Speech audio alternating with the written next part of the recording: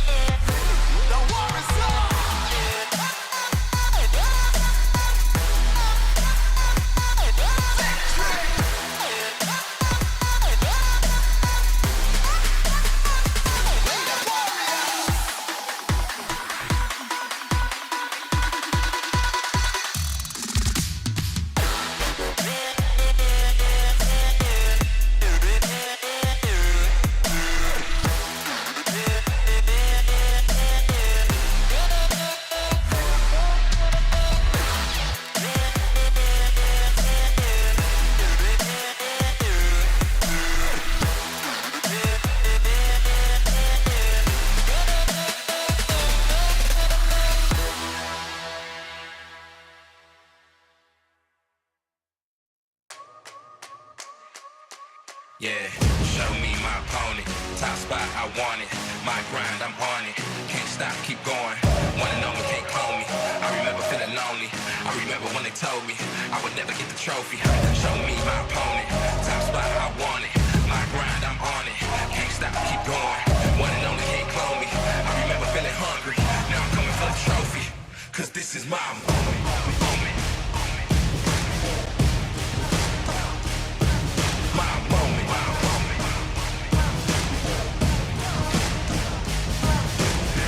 I'm a boss till I fall, I'ma answer the call.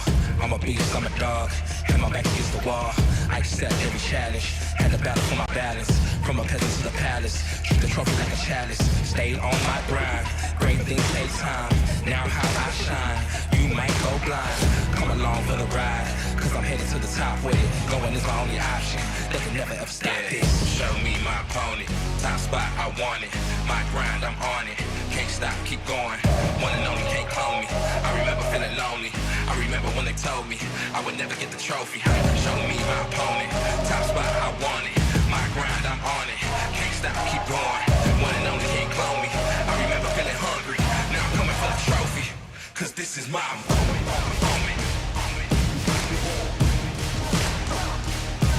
My moment.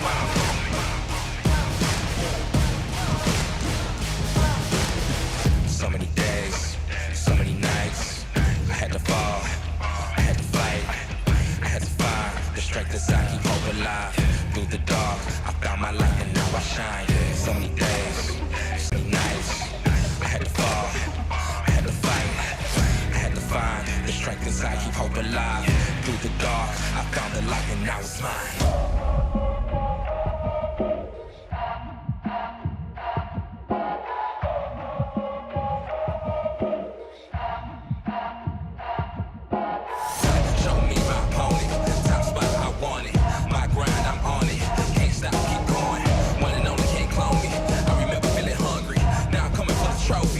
Cause this is my moment.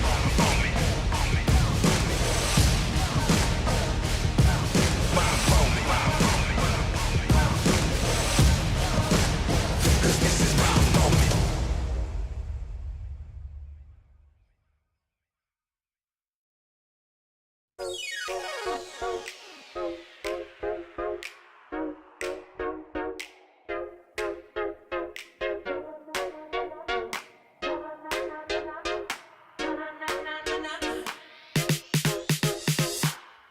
Somebody blow up the ceiling, cause we're back with another one. Can't get enough of this feeling. I can't sit around. Don't you wanna start over? Don't worry about a thing now. We were born for this moment, but we gotta go now. There's nothing you can't do if you want it. Dreaming day and night, yeah. Gonna get it right, yeah. There's nothing you can't have, so get on it. Anything you want, yeah. Take your pick and say, what's next? I wanna change it up. I can't get enough. Na na na na na na.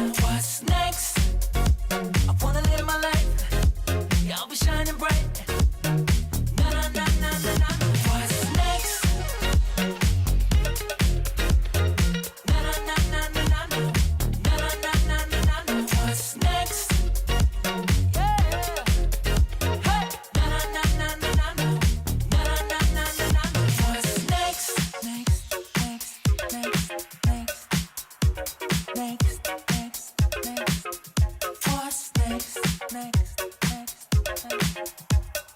Next, next, next, next. What's next? There's nothing you can't have, so get on it.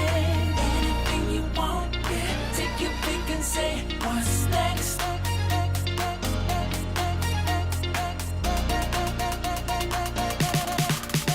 What's next? I wanna change it up, yeah. I can't get enough. Na na na na na na. What's next? I wanna live my life. Yeah, I'll be shining bright. Yeah. Na na na na na na. What's next? What's next? Na na na na na na. Na na na na na na. What's next? What's next? Oh. Na na na na na na. Na na na na na na. What's next?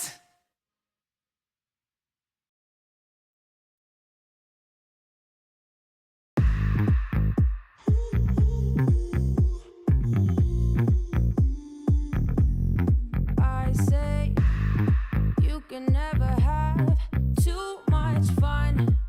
You know the night is young, we've just begun. You gotta let loose and drop all your fears.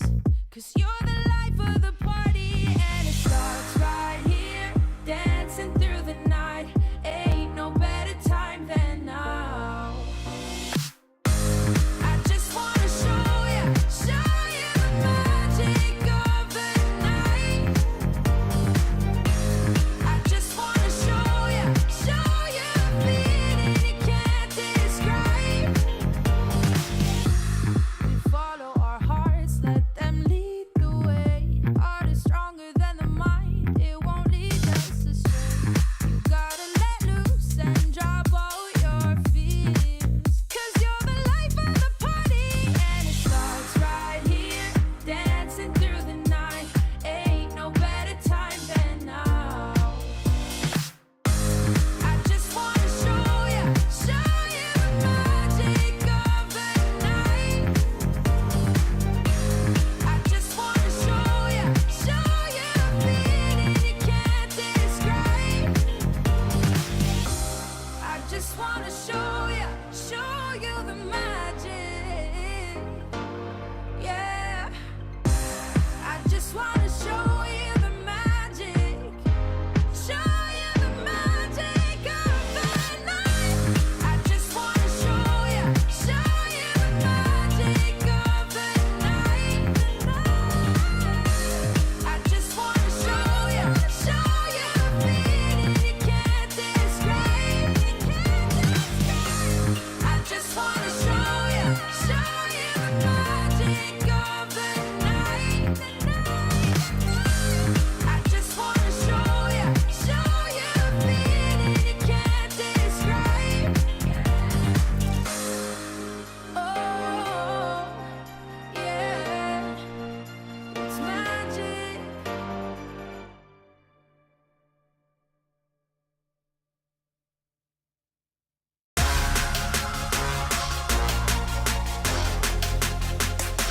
Ayaga ya ya, ayaga ya ya, ayaga ya ya. Hey yo, we do it for the passion. They say that we the next attraction. We give you pure satisfaction. I'm talking lights, camera, action.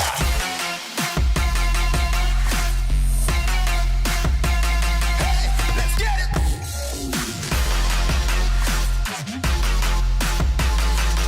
Let's go.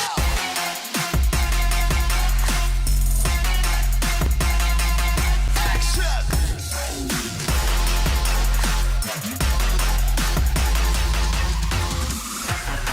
I'm talking pure satisfaction. We give you pure satisfaction. Hey yo, we do it for the passion. They say that we the next attraction. We give you pure satisfaction. I'm talking lights, camera, action.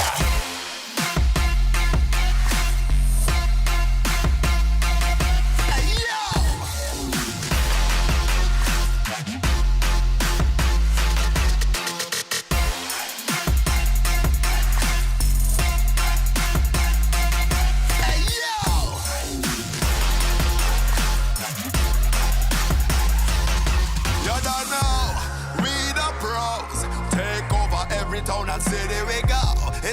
final show.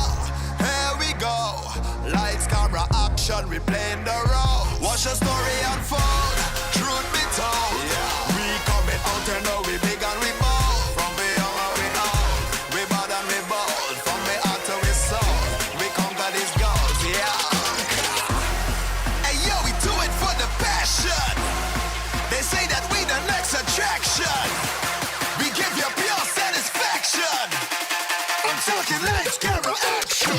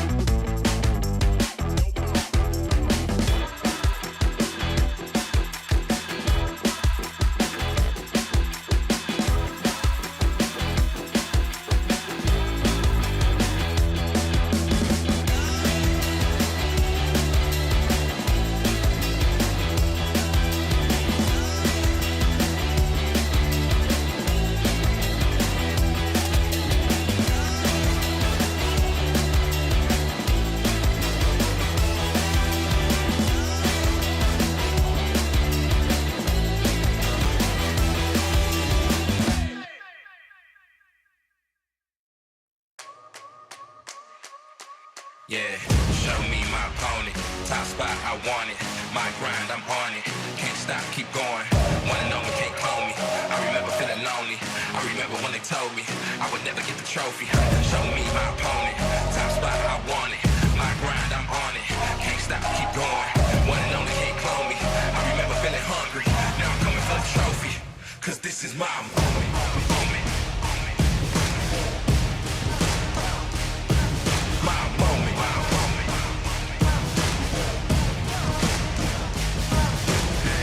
I'm a ball till I fall, I'ma answer the call. I'm a beast, I'm a dog, and my back against the wall. I accept every challenge, had to battle for my balance. From a peasant to the palace, treat the trophy like a chalice. Stayed on my grind, great things take time. Now how I shine, you might go blind. Come along for the ride, cause I'm headed to the top with it. Going is my only option, they can never ever stop it. Show me my opponent, top spot, I want it. My grind, I'm on it. Can't stop, keep going. One and only, can't clone me. I remember feeling lonely. I remember when they told me I would never get the trophy. Show me my opponent. Top spot, I want it. My grind, I'm on it. Can't stop, keep going.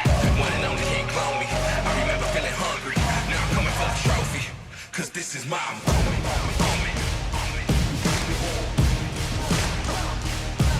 My moment.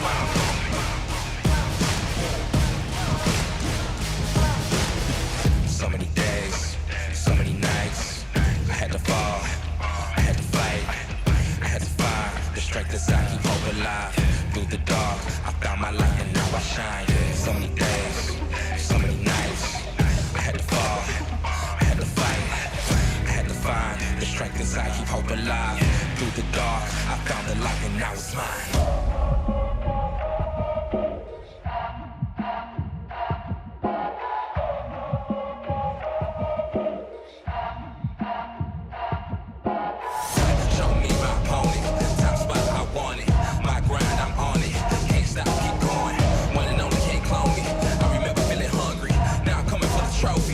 Cause this is my moment.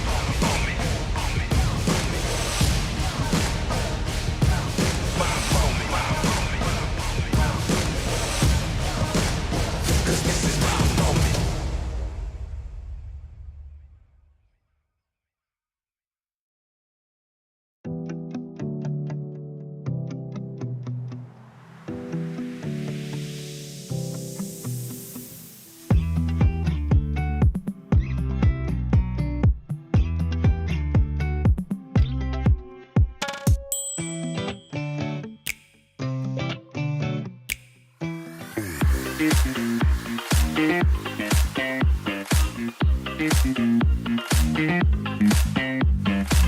Here we go now.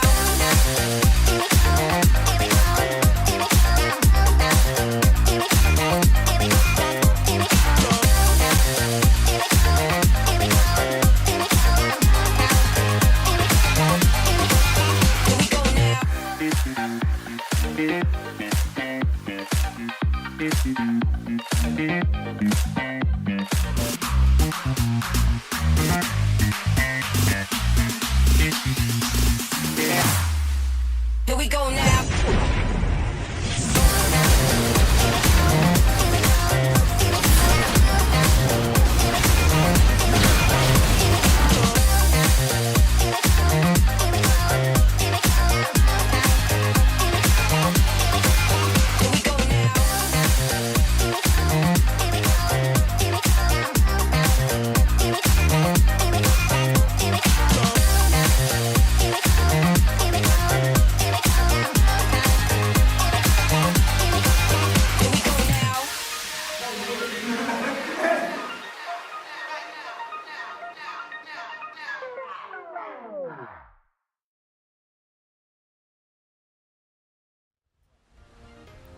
Good afternoon and a great Sunday because we have a lot more games coming up for Wild Rift. This is the Wild Rift champion Southeast Asia, Malaysia and Singapore. My name is Husky and I'm kicking off this morning with the one and only Grandin. My man, how are you feeling?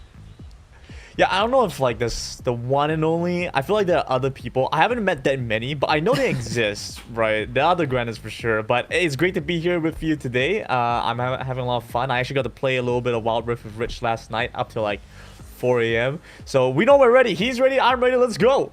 I'm pretty sure he's super ready, and I think the teams are all, well, if they're not ready, then we will have some problems down the road. But we have some exciting series coming up, right? In fact, the most anticipated one, personally for me, Watermelon against Sam Knight, is going to be the first best of 3 up for today. So that is something to look forward to.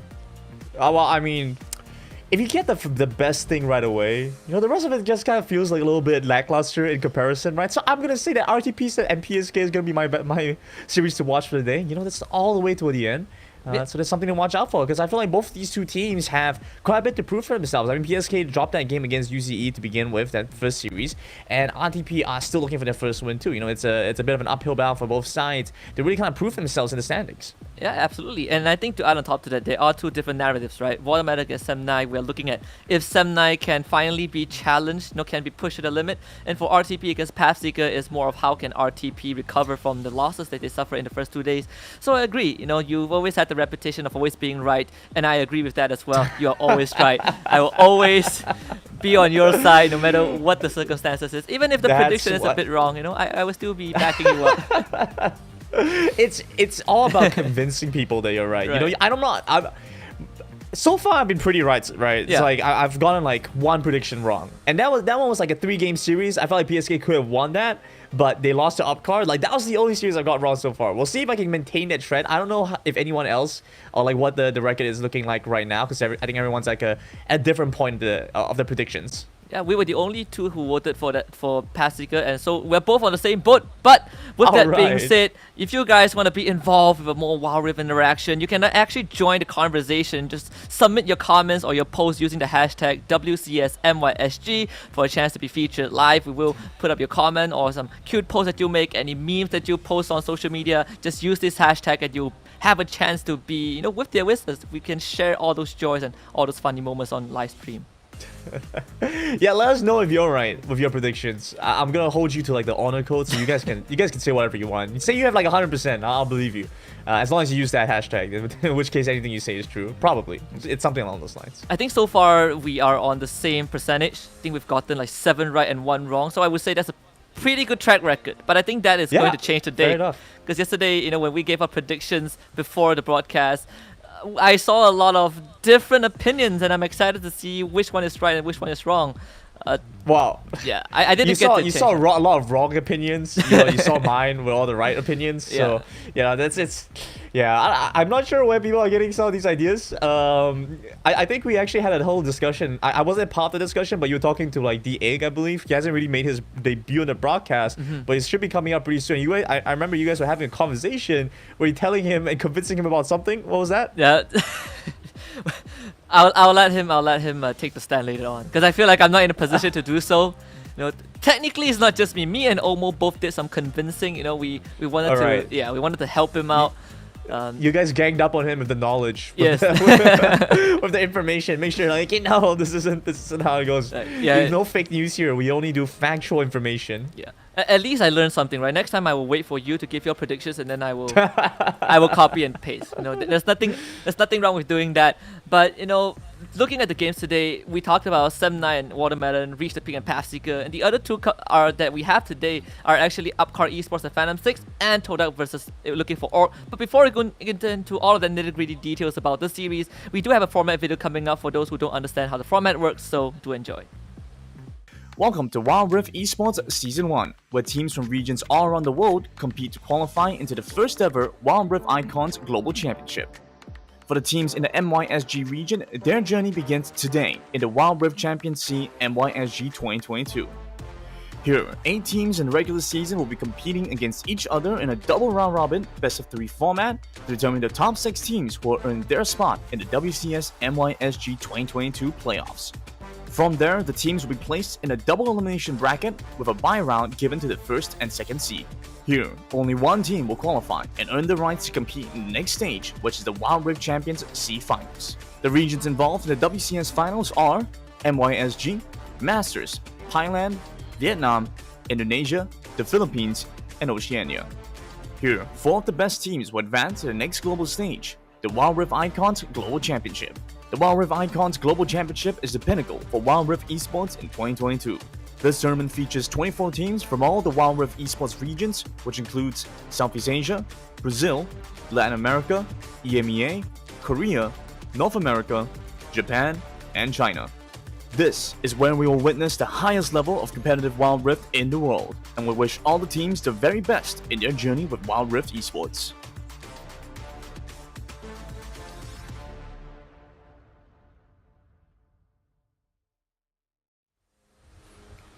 And there you have it, folks. The journey to the pinnacle of Wild Rift begins right here at the Wild Rift Championship Southeast Asia.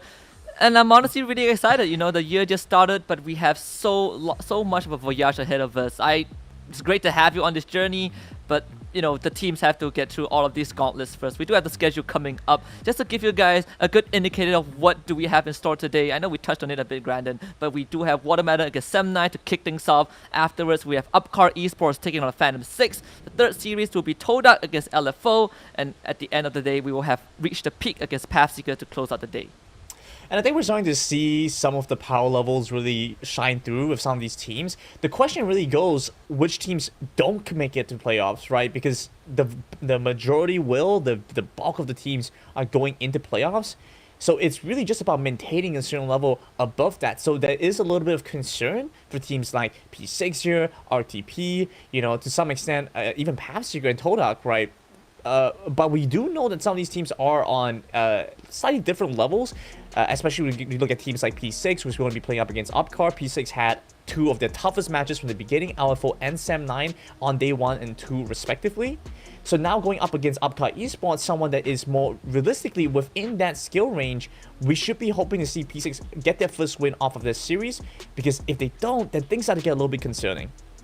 Yeah, and adding on to that, I think Phantom 6, some of these members have been at the top before for Malaysia. Last year, they finished Icon Falls as the champions. I think 3 of the members, right, Haki, Momo, and Nyx, they were able to beat Berjaya Dragons at the time, and that was a Cinderella story that would never be forgotten for years to come. And right now, they are not starting off on the best foot, but I do agree. Hopefully, the series against Upcar Esports will prove something about Phantom 6. And I know I shouldn't be saying this, but I think, we have 6 slots in playoffs. Phantom 6 acronym is P6, so that's playoff 6. I don't know where I'm going with this, but I No, I they know have what to you're make saying. it. I know what you're saying. You're saying that P6 means they're going to be 6th place in playoffs. Husky, you're toxic. Confirmed. Oh boy, we do have the standings right now, and SEM9, Team Watermelon, and Looking for Org. So far, they have not lost a single series. Looking for Org, they have lost a single game against Upcar yesterday, but they still came out on top in the best of 3. PathSeeker and Upcar Esports both got 1 win, and they also lost once. And surprisingly to each other, Phantom 6 and Reach the Peak alongside TODAK, they have not won a single series, and they are all looking for their first win today. Yeah, for every winner, there has to be a loser, and unfortunately for Phantom 6, I think, it's not the full story now, because they faced off against LFO, SEM9, both really strong teams. Upcar Esports, not an easy team by any means. They did have that win over PathSeeker. They took the game off of LFO. But it should be more within their wheelhouse, because like you mentioned before, Phantom 6 was a team that has won the WCS, or back then was the Icon Series Malaysia before. They have that ability to go there, and it kind of feels bad. You start all the way up here, and you've kind of like trickled down into like the middle of the pack. It's a little feels bad for P6, but I'm really looking forward to how they're able to recover and come back in. I think UCE is the first step of many for this team in their journey back in. Yeah, and we'll definitely be looking at the difference in terms of IGL. But let's bring ourselves back to the elephant in the room. It's going to be the first series between Team Watermelon and SEM9. Very anticipated series as well. SEM9 being super solid overall. They have not shown any signs of crack. And Team Watermelon seems to be a worthy challenger to find those weaknesses between them. Let's take a look at the members of Team Watermelon with this intro video. Enjoy.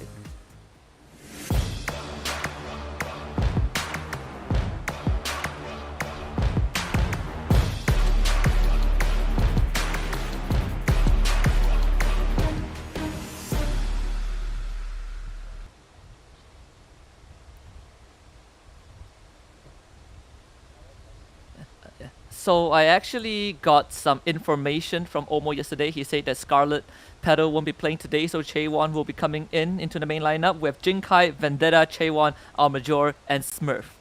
Look at that, Omo giving away the information too early on. What if they want to have that secret strat say, hey, SEM9, guess what? Scarlet Petal could be playing. We never know. Keep them on their toes. But, well, now we know for a fact. Chaewon coming in here is going to be an interesting one. I think Team Watermelon is a team that will be looking to play through Vendetta a lot. And we were having a little discussion before we even got started. And you were mentioning, like, hey, Zoraveki is going to be that main carrier for SEM9. Vendetta is going to be directly comparing. They're going to be competing in the jungle. But I also want to keep in mind, it's what happens in the other lanes. Watermelon is a team that can work with Vendetta, but if the rest of the lanes don't do that well, we still encounter a big issue. So SEM9, they're kind of putting the pressure on a Watermelon here.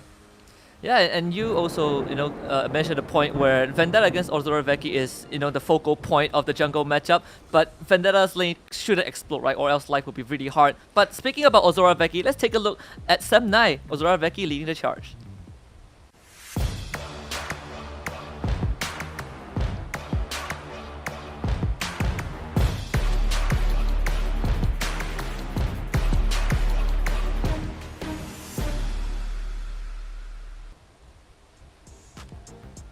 We have been focusing a lot on Chili against Almajor in the middle lane, but since today Chaewon is stepping in, this will make it a bit more interesting. I wonder how SEM9 has been prepping for today. I mean, Chili has played all the roles in Wild Rift. He has been the captain once, and right now sitting in the mid lane. A very comfortable spot led by Ozoraveki. I'm looking forward to see what he has to bring to the table.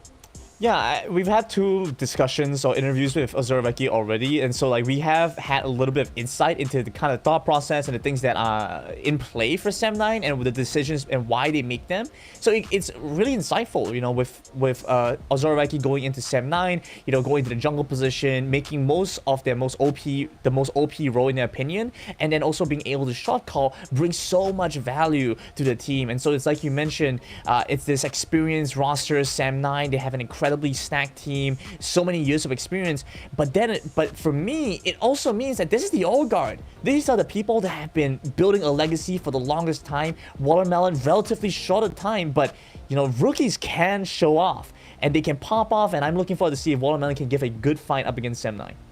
Yeah, it's more of like the new faces against Sem9, though not completely new faces on the side of Watermelon. They are some members who are stepping onto the big stage for the first time. And I think to add on to your point about Sem9, these guys have played with each other or against each other at some point in time, right? Even back on the PC era. So seeing them come together, you know, Veki, Chili, and the reunion with RH, being able to find other members that are willing to follow them under their wing is a very tough combination to find success at, but Sem9 has been doing it properly. And let's take a look at the predictions. It actually flashed a bit just now, but we'll take a look at it officially, and everyone except for D8 is on the same page. I was holding my breath. I see what it is. I see we had a little bit of a teaser. I saw that little icon. I actually did not pay attention to who said Watermelon was gonna win. That is some. I said that Watermelon was ranked higher than Sem9, but I thought they were going to be ranked higher by the end of the competition. D8 might know something that I don't. He's voting for them early on. Omo is not watching this right now, so whatever message you want to send to him, you have to give him the timestamp after this broadcast. Yeah, fair enough. He's going to go after you, right? He's like, yeah, Grandin says that Watermelon is better than Sem9, but why are you voting for Sem9 there? Something is going on behind the scenes, but we do have some interesting stats coming up. The hit-to-hit between the players on Sem9 and Watermelon, and we look at RH and Jinkai, the solo laners of this team. We haven't touched much about it, and I want to get your insight on these 2 players. Yeah, so I think it was interesting because we saw RH go for the Yuumi top, and they were saying that, oh, we were the ones that pioneered, we being Sem9, we were the ones that pioneered the idea of the Yuumi top, because once we saw in the PH region, then Sem9 had to claim credit. You're like, yeah, no, actually there's something we wanted to go for. So RH went for the Yuumi, but he went for a safer kind of build, like something more traditional, what you would expect from a Yuumi player. Whereas you see on like Alpha's side, Rich went for like the Ludens, Death Cap, as much damage you can kind of output on Yuumi as possible. So it's a very different kind of outlook. RH is there to be like this stable kind of laner, and they can bring in some new ideas and some interesting ideas. Whereas with Jinkai, it's a little bit different. You know, he can be that secondary carry. You have so many players on Watermelon who are not afraid or shy to be that secondary carry, to work alongside the likes of Vendetta. It's a different look overall, I'd say. There's a little bit more emphasis on Watermelon to do well individually in lanes. I feel like if they aren't able to do that, it's a big problem. And so far, they've had some pretty decent matchups. We haven't seen them really put to the test yet. I think this is their first real challenge. Yeah, and to add on top of the point about Jinkai, yesterday when they played against Reach the Peak, Jinkai got solo killed 2 times in the top lane by Sea Blue and came back swinging. So this guy is a lunatic, but he's a good lunatic. Right? He's a lunatic that Team Watermelon can really appreciate. Yeah, fair enough. And I think the point about RH and Veki working together, we kind of saw that from a mile away. They've been teammates for the longest times. This reunion is a very good testament on how RH really knows how to enable Veki, especially when Veki is in the jungle role. The Yuumi plus Jax is probably going to be etched in the minds of their opponents for a very long time, because Veki just went to town and no one could stop him. And I'm interested to see if that is going to happen today, because if RH was streaming and the viewers gave some other pointers on suggestions on what champions he should pick, maybe today's the day. Because the crazy thing is, without Scarlet Petal, we're actually going to see, I think, a pretty significant drop-off in like the kind of impact they're going to have in the Dragon lane. So now we start to have a bigger issue where this damage is split out a little bit. You know, you have to go and focus on like the other lanes, get them ahead. I'm not sure how comfortable El Major is going to be in trying to activate the team, or especially that bot side. So a little bit curious how that's going to play out. Whereas on the side of Sem9, it's much easier. Like you mentioned, you can always play for like the Jax, but at the same time, they can still go back to their bot lane. lane. They're not shy to have Sagi Winter be that secondary carry. Ozorveki can play something a little bit more supportive, a little bit more facilitative. It's quite flexible for Sem9, whereas Watermelon without their main roster, I think it's slightly trickier. Yeah, and I want to borrow your expertise on this. I'm going to lay out a statement and you tell me if I'm right or wrong. So I think Sem9 at this point of time is the team that you can't look at them and be like, we find one lane, we crush that lane, and then we win the game. They are a team that you have to punish them within very small time frames of them making an error. Like they rotate 3 seconds too late, they miss an objective by 5 seconds. Is that correct? Is the window that small?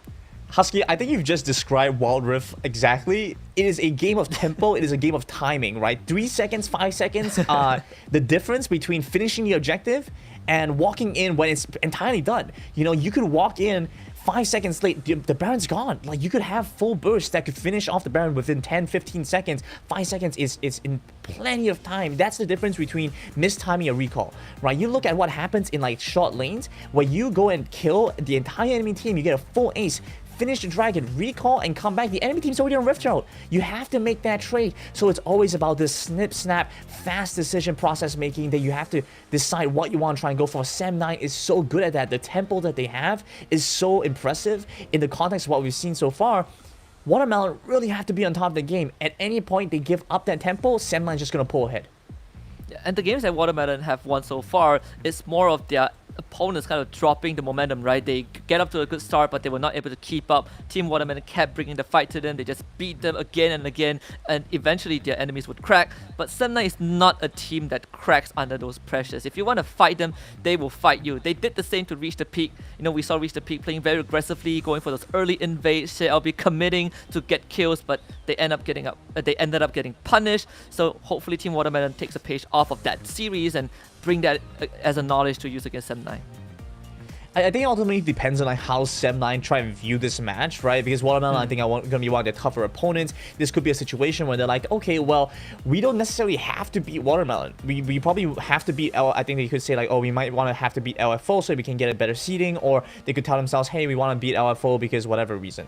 But with Sem9 versus Watermelon, I don't think Sem9 are afraid. Like, I think they could still beat any of the other matchups, even if they end up losing a game or losing the series. It doesn't really change the grand scheme of things. They'll still make playoffs. And they will still compete all to the highest level unless they entirely drop the ball in the coming weeks. But in all likeliness, this matchup isn't going to be that impactful for Sem9, but I still think they're going to try to win. I just don't think they'll pull out all the stops. There's still so much that you want to keep hidden. Their strategies, you don't want to let the enemy team figure out how to draft against you, especially against some teams like P6, like Reach the Peak, who are very good, in my opinion, at understanding what you're trying to go for and then drafting around that. Are we looking at just a skill check for Team Watermelon today in this series?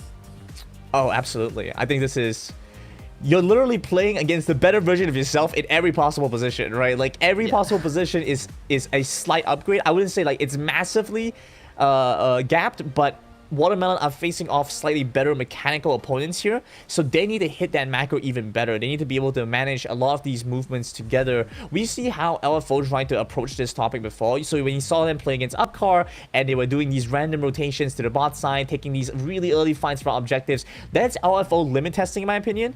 Because you wouldn't necessarily have to take those risks, especially in the kind of compositions that you have. I think Watermelon do have to take those kind of risks, because if you don't get those advantages of those seemingly random movements, where else are you going to get them? Right, so before we throw Team Watermelon into the dystopia of Summoner's Rift against their better counterparts, I want to kind of take us back to the interview yesterday, right? We talked to Scarlet Petal. Again, he's not playing today, so I kind of wish that he gave some fighting words, because I asked him, do you have any fighting words before taking on Sem9? And his fighting words are very clear-cut. Good luck, have fun. And so we didn't get much gusto from that, but good luck, have fun is pretty scary, at least in my opinion. Right? Nowadays, when I see people type GLHF, I know I'm gonna get a beating. It's because it's very tryhards. Yeah, that's my experience. Yes. Fair enough. Yeah, and I think it's about having like the mental fortitude as well, because it's very easy to fall into this trap. I feel like the MYSG region especially has been quite the what's the right word for this? We have been quite susceptible to this mental trap, right? Where things don't start to go our way, and then we start to feel the pressure, and then we start doing things that are probably more comfortable, but not necessarily the best in slot. So we see things like players will like role swap back to some other role, or like they'll switch up certain things. They'll do some like lane swaps or some kind of shenanigans, and it might not necessarily be the best possible thing they could do in that instance, but because of that pressure on them, we kind of default into these stranger ideas, or we try and go for some cheese strats that might not necessarily be well prepared for. So Yeah. I hopefully, and I don't think this is going to happen in group stage by any means. I think group stage is way too early for that to happen. But hopefully down the line, we start to build that mental fortitude, because I think that's the single biggest issue holding us back. I don't think that we're mechanically worse. And I know for a fact that we understand the game just as well as a lot of the other teams in the region do. But it is, I think this mental barrier that's been kind of holding us back. Yeah. And to follow up on that point, I think there is a good case study yesterday, right? When we saw TODAK taking on PathSeeker in game number 2, we saw this entire collapse of TODAK's mentality. They defaulted back to a lot of decisions where it felt like they were playing on autopilot mode, right? And yeah, the game was never going to get any better for TODAK, but that was something that I hope that they talked about before today's matches. Again, it's against LFO, so it is probably one of the toughest series they have to play yet. But if they can improve what they faced yesterday and just polish on that and just think to themselves, okay, what happens if the game goes bad? How do we bring everyone back together to be on the same page? That would be a good start for TODAK. Yeah, that's fair enough. I think with TODAK, they are in a bit of a precarious spot, because if we're talking about like the upward bound and how much they can try and like improve up until this point, I think they don't hit critical mass until about week 3. So week 3 is the point where if you're not winning your games, that's going to be a reasonable problem. For now though, first week, second week, it's perfectly fine. You can afford to lose them. It's not going to be an issue. It's when it comes to week 3. So I'm curious if TODAK have something in mind for that point. To try and like grind it out so they can try and hit that kind of spike later on. I know reach the peak. When I was talking to Guard before the competition began, he was actually mentioning that, hey, we're going into this not 100% yet, because there hasn't been that amount of time. A lot of our players are still amateur. We don't have the resources to commit to long scrim blocks, long schedules. We need a little bit more time to reach our best form. So same could be said for TODAK, I think. Just need to be careful about that timing, because if you time it wrongly, right? And this is very common along like elite level athletes. Look at guys that compete in like the Olympics, you guys that compete in like the World Series championships. They oftentimes time that when they peak to be right before the competition, or even in the middle of the competition, because that's when you have the most value out of it. How TODAK and how the teams that are not faring so well right now time that is going to be the main question for me. Yep. But let's look at the teams that probably are at their best right now and can go further down the road. We have Team Watermelon against 7-9. The draft has just started. Olaf and Jace, the first 2 champions to be knocked out. So getting rid of the Olaf is interesting to me, because you don't want to allow Ozureki to try and play for that. I don't think 7-9 have really showed off much with regards to the Olaf, so they might be preparing for a certain strategy that S9 have been prepared for. And with the Jace ban, pretty straightforward. You don't really want to have that. I think Camille has been one of the most pick ban champions in the game right now throughout the group stages. Same has been the case for Morgana, so I want to see what happens there. They ban away the set. They don't want to let that flexibility go through, but I feel like with the Gragas, I think Watermelon might want to try and go for that anyway. Just a lot of focus on removing options from Ozureki, not allowing him easy outs to try and hyper carry from the jungle. Yeah, and there are a lot of contested picks, right? The Jax is being one of them, Vendetta and Ozureki, they both played it, so this is target bang, a lot of respect for one another. The Gragas gets taken out. We saw Almajor on that Gragas bit yesterday, but it doesn't mean that Chaewon won't pick up the Gragas, right? It has been pivotal in Watermelon's capability to set up those fights and to win those lane. Morgana gets locked in first, and I think Watermelon has really been loving this Morgana pick. It gives them a lot of defensive utility, and it also gives them a lot of control in those team fights. I feel like the Morgana has been generally good because it offers so much utility, plus it's able to have a lot of decent wave clear, and you have the ability to flex it to some extent between the mid lane, between the bot lane. The thing with S9's ban, so if you take a look at this, it's mainly focused around preventing options from Watermelon, because I think with S9, they're not afraid to take any matchup. If they know what your lane is, their lane opponent is going to be, they will fight you. They will take the fight to you any time of day, so they're not afraid of that. The only thing they're afraid of is if you pull a fast one on them and then switch up their lane opponents, then suddenly, you know, maybe like the Fiora doesn't want to go to the jungle anymore. Maybe Fiora wants to go to the top lane, but then you suddenly pull out the Darius, and you know, it's like things like that S9 want to try and avoid, which is what they're doing with getting rid of these massive flex picks. Whereas with Watermelon, it's much more concentrated. It's about removing options from the jungle for the hyper carry from S9. I think Fiora is the lesser of all these evils, and that's why it's going through. And we're seeing Jinkai being put on potentially the Garen again. Watermelon switching out their drafting tempo, right? Their drafting sequence. We kind of see the Dragon Lane being picked up really early. We see the Braum for Smurf. The Vayne finally shows herself, and it's not on, you know, Upcar Esports. It's on the side of Sem9 for Sagi. And I kind of love how these two teams are approaching this, especially Watermelon. It feels like they are trying to adapt to how Sem9 is going to play the game, so they want to lock in a lane that they know that Sem9 can target early on. And with Sem9 having the last pick, I think that gives them that upper edge to look at what Watermelon has in mind. Yeah, I'm trying to think of like what they might want to go for now. Vendetta still wants to go for some kind of effective jungler, I think. Kha'Zix getting banned out isn't the best look for them. I'm thinking if maybe something like the Zed could be nice for Watermelon, something that was able to jump on both the Vayne as well as deal with any tanks or like the Fiora where possible. Banning away the Diana, okay, that's interesting. Lee Sin as well. That kind of removes a lot of the junglers away. I think now maybe something like the Xin Zhao is going to be heavily prioritized. Watermelon actually bends the Zed away themselves. Yeah, I'm actually agreeing with that. You know, I actually am looking at the Xin Zhaos. Sem9 has played the Xin Zhao before, but they also have Ozoroveki play the Fiora jungle. So there are possibilities for Sem9 to still flex the Fiora. The Ziggs gets picked up. That is going to go into the hands of Chili. So now we are looking at whether the Galio is going to be in the support role or not. There are some openings for Sem9 to work with, but Watermelon, they picked the Lulu up for themselves. Okay, I quite like the Lulu, to be honest, because it does a lot in dealing with the single target threats, the Vayne, the Fiora. If you're able to hit the Polymorph, you know, it takes away a lot of the agency. I think this means that they're going to try for some carry bot side. Generally, we've been seeing a lot more utility focus. You know, stuff like the Morgana would have been good. I still think this should be a mid lane pick. I don't think they want to go for the Morgana, man. All right. Okay. So we're looking for a fun one. We're looking for a fun one here. We're looking at Master Yi. Does fulfill the hyper carry role, but easier to shut down. Crowd control completely obliterates Master Yi's capabilities in those fights, and we get the Darius last pick for the side of Sem9. So this is an Ozoroveki jungle Fiora. We've seen this before. We're going to see it again in game number 1. Well, they were looking for hyper carry for Vendetta, and on one in the form of the Master Yi, I believe, that should be heading into his hands. Sem9 did a good job removing a lot of the pull available for Watermelon, so it's a little bit more tricky. Whereas I think there are a number of spells that could potentially slow Vendetta down, some quick crowd control. But I think with Sem9's composition as a whole, you know, we could see the opportunity for the Master Yi pop off really well, especially if the Braum, the Garen, and Lulu are able to work in tandem with the Master Yi to really get him into that front line and deal with a lot of these backline threats. Yeah, and I feel like the Morgana pick was pretty smart from Watermelon, right? They are looking for hyper carry. They saw that Sem9 are targeting Vendetta. So one of the ways to keep him alive, put the Black Shield on him, make sure that he has the Braum to, you know, protect him from projectiles, and just give him the Lulu boost, and it's going to be Vendetta going to work. He missed out a Penta yesterday. Maybe the Master Yi is going to be the champion that gives him the Pentakill today.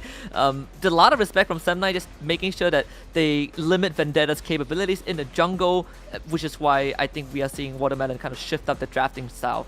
But going into game 1, which team are you favoring more in terms of draft? So looking at the draft right now, I do see good potential on this side of Watermelon to try and like win out a lot of these early skirmishes, especially once we get the Highlander in play. But that being said, I think overall it's just easier to execute the composition from Sem9. You know, there's more room for error. You know, you're able to play for more stages of the game. So I'd say that Sem9 probably have the better draft overall as like a game set, like in a game sense. But if we're talking about like in a single purpose, then I think Watermelon have that.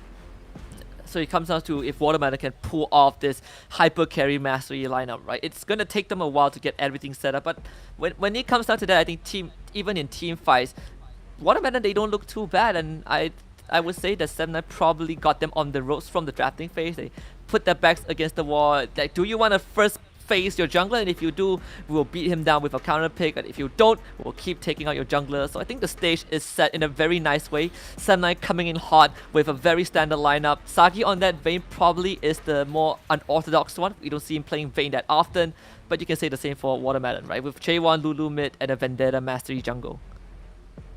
So I do think that we're going to be seeing a bit of a funnel strategy from Watermelon, trying to get Vendetta as much golden EXP as they can as early as possible, and part of that is going to be relying on the Lulu trying to boost that one ahead. I don't know how well the Lulu does against the Ziggs wave clear, so it could actually be problematic. It depends on how Vendetta actually paths over, and then you have these like 2v2 little skirmishes and stuff like that. But what you do have especially is the Braum, which is going to be one of the best pairings together with the Master E, right? So that passive has one of the most value effects in the early game, pre any level of spells, before the ultimates. You just find so much more value with that with the Winter's Bite. Just has so much that it can do together with the Master E. With that being said, the stage has been set for the clash of David and Goliath. But before we go into the game, let's take a look at this cool bumper video for match number 1.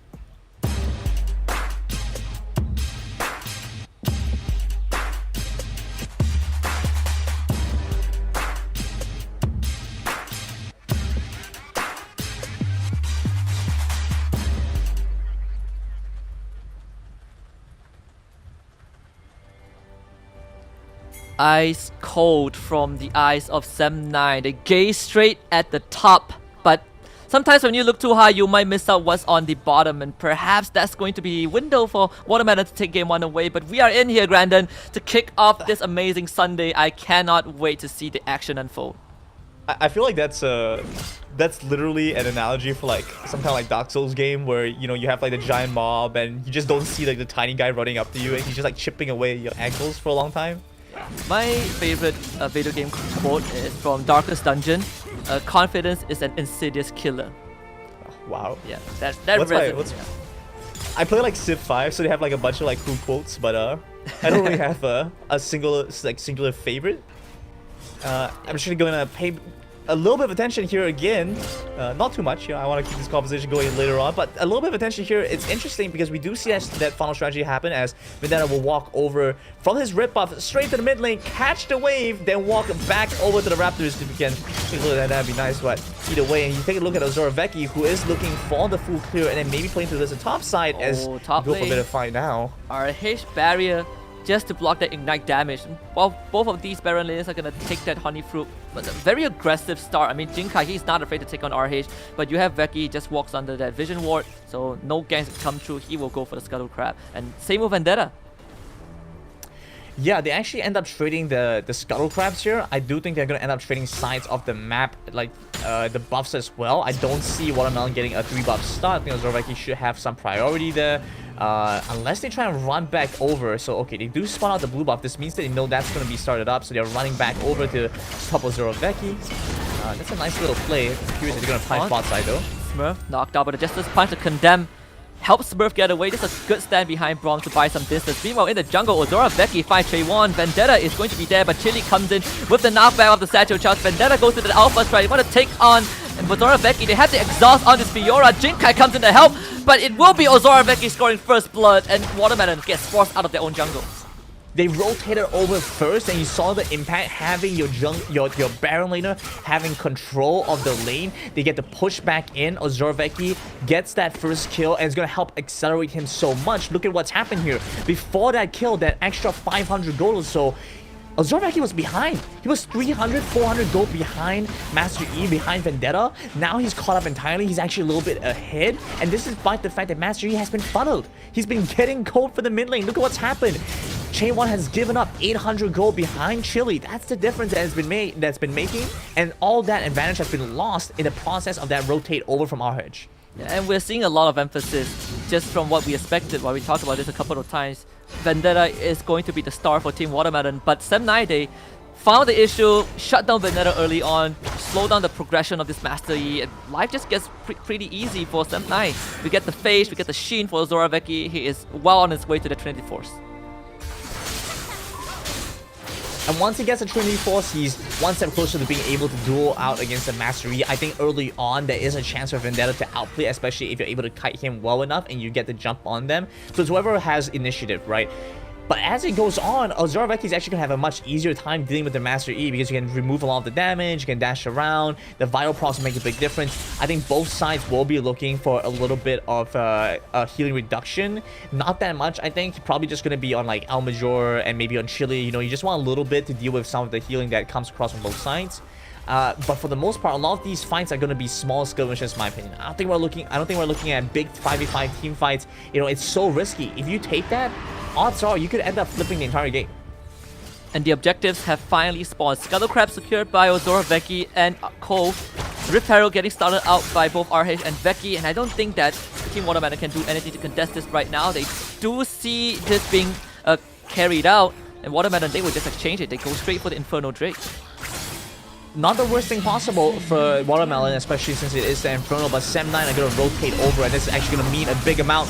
Oh, two-man taunt from the side of Winter. It's going to get them under control. Smurf responds with the Glacial Fissure, and that will allow them to disengage after getting the Inferno Drake. But while all of that was happening, Veki summons Shelly in the middle lane, and they're about to do some heavy structural damage. That tier 1 is going to drop. Big first turret over to S9. Watermelon do end up getting some chip damage onto the top end. It gives a little bit of time over to Zinkai to farm up against our hedge. But the question really comes into play, how much value does this find for Watermelon? Just having Zinkai ahead does not win you the game. It's going to make things a little bit more difficult for S9, sure. But there's a lot that it's available for S9 to kite away from the Garen anyway. So not the best exchange overall. I think it's pretty much expected. If it was a side lane turret that was lost, not a problem. But because it was that mid lane, quite feels bad for Watermelon. Opens up too much space. Vendetta's going to have a tougher time trying to farm up now. Sem9 has a minor goal lead, but all that goal disadvantage on the side of Watermelon came from just the gap between Chile and Chaewon. Now Veki infiltrates the jungle again with the Grand Challenge. There will be the Alpha Strike, and Ozora Veki trying to stay alive, pops the Grand Challenge, and he will now regenerate some health. Smurf next to the chopping block. Ozora Veki lunges away. Hero Sensors out for Winter. They will keep Jinkai under control, and Jinkai will be forced to back off, but Chile joins the fight, and he picks up Smurf. Yeah, it's kind of strange that Zinkai decided to go back in there. It didn't seem like a fight they should be fighting for. Watermelon, I think they knew they had to back away, or at least try and trade back somewhat. Our hedge might end up getting taken down by El Major. It's 1v1 in the side lane. A little bit more damage will do the trick. Yep. I think the Tormented Shadow, a few more auto attacks. Yes. It's a very slow death. Death by 1,000 cuts here, maybe. Yeah, even expanded the barrier. But RH still has the flash. If El Major actually flashes away. El Major at least trading a lot of resources from RH, but Sem9 gets the top tier 1. So far, we haven't seen too much action if we just look at the numbers, right? 4 kills for Sem9, but you add that up, what we've seen at the Dragon Pit, I mean, this replay shows everything of Sem9, what Sem9 wants to do. Yeah, Vendetta was caught entirely off guard, and it was so close. Look at that damage, right? If they got a little bit more onto Ozora Veki, they would have been able to take him down. And if they did, that's an entirely different fight because Vendetta would have got the reset, wouldn't be able to continue farming up, had to use the smite on the buff to actually get some HP back. And I think that was the biggest difference maker in that position. Not having that red smite available for Ozora Veki just makes things so much more difficult to, especially when Ozora Veki can do the same to you, or just the fact that he's ahead at that point. And he is pulling farther ahead. 1,000 gold lead. We're going to see the play the steel caps out for both junglers. Now he gets himself a minor dagger and a vampiric scepter.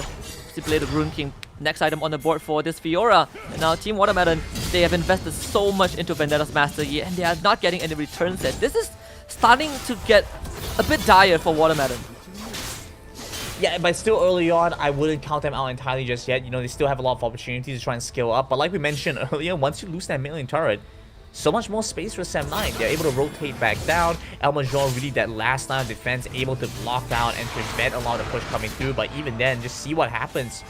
They just shove him out, force him off this turret. So much damage immediately. You can see that now Smurf wants to come in and at least buy some time. He will block most of the damage with that shield. They get the Dark Binding on top of Sage, and they blow him up with the Alpha Strike. Now Grand Challenge out again. Vendetta, good Alpha Strike towards the back line, but decides to switch target. Goes into meditation, but ends up going down. Ozora Veki gets cut. No, Vendetta's still alive! How is that possible? Flashes another Alpha Strikes into a taunt, and Chile will finally finish the job. But Team Watermelon made that expensive. A beautiful job out from Winter to get the taunt right as Vendetta jumped back in, held on to that to the very end. Could have very well seen Vendetta kill them all. Got a little bit antsy there. Felt like he could get all the kills in the world. And I'm sure that every player knows that feeling when you're piloting Master E and you're just like, yes, I can kill them all. I will carry the game on my shoulders. But Vendetta gets a huge pickup for the team because not only were that 2 kills on the Master E, it was also to shut down Ozorveki and Sagi, 2 champions and 2 players that have been scaling very well up until this point. But now look at what's happened. Major key ultimates on the side of Watermelon not available, whereas big ultimates still up for S9. The only one available is the Hero Centers, and I honestly thought that Vendetta Meditate would not be enough, but the damage reduction just made him so beefy. Sem9 put slightly in a spot where they can't really underestimate Team Watermelon. They will still secure the Cloud Drake for themselves, so no problem right there. With both the top and mid tier 1 down, I think Sem9 they have easier access to that top side jungle for Watermelon. Yeah, that's like some AP Master E kind of healing from the Meditate, right? The damage reduction and healing was pretty nuts, and I think Watermelon are going to be quite happy with that, even though they have to give away the Dragon. It's not the worst exchange for them. They're going to try and start up the Rift Herald. It's actually going to make a big difference that they start this up because it sets up Vendetta. Glacier Fissure cuts the battle line apart. You have Jinkai in the back line. RH flash away, comes back in with an Nocturne Guillotine. They trade 1-for-1, but Winter will be sliced and diced by Vendetta. An easy kill for the side of Sem9. They actually lost both their front lines, and this Rift Herald is going the way of Watermelon for sure. Ozoraki also had to flash away, so they both go for the recall now. They have to base off and just deal with their losses a little bit, kind of lick their wounds. Now, I do think that Watermelon might want to try and hold on to this Rift Herald a little bit longer because they can either afford to have this in the side lane, where if Almajoy has some level of safety, so they just get a turret in the side lane, or they could try and play it in the mid lane for a siege. But to do that, they have to first get a big team fight win. Otherwise, a lot of wave clear, a lot of crowd control that can stop the Rift Herald from finding its full efficiency. And we're looking at a great recovery from Vendetta. Now he has finally wrestled back the goal lead in his favor. The funnel from the side of Chaewon finally working out. Jinkai taking a heap of damage from the Silver Force of Sagi, but the rest of Watermelon, they're going to come in and provide back out. A bit of an overextension for the side of Sem9. Winter slowly going back, but Vendetta's in the front line. They will use him with the overgrow, and now Vendetta is going to go huge. The extra help is going to help him out. Winter forced to use the Hero Center defensively. They still pick up Armajor, and Ozorveki wants some blood. Will be polymorphed by the Whimsy. Now Ozorveki finds himself in danger. Sem9 backing off. Wise choice to make. Yeah, that's a little bit crazy. Jinkai first is overextended in the mid lane, then S9 overextend chasing after him, then Watermelon overextend chasing after the kills on the Sagi. It's so crazy. Both sides are so bloodthirsty in this game. They're really looking for that fight. And I know some of these players have played against each other before, so it's kind of crazy that this kind of like backstory is going on, you know, and they're just chasing after the kills. It's such a direct provocation. No, neither side is afraid to go for it. If they see the chance to just take the fight, they will. And I think Watermelon are doing a good job of mitigating a potential loss, because if they kept chasing that, probably could have just died entirely. So I would say that a lot of this is due to Vendetta having the self-restraint to not overextend where he doesn't have to. Making sure to keep that Master Yi syndrome under control. The bloodlust has to be quelled when the situation is unfavorable. Thankfully for Sem9, they didn't end up losing Sagi. That would have been catastrophic for the team. Now we are back to a more calm phase, you know, both teams taking a break, pushing out the lanes, and Team Watermelon continuing to farm up those resources for Vendetta.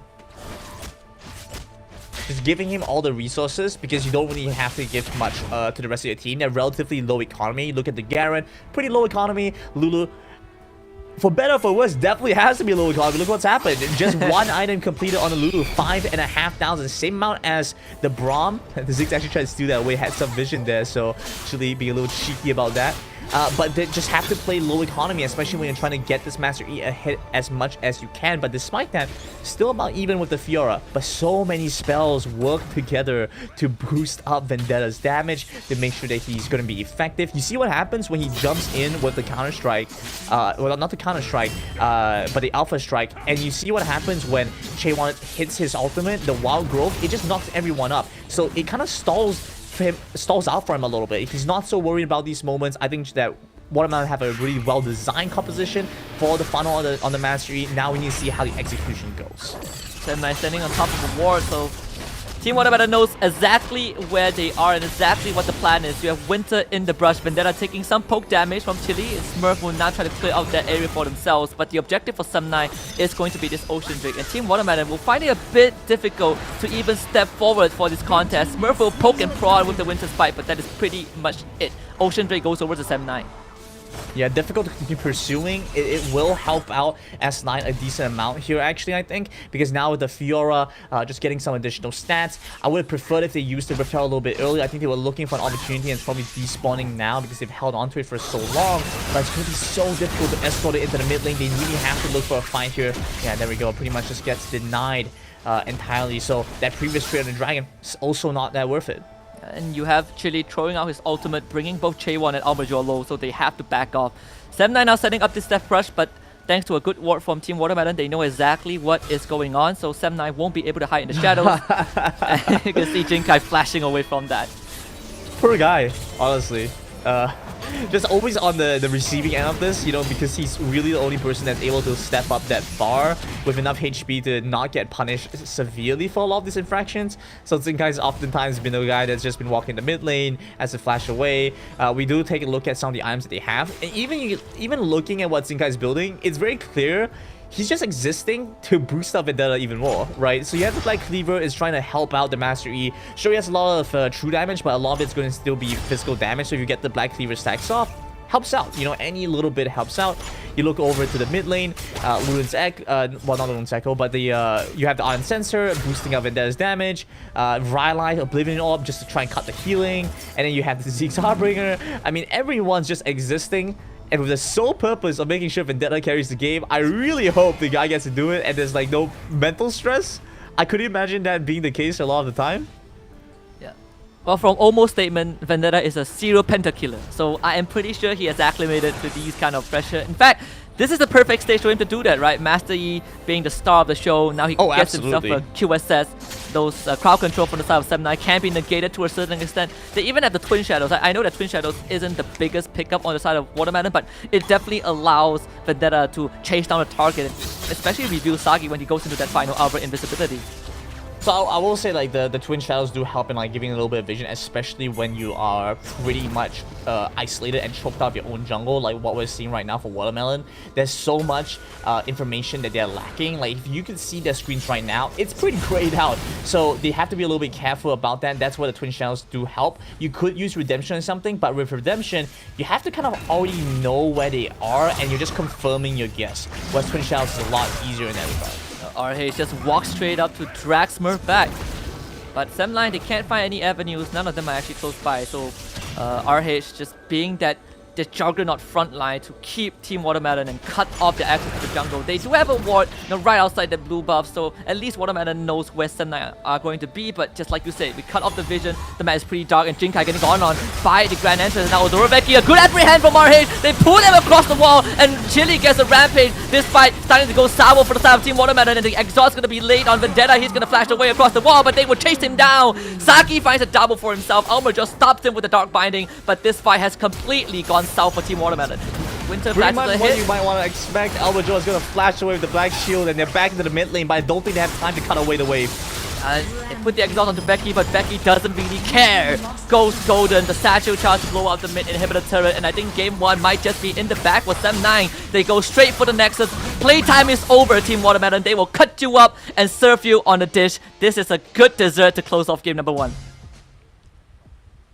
Still a good, impressive showing for Watermelon, though. I do like the fact that they tried to come up with some strategies to deal with Sem9 playing for the kind of funnel Master E strategy, and they managed to execute decently in the early game. I think there were some points that it kind of cost them, well, pretty badly. But for the rest of it, you know, we did see them try and work towards that. Was able to actually keep up with Odoroveki despite the fact that the rest of the map was not doing so hot. So kind of goes back to the idea that we were saying before. You know, how far can they bring Vendetta, and how far can you carry the game while the rest of the lanes might be suffering a little bit from the pressure that we see from Sem9 as a whole. Yeah. And so far, I think earlier on, before we even got into the draft, you also told me that, you know, Vendetta against Becky is going to be interesting, but what's important for Team Watermelon is that the lanes on the side of Watermelon don't explode for Vendetta to pop off. But the lanes didn't really explode. It's more of Vendetta getting absolutely pressured by the side of 7-9. That's what we saw, right, when we go for the funnel. But we're gonna save our breakdown for later on. There's so much more to go in depth about. But before that, we're gonna go for a short break, and we'll be back for the post-game analysis.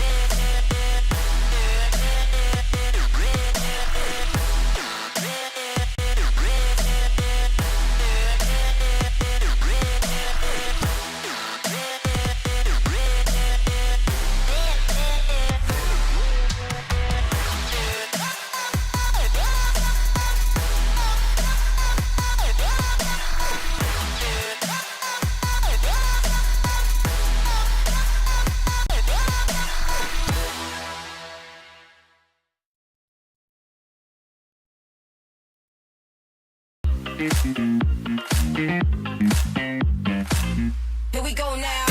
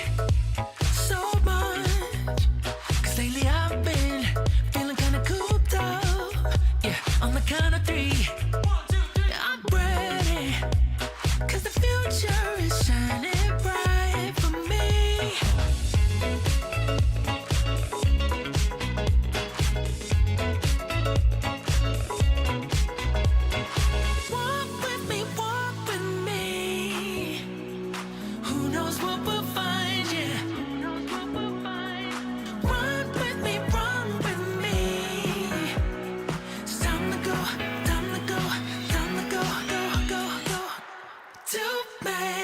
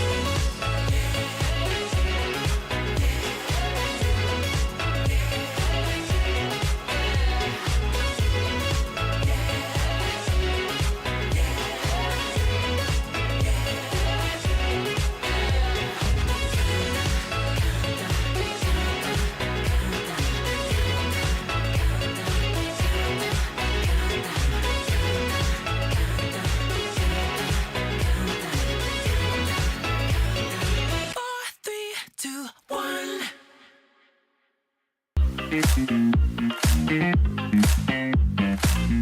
we go now.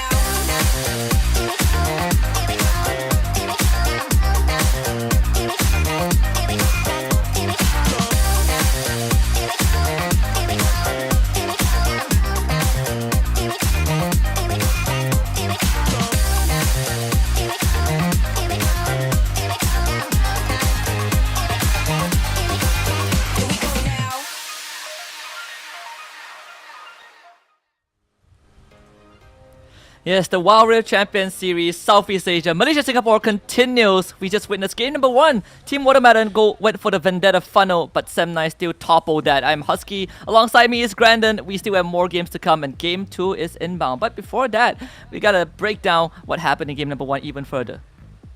Before that, I want to break down how you said WCS Malaysia Singapore, because you like blaze past Malaysia Singapore. WCS Malaysia Singapore, because we're all WCS here. You know, we're all WCS in the Southeast Asia region together. That's what we are. Wild Rift champions. Southeast Asia, you know? So when you take a look at the PH region, the Thailand region, Vietnam region, everyone coming together, when we play in that regional competition, that's what we really want to see. And Sem9 is one of our foremost runners to represent us in that regional competition. And I think they showed us an absolutely dominant performance against a strategy specifically designed for Watermelon. So understanding their opponent's strengths, they were able to work effectively around that and punish them quite well. So Sem9 looking really good in this position, and Watermelon, I like the innovation coming through. Yeah, I think we haven't seen funnel that often, right, across these recent times. Oh so no, it's good to see. It's tough. Yeah, it's good to see, you know, Team Watermelon bringing it back. But with all those questions unanswered, we are gonna add one more question on top of that, and here is the trivia for today. I know that the trivia so far has been really fun. You know, we talk about what's in the river, how many lanes are there in Wild Rift, and trivia number 3 for today is actually where do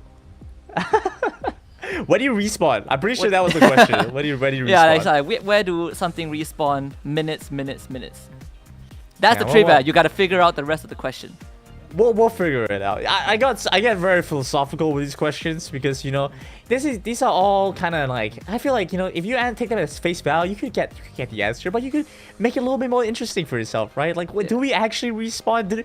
What is life? What does that mean? You know, we don't know.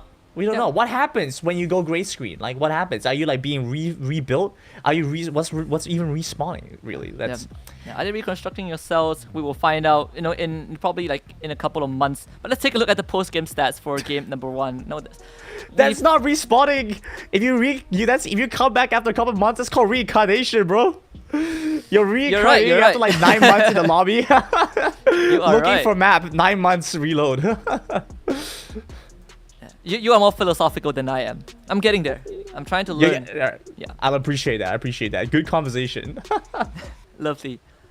So this is going to be the post game, well, at the stat screen for game number 1, and from what we can see, when I say it's a wash for Sem9, you don't really feel that way, right? When we watch the entire game by itself, the numbers don't really do complete justice to Watermelon. I feel like they did have some good moments. They were able to kind of juggle around Sem9, but it was just that one skirmish that, you know, ended up having Watermelon trickle in that allowed Sem9 to take game 1.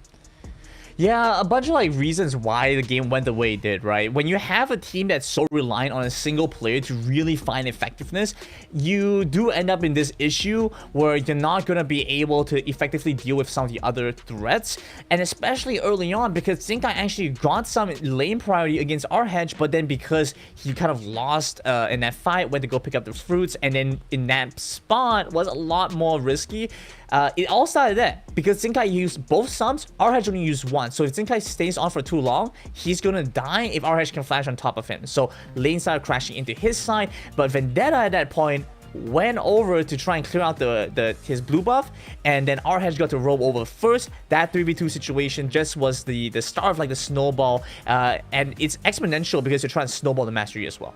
Yep. One fight that ended all, and Sem9 did just that. Let us bring up the trivia once more, and this time I promise you it will be a bit less philosophical than the ones that we've seen before. The question is, where do players spawn and respawn in Summoner's Rift? So you actually got it right.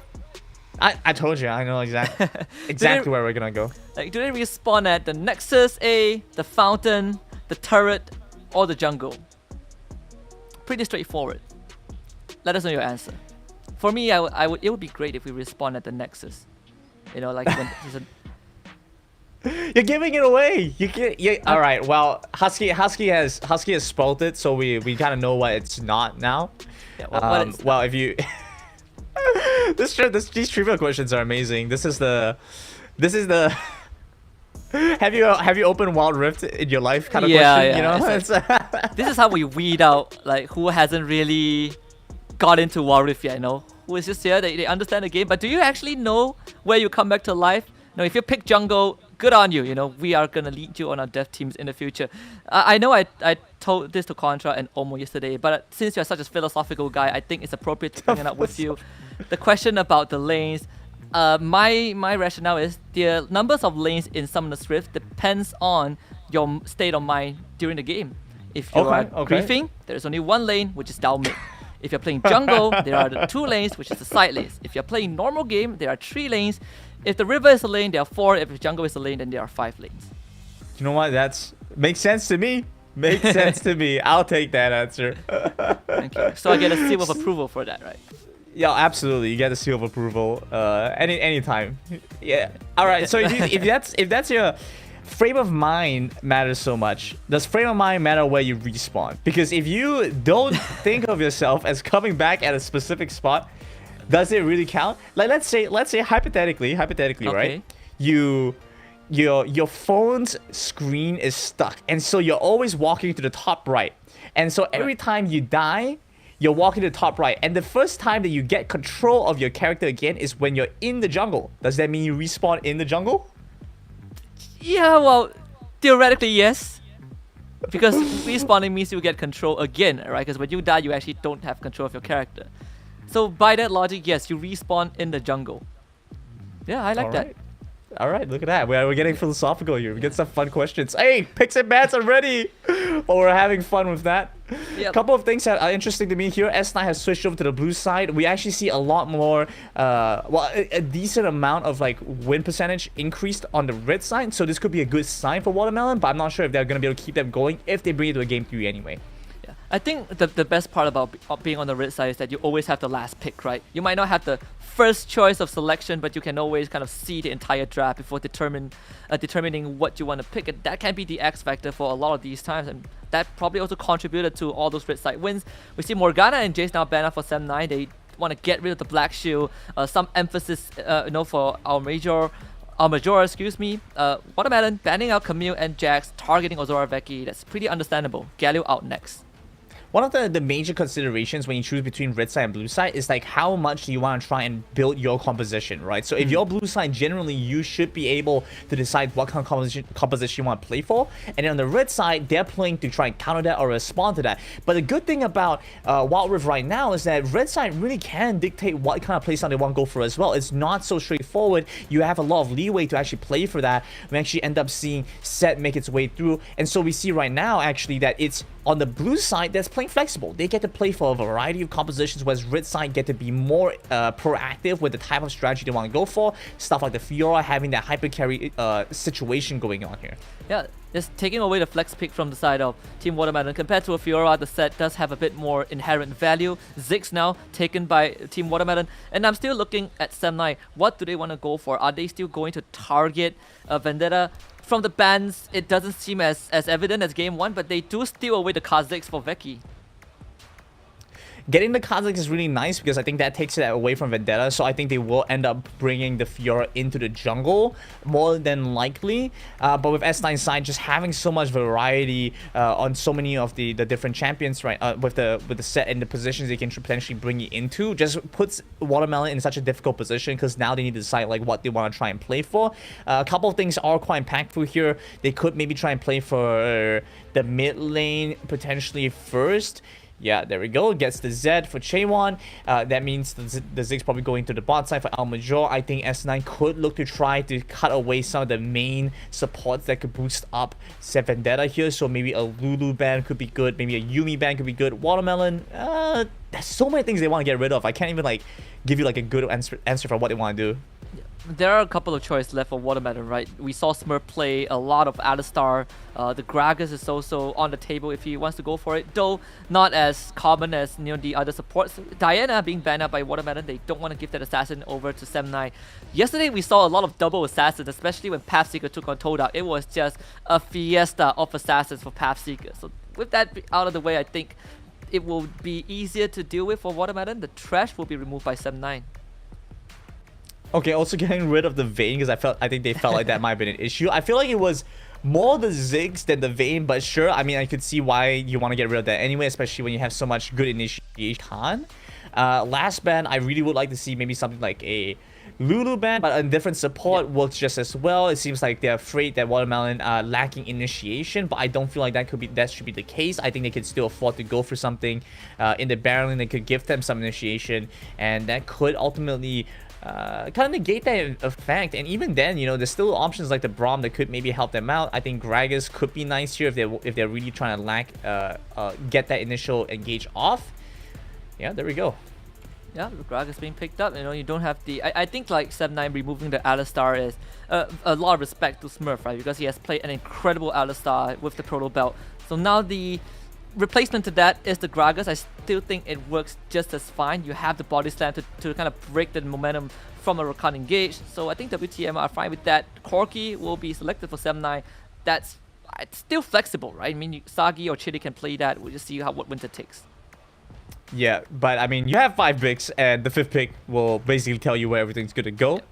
I do think that gives them some information on how these lanes are gonna play out.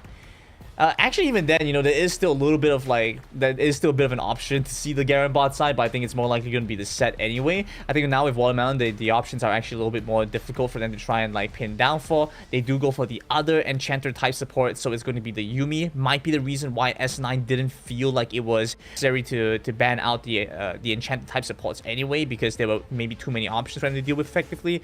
So I'm thinking that Watermelon are pretty okay with this. They go for a composition that's pretty in line with what they want to do. They have decent-ish tank shred with the Zed. It's not going to be the best by any means, but it's reasonable enough, and it deals with it, and they have some good engage and disengage. Overall, a more well-rounded composition in last game, but I think S9 actually pull ahead with this composition. And I think for Watermelon, it's a bit more bearable, right? In the last game, you are putting everything in the Vendetta basket. Right now, Chaewon can carry, you have the Fiora who can also do the same, and then you have the Yuumi to give them that nitro boost, right? Just continuously using the Zoomies to keep them topped up with the final chapter alongside the Gragas to provide those crowd control. So I feel like it's a bit more rounded, but I will have to agree with you that I think Sem9's draft is a bit more robust overall, easier to execute. Watermelon, they have shown us that the draft can be hard, but they know how to put it off. The question is, you know what? Is it you know what this is, Husky, yeah? Right? Watermelon have to play Yuumi in game, but Sem9 get Yuumi IRL buff. Yes, they actually do. So I asked, what does RH do with Yuumi, right? How does he learn how to play Yuumi? Does he fight with the cat?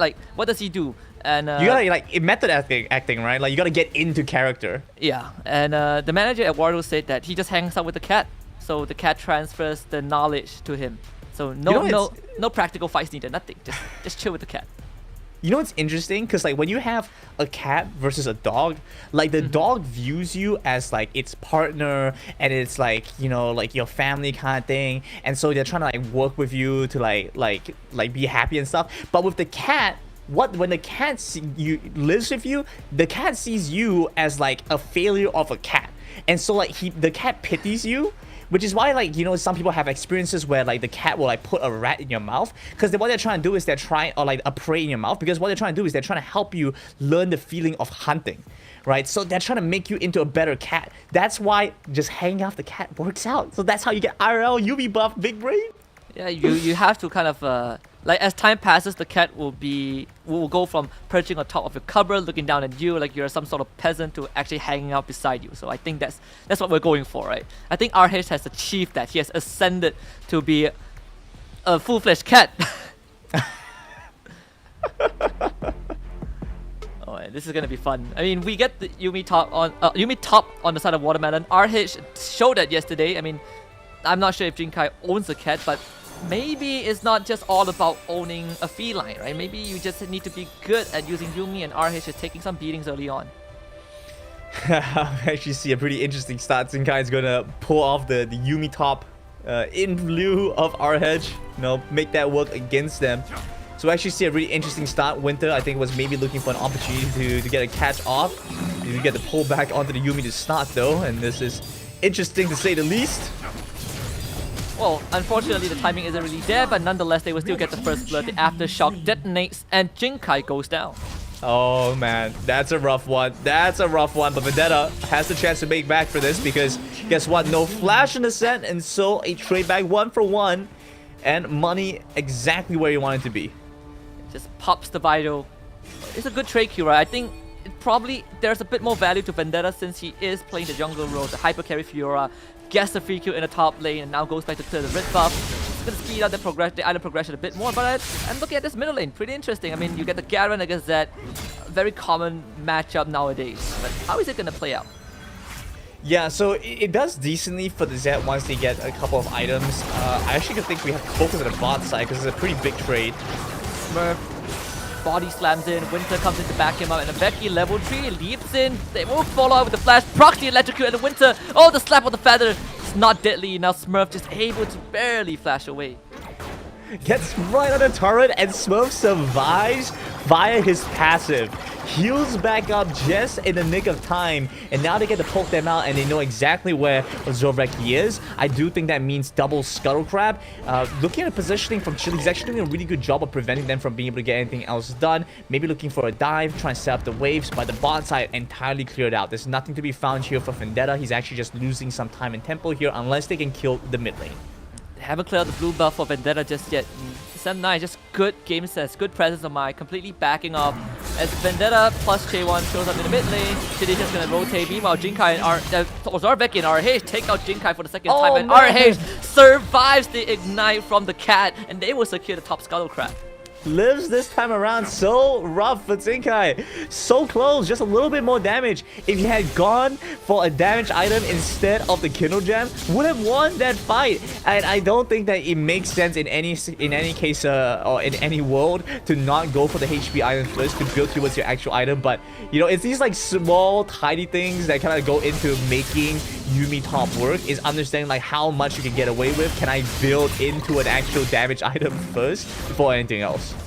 They want Chili dead, body slam misses, and Chili just a good side step, but they will still be the death mark coming up on J1. Chili will take the honey fruit, J1 steals one of it, the death mark detonates, but Chili survives. Another case of just not being able to finish the job.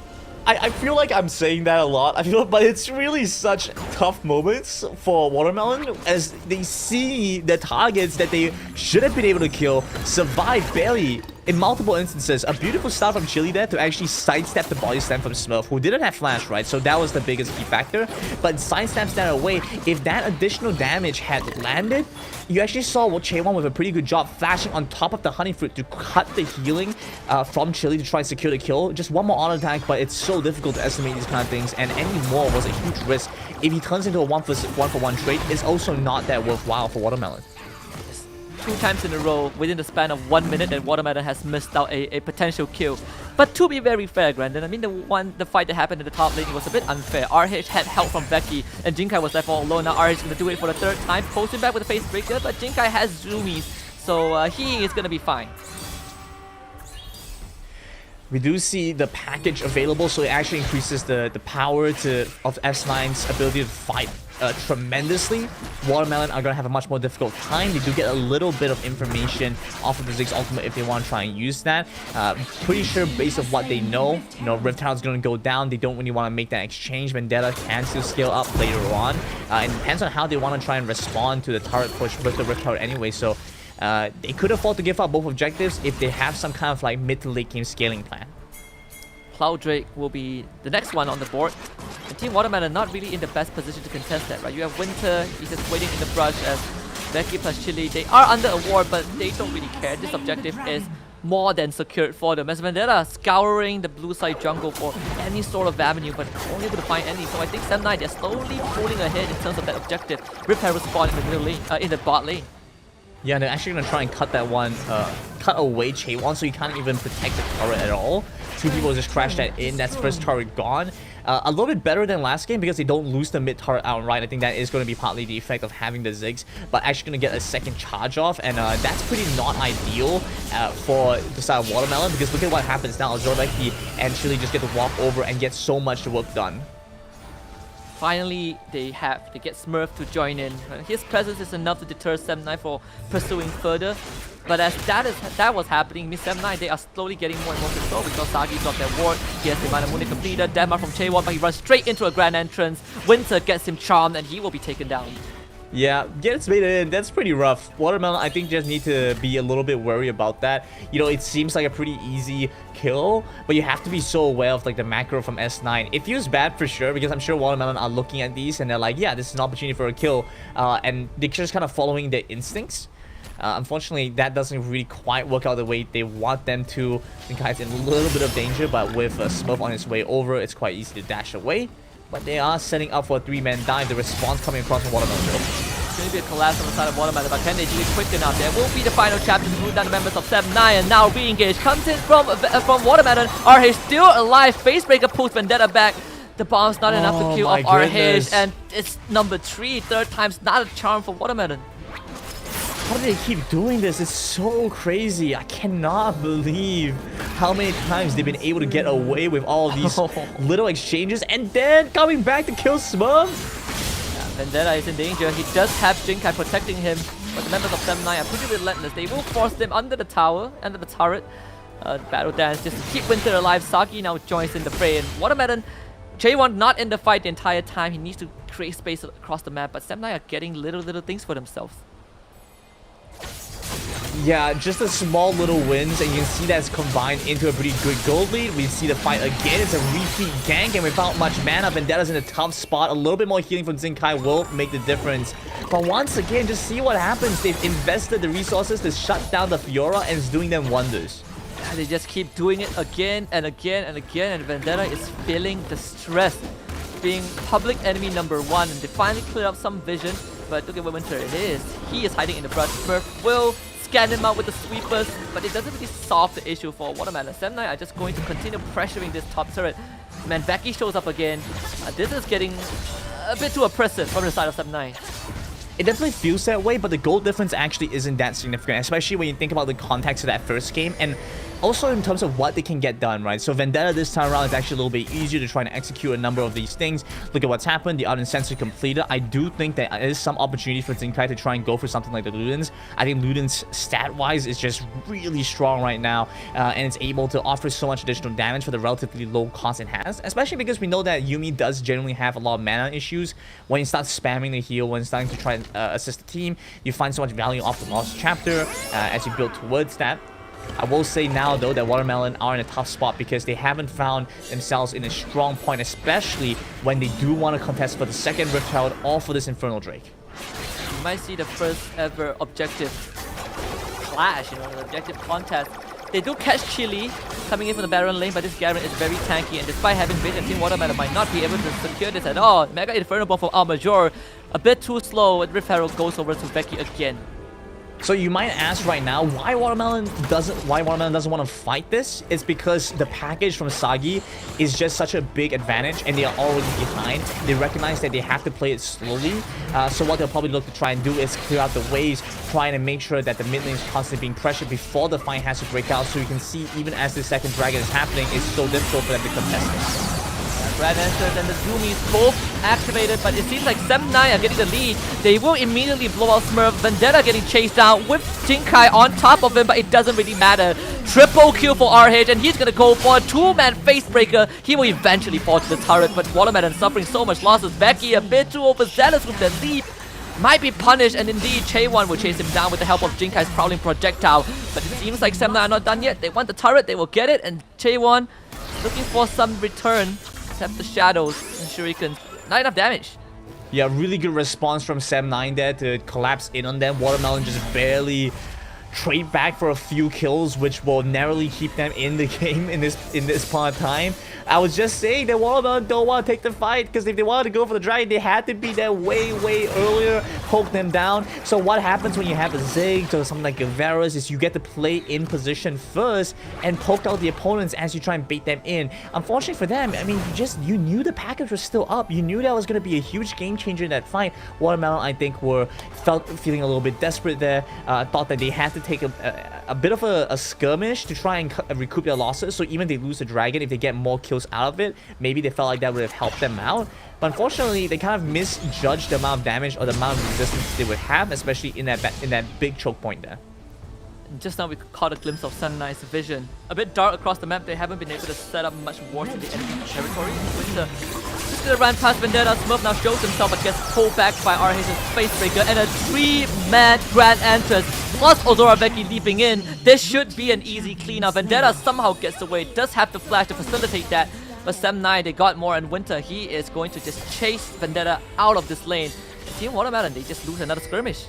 Yeah, more of the story, right? They get 1 kill, lose 2. We actually see Chaewon maybe looking for a jump onto Azure Becky, but it's pretty tough to do that. They actually commit. Okay, Becky goes golden. Chaewon can't really get the death buff to proc. He still wants to go for Becky, but decides to shift right back for the shadows, and it's now the Vendetta show. Can Jinkai provide enough steroids for him to get the job done? The target is Chili, who has the Gargoyle Stoneplay enchantment, and Winter will have to flash. That's gonna be it. Watermelon can't get any kills done. Look at how easy it is to just buy 1 item and negate the entire effect of the Zed. Of course, you do need a team to be there to back you up. So in the event that you are the target of focus, you can just jump out once your team deals with the Zed, deals with the threat in front of you.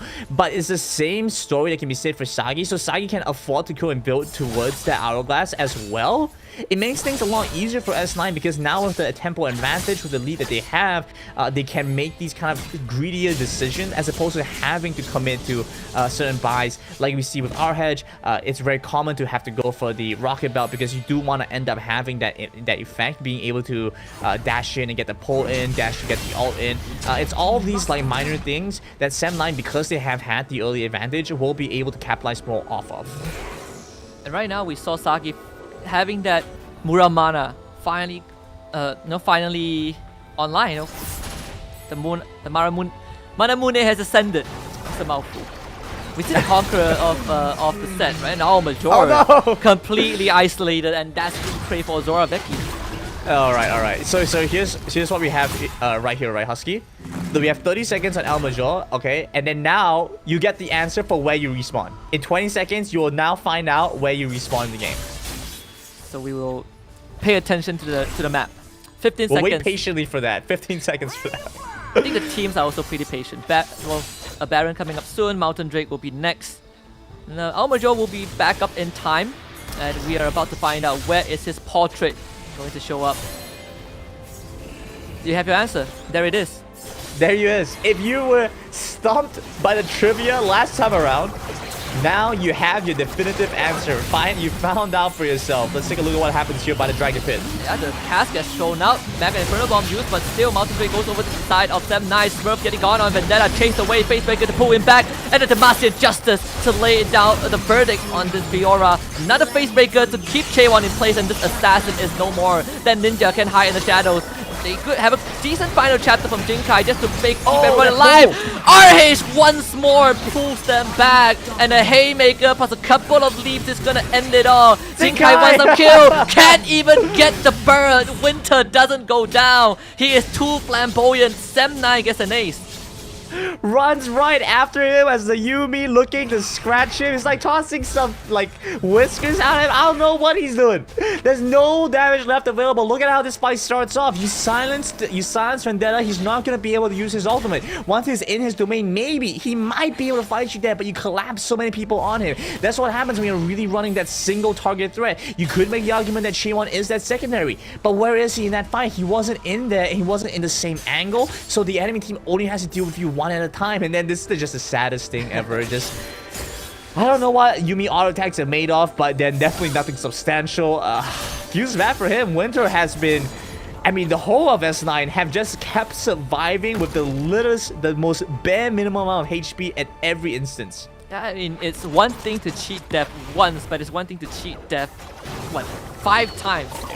And all of your members have that innate property. I don't know if it's a M9 thing, but oh boy, Smurf, you don't want to be in there. They even catch Chaewon. That's 2 members on the side of Watermelon completely wiped off the face of the earth. Yeah, that's what you know. Like, that's what you know. When Smurf was like, hey guys, I think I got the catch here. And then you see 5 people like running in, or 4 people. The Garrett was pretty far away. 4 people run in on you. Yeah, that's a pretty sad state of affairs. I think Vendetta's looking to jump in onto Winter. I'm not sure how much he can get done here. No, Alberture. Becky finds him and Veda just desperately trying to get some return. Finally procs the grand challenge. But the challenge is, can Jinkai get out? And we all know it's no. Another ace for 7-9. This is Baron Nashor. Winter ran so far away. The guy deserves a medal, right? If that was a competition for like furthest distance you could run in the shortest amount of time, I think Winter deserves a medal. He brought him all the way from the brush behind the Baron pit into the river. Vendetta chased that full distance. In that time, we had Chili free hitting him. We had Winter pulling the attention, trying to get the vital processing, get the heal. As Vendetta got into the grand challenge, it was already expiring. There was barely any effect that he could get done. There was barely any effect to his ultimate. We just see a really tough spot for Vendetta right now. There's no easy opportune target to really lock down on. He needs those isolated fights to find himself off in a side lane doing something else, but there's no chance that S9 are going to give that to them. Yeah, and after this series, 7-9 will be the only team who has not dropped a single game. LFO dropped 1 against Upcar, and Watermelon, they lost game 1 against 7-9. This is looking to be really dire. I mean, Alberture didn't even get to play that fight, right? Becky jumps on top of him, assassinates him in the brush. Now with the top tier 2 down and Baron empowered minions storming down every single lane. Watermelon, they don't have much time left. I think you're exactly right. I think time is the issue. They needed time to scale up, time to farm up. Item differences, item disparity. Too great, and Watermelon shoved all the way back in. You have the Ziggs, but even the Ziggs won't be able to clear this one out.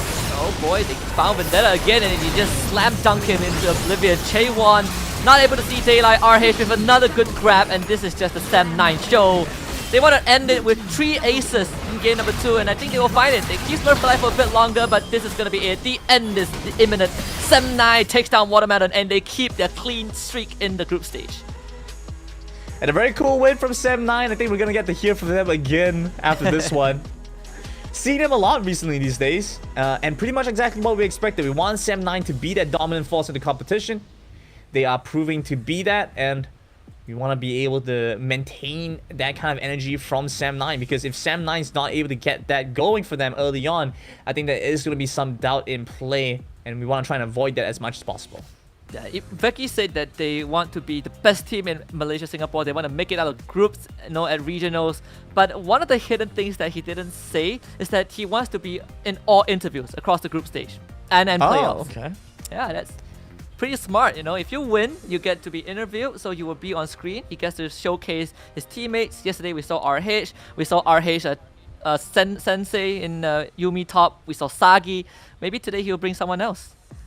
I mean, I feel like at some point we're just gonna run out questions for Zoreki. It's like, hey buddy, how's your day going? Right? There's like a limit to how much you can potentially ask. If he's gonna show up every single interview, that's gonna be an interesting one. I want to see how far we can devolve it into.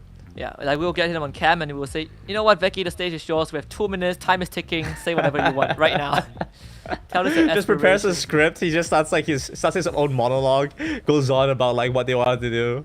Yeah, that would be interesting. So hopefully down the road we get to talk to more members of 7-9, or at least have Becky be the mouthpiece, right? He's gonna be the messenger, and always great to talk to him. Great personality, very jolly. Just doesn't mind to get his hands dirty. He has a lot of fighting words within him. Like he will say whatever he wants, and he will try to beat you when he faces you. I think that's a quality about Becky that makes him such a great player.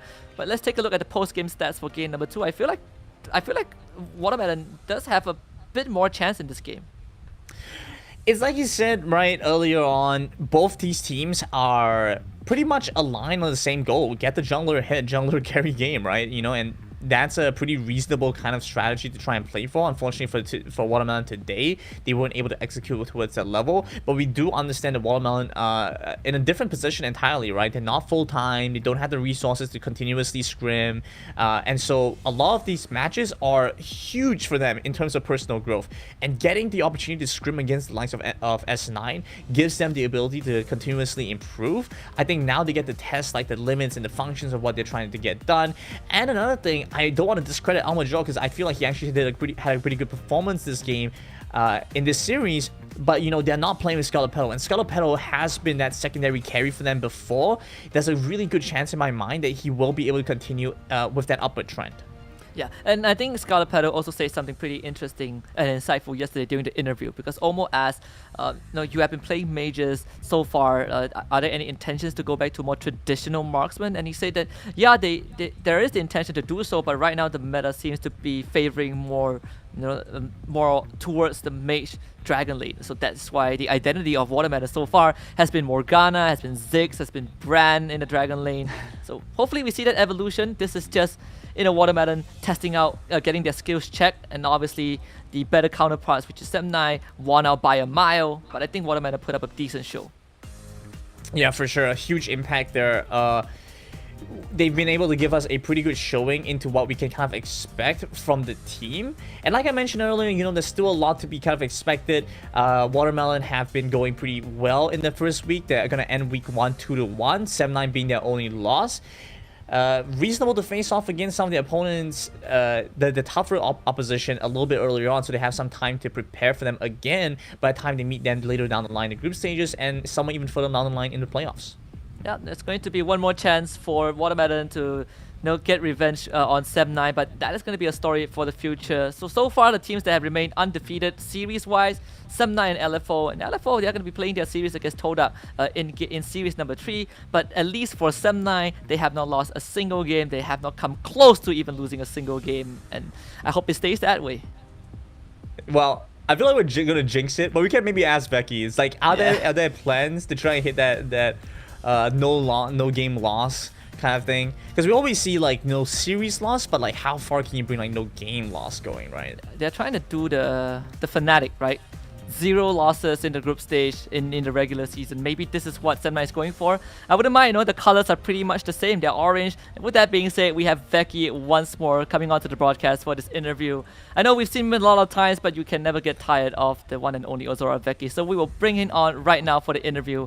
And Becky, hello. Hello. Oh, I love this. I love this. They came prepared. What up, bro? We are beating Wait. Hi guys. Hi. Me, bit unmittery. What's up, man? Eating watermelon in and out of game. I love that. Yeah. I love that. See, when I what did I say, Brandon? When I told you that Becky, he is an expert in smack talks and living up to his reputation, this is it. This is a whole new level. I love this. And I want to say hi to Chili as well. Hello. You guys Hello, guys. You guys did great. So I know I shouldn't be asking this because I already know the answer, but how do you guys feel? Third series win of the first week, completely demolishing Watermelon. How does it feel? I mean, you guys are eating Watermelon. There's a little bit of shakiness. The Master Yi almost killed us all, but good thing that we didn't die. It was very close. Heart was beating, sweat was shed, but at the end we won. It's a hard victory. That's why. Cheers. Yes. We need to reward ourselves.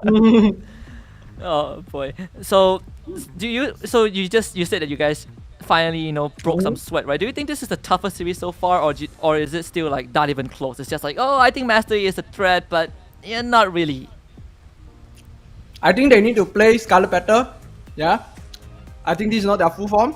So the next time we meet them, please, whether that chill, come please don't destroy my team, okay? Thank you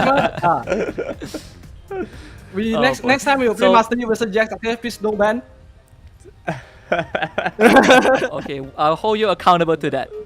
But so I mean, you guys' performance are the best right now, right, in the group stage. Do you mind sharing like what's the remedy? What have you guys adjusted during the off season to bring this kind of performance?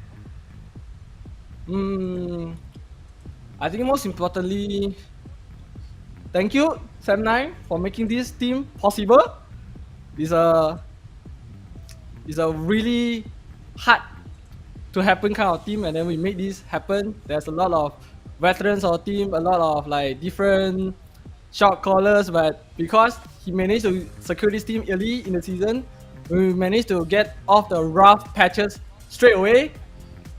early, and then being able to secure top 4 twice in the international tournament definitely help us a lot on having trust and confidence in each other.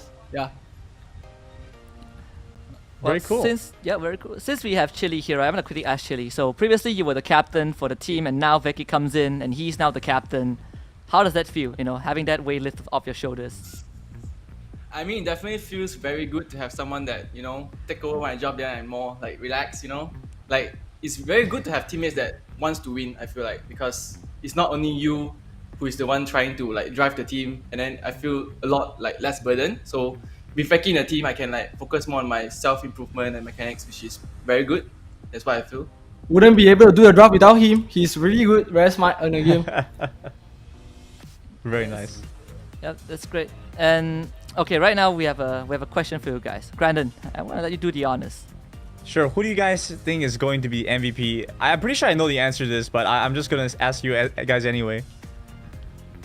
I feel like I'm somewhat of an MVP myself, but yeah, but the whole team is an MVP. Yeah. Okay, we For will me, I find feel out. like, We'll find out right now. Okay. No, Oh no! there we go. Yes. Yeah, we hit him. Oh no, it's yes. not. It's not you, Becky. You are wrong. He deserved it. Rakan was on point. Fair enough. His Yeah. Rakan was Without really his on Galio, point. we have all died And at the that- top lane. You know, I want to ask like real quick, because in both games it felt like you guys won pretty much in the top side when our heads rotated over to blue buff and killed them, and then when you guys kept ganking Zinkai and Zinkai kept dying and barely missing out the kill. Like, how is that for you guys? Like, do you guys know that you guys won the game from that point, or was it still like an uphill fight? I think the game is smooth, but playing the hyper carry comms, you always have to make sure that you keep your skill and hyper carry in check. So if there's any slip up, you will still lose the game. Yeah, you still have to stay pretty focused. Yeah. All right, nice. Focus is the name of the game, and thank you very much again, Veki, for being here. I know that we will see you guys very often down the road, and thank you, Chili, for being here. Great seeing you guys again. But yeah, thank you for being here. All the best for the rest of the series. You guys deserve a great break, and more watermelons from Sagi, if you guys didn't notice. We'll send you guys off to enjoy your dessert. Fruit sharing plates. Share with the viewers. Casters, viewers. Alright. Let's Bye-bye. do this Alright. together. Yeah. Okay, we will. Bye bye, Veki. Lovely. Now I want some watermelon. You always gotta enjoy that kind of energy for sure. Yeah, well, with that out of the way, we have the upcoming series, Upcar Esports versus Phantom 6. Phantom 6 looking for their first victory in terms of series win in week number 1. They have X4 season winner, haven't been able to show much of that yet. Hopefully, this is gonna be an exciting series. Oh, my tongue is getting tired. I need some watermelon to cool myself down. We'll go for a short break, and we will come back for series number 2, Phantom 6 against Upcar Esports.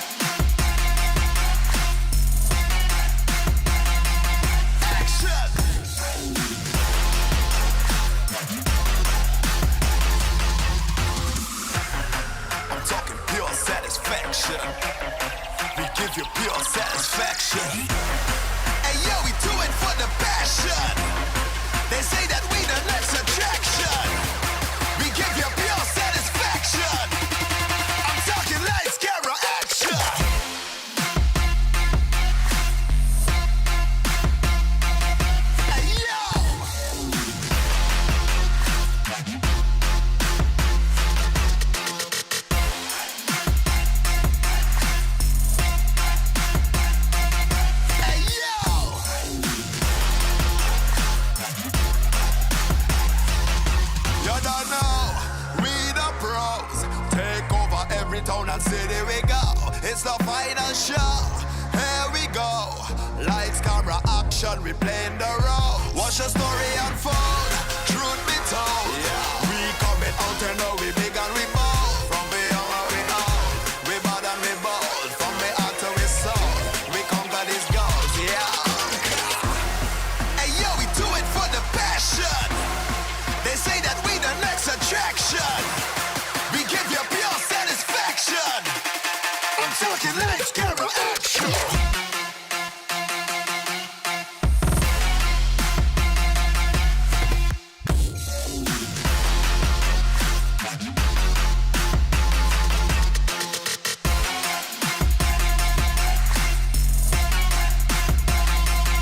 Go crazy.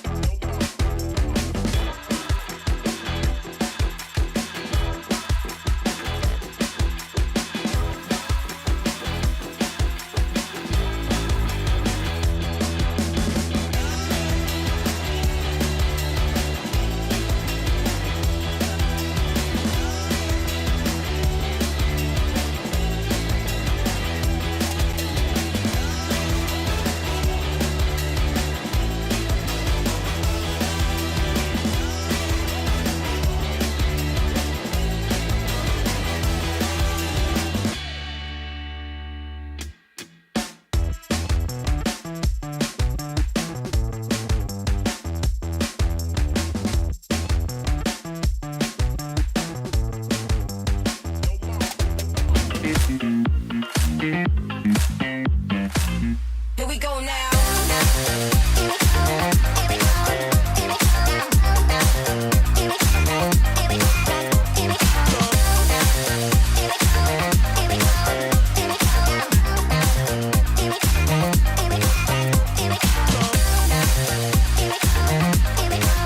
Here we go now.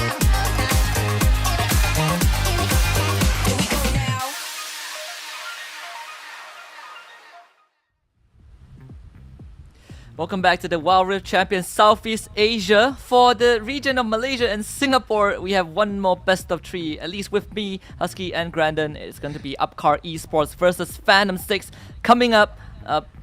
Quick question, Grandon. What is your Sure. input on this series?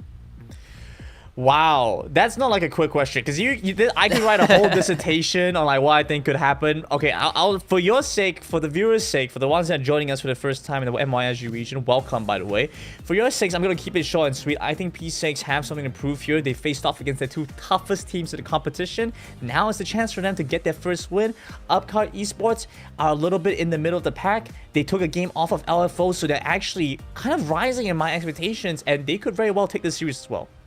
Yeah, and Upcar Esports, they actually haven't been catching too much of a break, right? Before WCS start, they also play another tournament, a local qualifiers to the Southeast Asia Championship for a separate event. And in that tournament, they also play up against Sem9, they also play to TODAK. And fun fact, they actually lost to TODAK in the lower bracket final. So that's something that is exciting coming into WCS. And right now, Phantom 6, they didn't have the luxury. So I think Upcar Esports should feel a bit more prepared going into this best of three. Let's look at our first team of this series. We have Upcar Esports.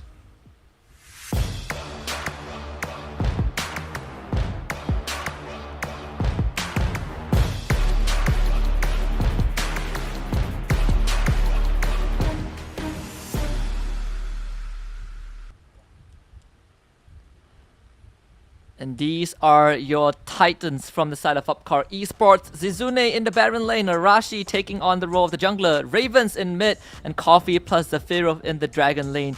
We talk a lot about Coffee, rank number 1 and number 2 on the Smurf in the server in terms of Dragon laners. We talk a bit about Zizune being very standard top laner, but also contributing to the team. But I think for this matchup, I want to pivot away from these two guys. I want to look at Zafiro because he has been making a lot of good plays in the shadows for Upcar Esports, especially in the series against Looking for Org.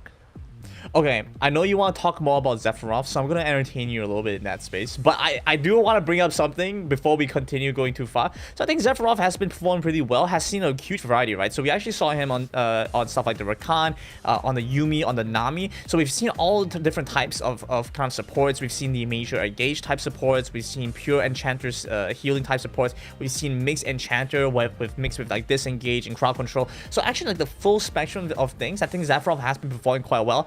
But I can't not talk about Coffee, man, because SSK talked about something yesterday. He said, if you one-trick something, I just get to ban that away with one click of a button and all those hours go to waste. But they lost to Coffee on Orianna. The man can play Mage's bot lane too. Don't you forget that. And that's going to be a good statement from Coffee. But let's take a look at their opponents from the side of Phantom 6.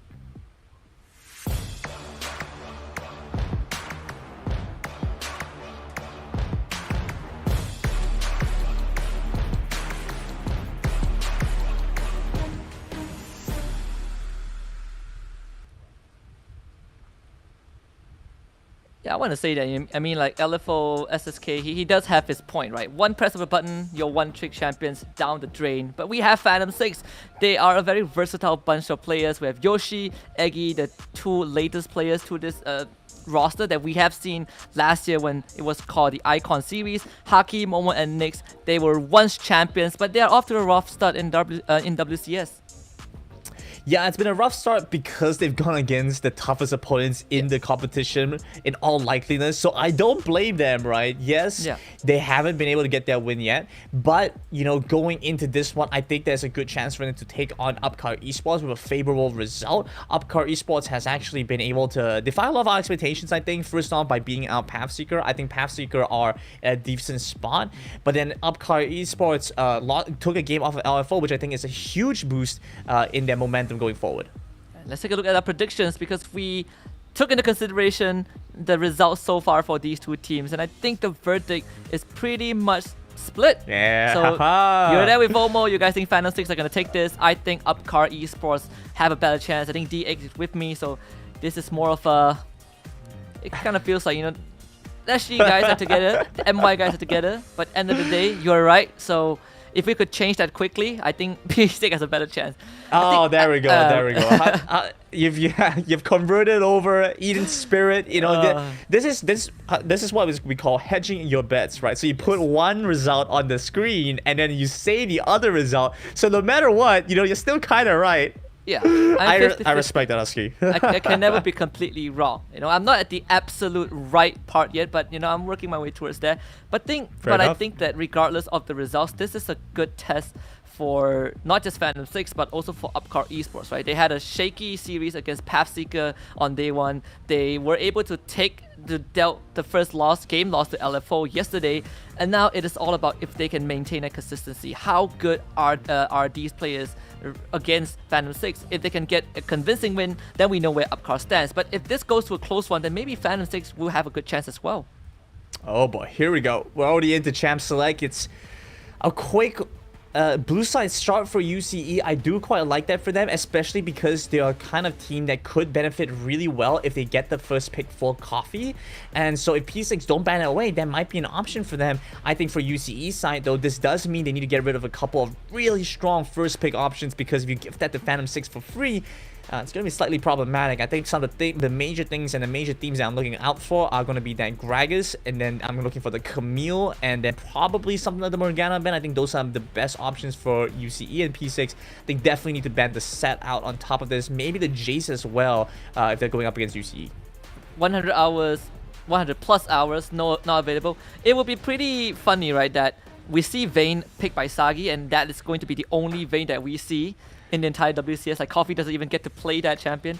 It will be something to talk about down the road. Ziggs and Zat both banned out. I think this is very understandable, especially from the side of P6. Ravens has been instrumental playing Assassin. Set. It's going to be the one to go. Interesting.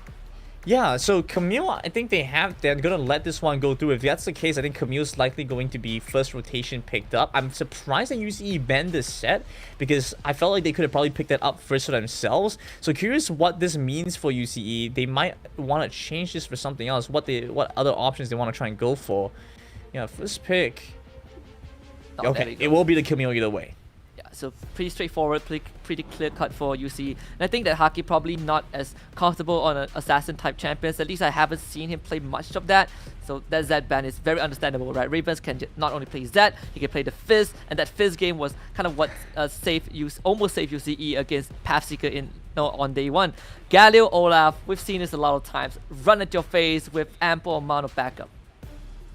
Yeah, I think it's entirely super important for P6 to go for the Galio right away after you see the Camille, because once you allow that combo to come across, it just makes things so much more difficult for yourself, and you don't really want to have that happen. I do like what we see right now from UCE because there's still a level of flexibility that's going to come across. You get your support early on, so you can still play for the counter matchup if P6 have to pick something now. UCE also get that extra flexibility with the Orianna. It could go to Ravens, it could go to Coffee. They have that little bit of space there. Now with the Nyx picks coming through, they go for the Darius early on, so a number of the options kind of slim down a little bit. Curious what this is going to mean, because I think Zizune is more of a staple barrel laner, so taking the Darius away and then banning the Garen, I think restricts a bit of his pull. This is also going to force Haki to pick a different kind of champion, right? Because they ban out the Gragas, which he plays very frequently. There's no Ziggs available.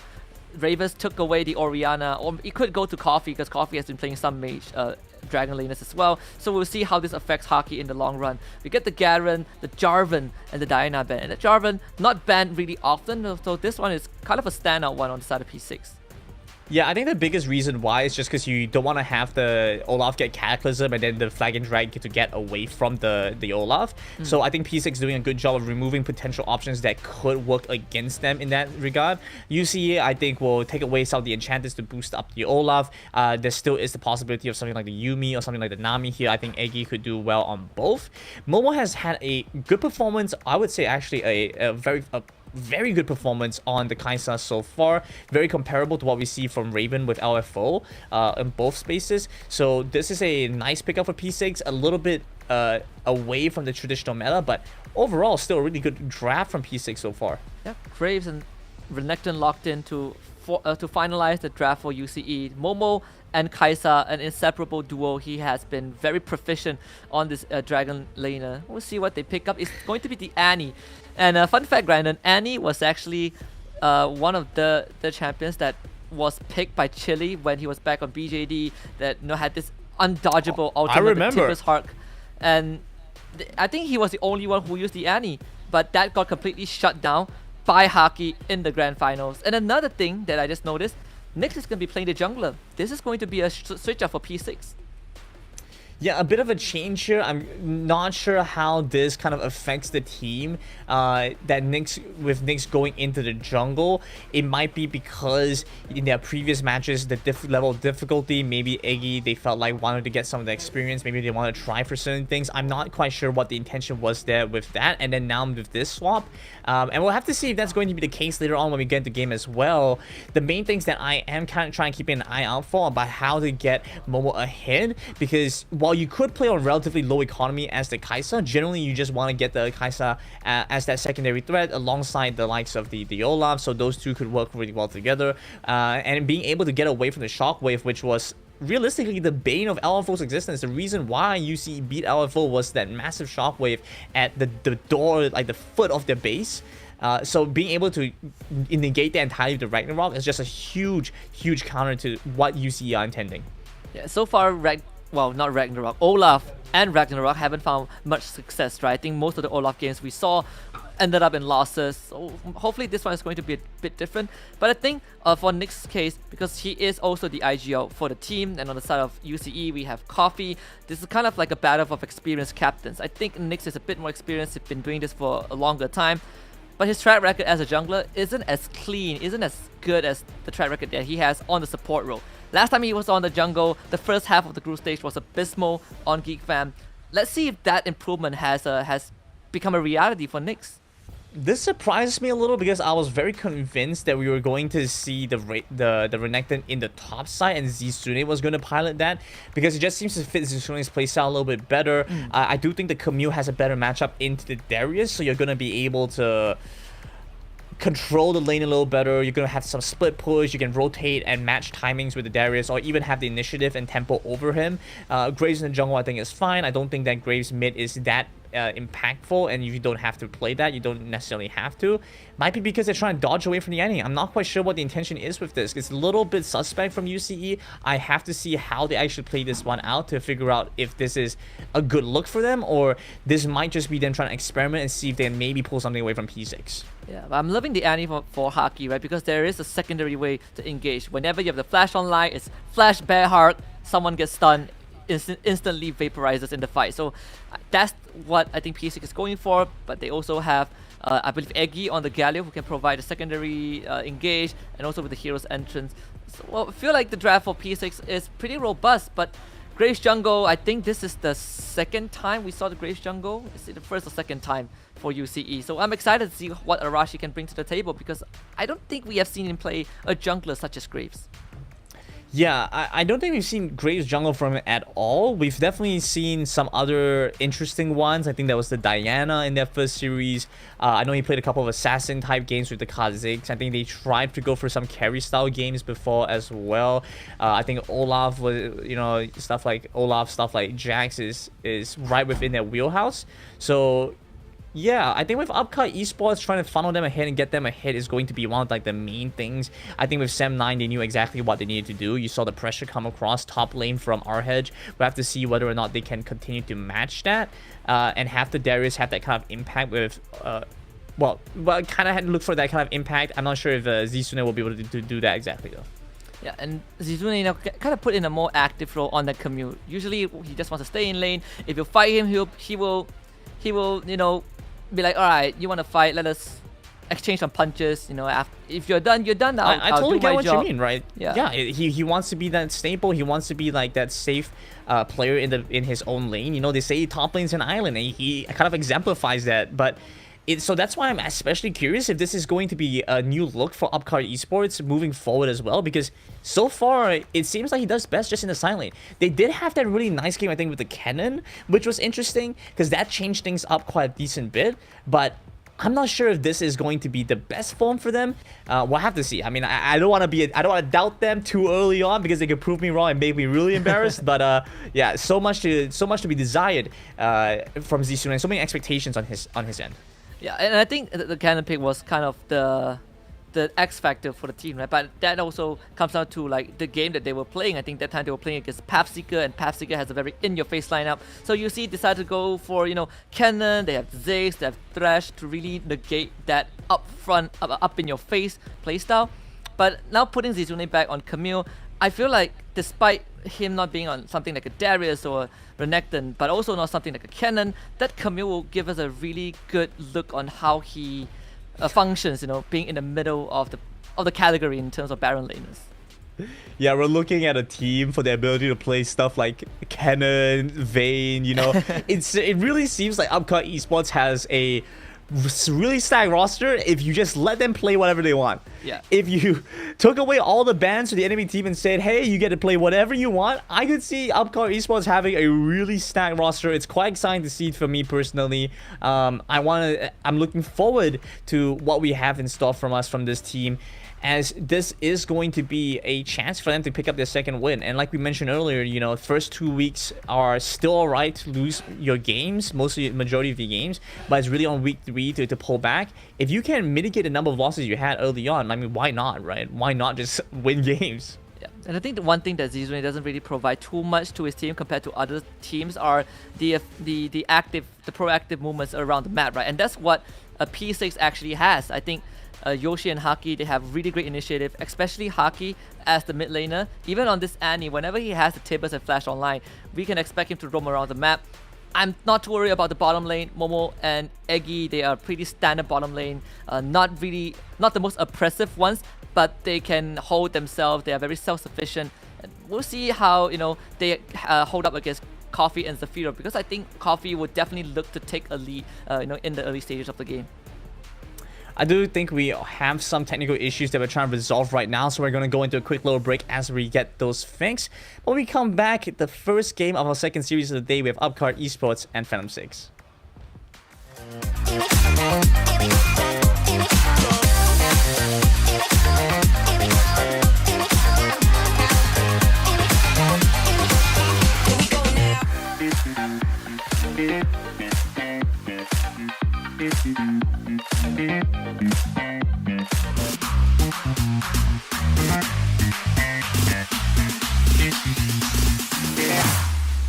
Here we go now.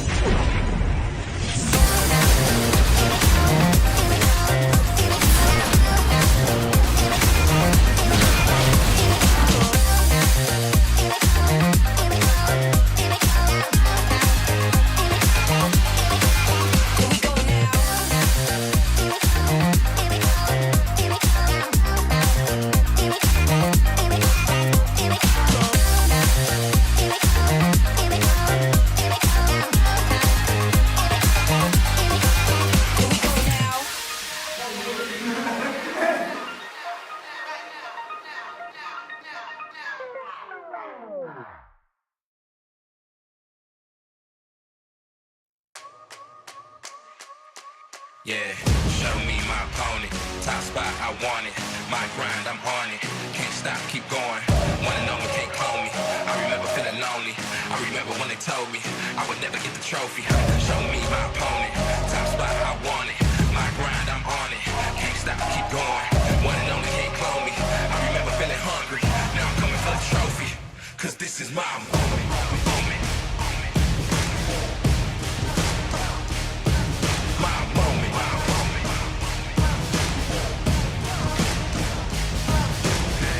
I'm a ball till I fall, I'ma answer the call.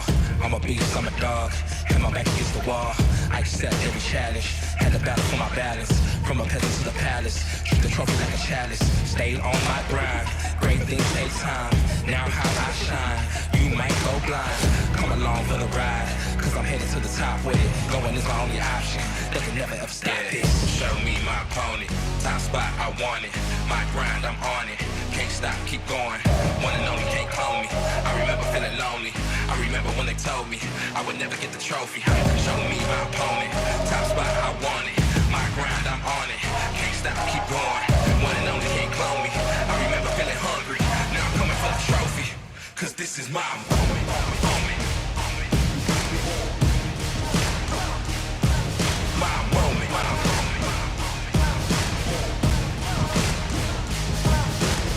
So many days, so many nights. I had to fall, I had to fight, I had to find the strength inside, keep hope alive. Through the dark, I found my light and now I shine. So many days, so many nights. I had to fall, I had to fight, I had to find the strength inside, keep hope alive. Through the dark, I found the light and now it's mine.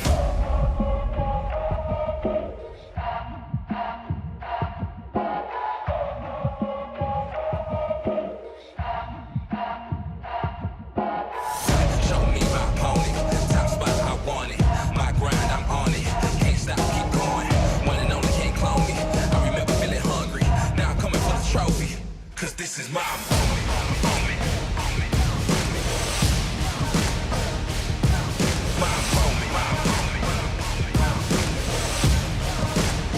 Cause this is my moment.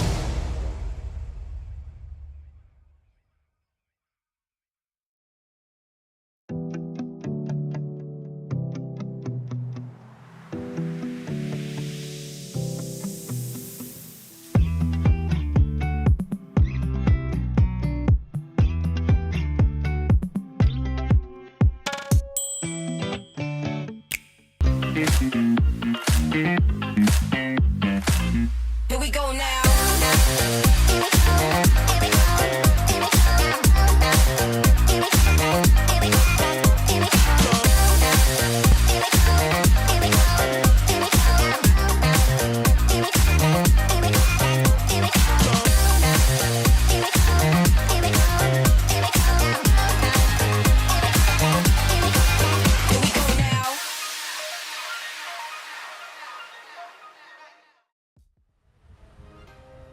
Welcome back to the Wild Rift Champions Series Southeast Asia for the region of Malaysia and Singapore, in case I get it wrong and Grandon schools me again. But yes, my name is Husky. Alongside Grandon, we are here to bring you guys the second best of 3 of this wonderful Sunday, Phantom 6 taking on Upcar Esports. It's okay, Husky. You're self-sufficient. You're a good kid. You do your own stuff. You're not Omo. Omo, I will scold. Right? You're perfectly fine. Yeah, no worries. Thank you. That makes me a bit more happy. It's been a rough childhood. Oh man, you can't just like offload that on me. I don't know how to respond if you give me that. Okay. You know what? There. All right. Which side are you on? This side? This side? No, this side. So there. Yeah. You're doing good, Husky. You're doing great. Thank you. We actually have a pretty good one. We have Upcar, Esports, and P6. We had a quick little pause, but I think we're just about ready to get back into it. There we Wow, go. that was fast. Fast, right into the game.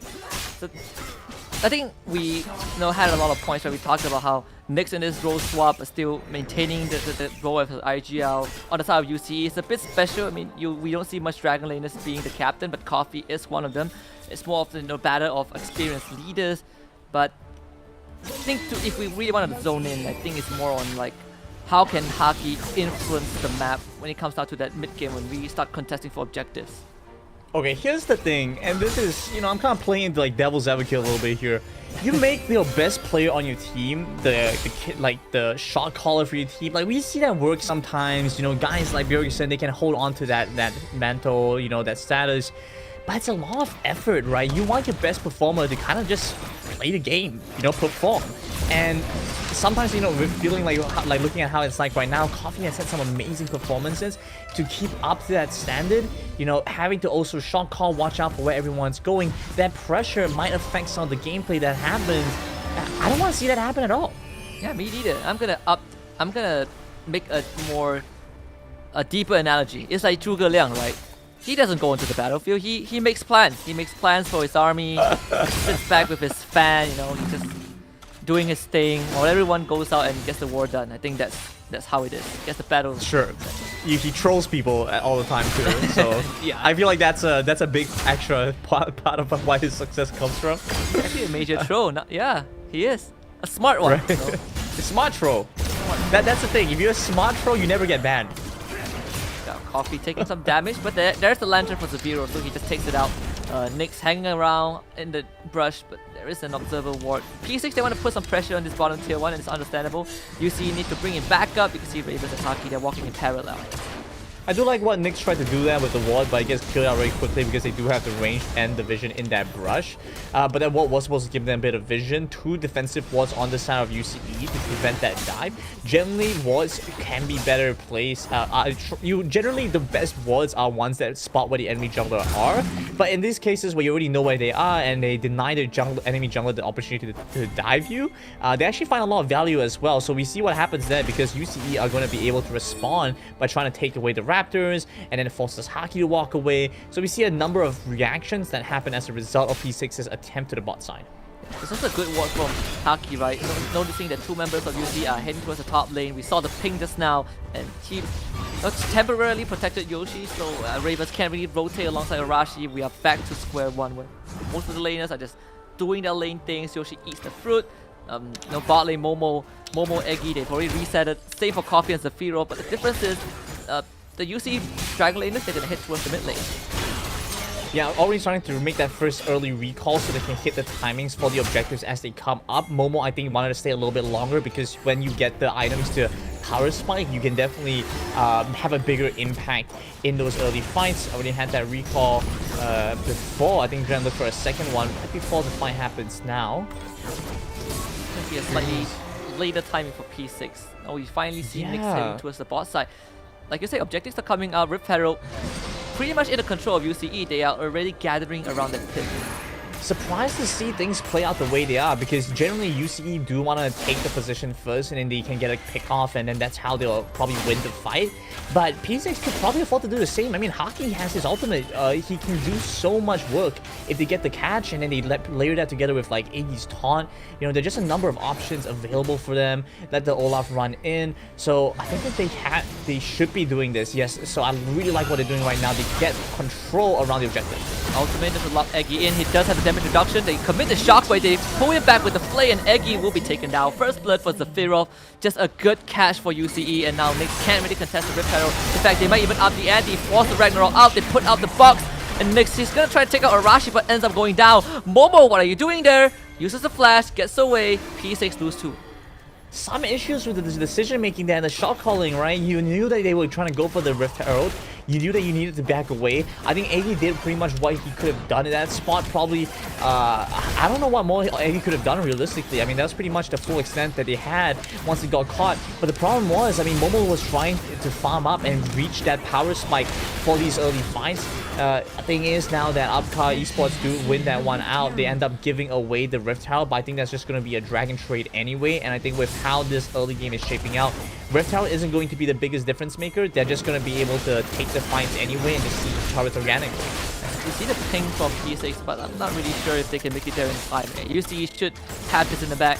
Surprising considering UCE got control, but they didn't immediately jump at the decision to take the Rift Herald. Oh man. P6 here They're they going to come. shoot for it though. Nice taunt. What about taunt? Might still come through for UCE. There is going to still be the Tibbers left in Harky's arsenal. He's looking for an opportunity. Not going to find it. Raven's just going to go straight forward with the slice and dice. Base out the hero's entrance. Perfectly done by UCE. They get the run back over to the mid lane. This could be a good chance for them. Yoshi has to flash away to fight off against Zizune. Both sides so low. But Zizune is the one that has to run. Yeah, both Baron laners have the barrier, but Zizune, he was bleeding out from the hemorrhage. Takes a guillotine, knocks a guillotine in the face. Against the Baron laners, they walk away with the tails between their legs. I think P6 finding a minor win at the Dragon Pit. They didn't get the Dragon though, and Ravens will now push this spot tier 1. And again, I mean, look at what happened there, right? They tried to go for the fight in that space. Momo, again, was going really far away. That's the biggest thing that kind of made that difference maker to me, was the fact that Momo was trying to walk to the top side to go and assist that late turret. But then now they had to go and move down to the bottom end to fight for that dragon. That call to change things around was good, but the call to beat it in the first place was kind of ill-placed. Eggy gets a good control. Zafiro would just throw the bell away. That's the Ragnarok expended very early on from Nyx, and Yoshi finds himself up against Coffee. Again, I mean, P6 not finding values out of these engages. Yeah, and surprising actually a little bit. Like, what's happening right now is UCE is trading for that top side for the bot end pressure, but I think Ravens can actually survive long enough to buy some time so they can maybe push in a second wave. And Ravens does go down, and UCE couldn't really help him. 4 members of P6, they actually used the Tibbers, I believe. Haki dropped that on top of Ravens. So it's a turret trade, but I think UCE got that first turret trade. I think the most important thing, I think it was the turret picked up by P6 for first turret on the top side before anyway. But I think the most important thing was the fact that Ravens, I think, could have bought enough time to actually clear out another wave. I think Zizune, if they wanted to be greedy, could have punished a little bit more, trying to like shove out the wave a little bit. But then we actually saw Yoshi rotate over very quickly as well. The UCE do manage to equalize here finally. So actually a very even game state. It's a strong ebb and flow. Both sides at any point could take this. And it's so intense to watch because I'm just waiting for the next thing to happen. It's like, what happens next? It's so nuts. Loving the vision from P6. They actually saw like 2 members of UCE rotating to the mid lane, but Yoshi might not be aware of this. Takes on the fight against Izune, but the rest of UCE are here. Izune nice comes dodge. in with a hook shot and now locks him into ultimatum. 4 members of UCE showing up, and that is going to be a dead Darius. Top lane though, they want to respond onto Ravens, and they get the trade back. Yeah, they get the kill on the top side, and the bleed was enough. I mean, Zizune was just sitting there for so long. Was Momo not there? I don't recall. Was Momo not available to heal? Oh wait, no. Well, Momo is on the side of Yoshi, right? No, but does anyone have to heal? Does Zephyroff heal? I mean, what happened there? Like, what was the calculation? Was it just a mistime? They just think that the bleed wasn't gonna be enough? It feels a bit weird, right? I mean, it felt like it could have been a lot more cleaner. No one has to go down. In that context, I mean, P6, they get a slight lead. It's not a substantial goal advantage, but now they pull ahead a bit. Momo gets some resources in, has the Blade of the Rune King ready, completed. Now they're gonna take position in this middle lane. And UCE have been doing a good job of actually getting control in a lot of these fights early on, but then they lose out the overall objectives because, like we mentioned, Wild Rift is such a tempo-heavy game. You lose out in tempo, and suddenly you find yourself losing out on objectives like this. Rift Herald goes over to P6. They can expand this in the mid lane while rotating down to the bot side, and it's so easy to play for, especially because Yoshi is now in a really good spot, can deal with Zizune effectively, can deal with a lot of the enemy team effectively. That Proto Belt, or the Rocket Belt, helps them get the initial pick off with the upper hand. I mean, a number of factors looking really good. Look at that, 4 Rocket Belts, a P6, plus the Righteous Glory.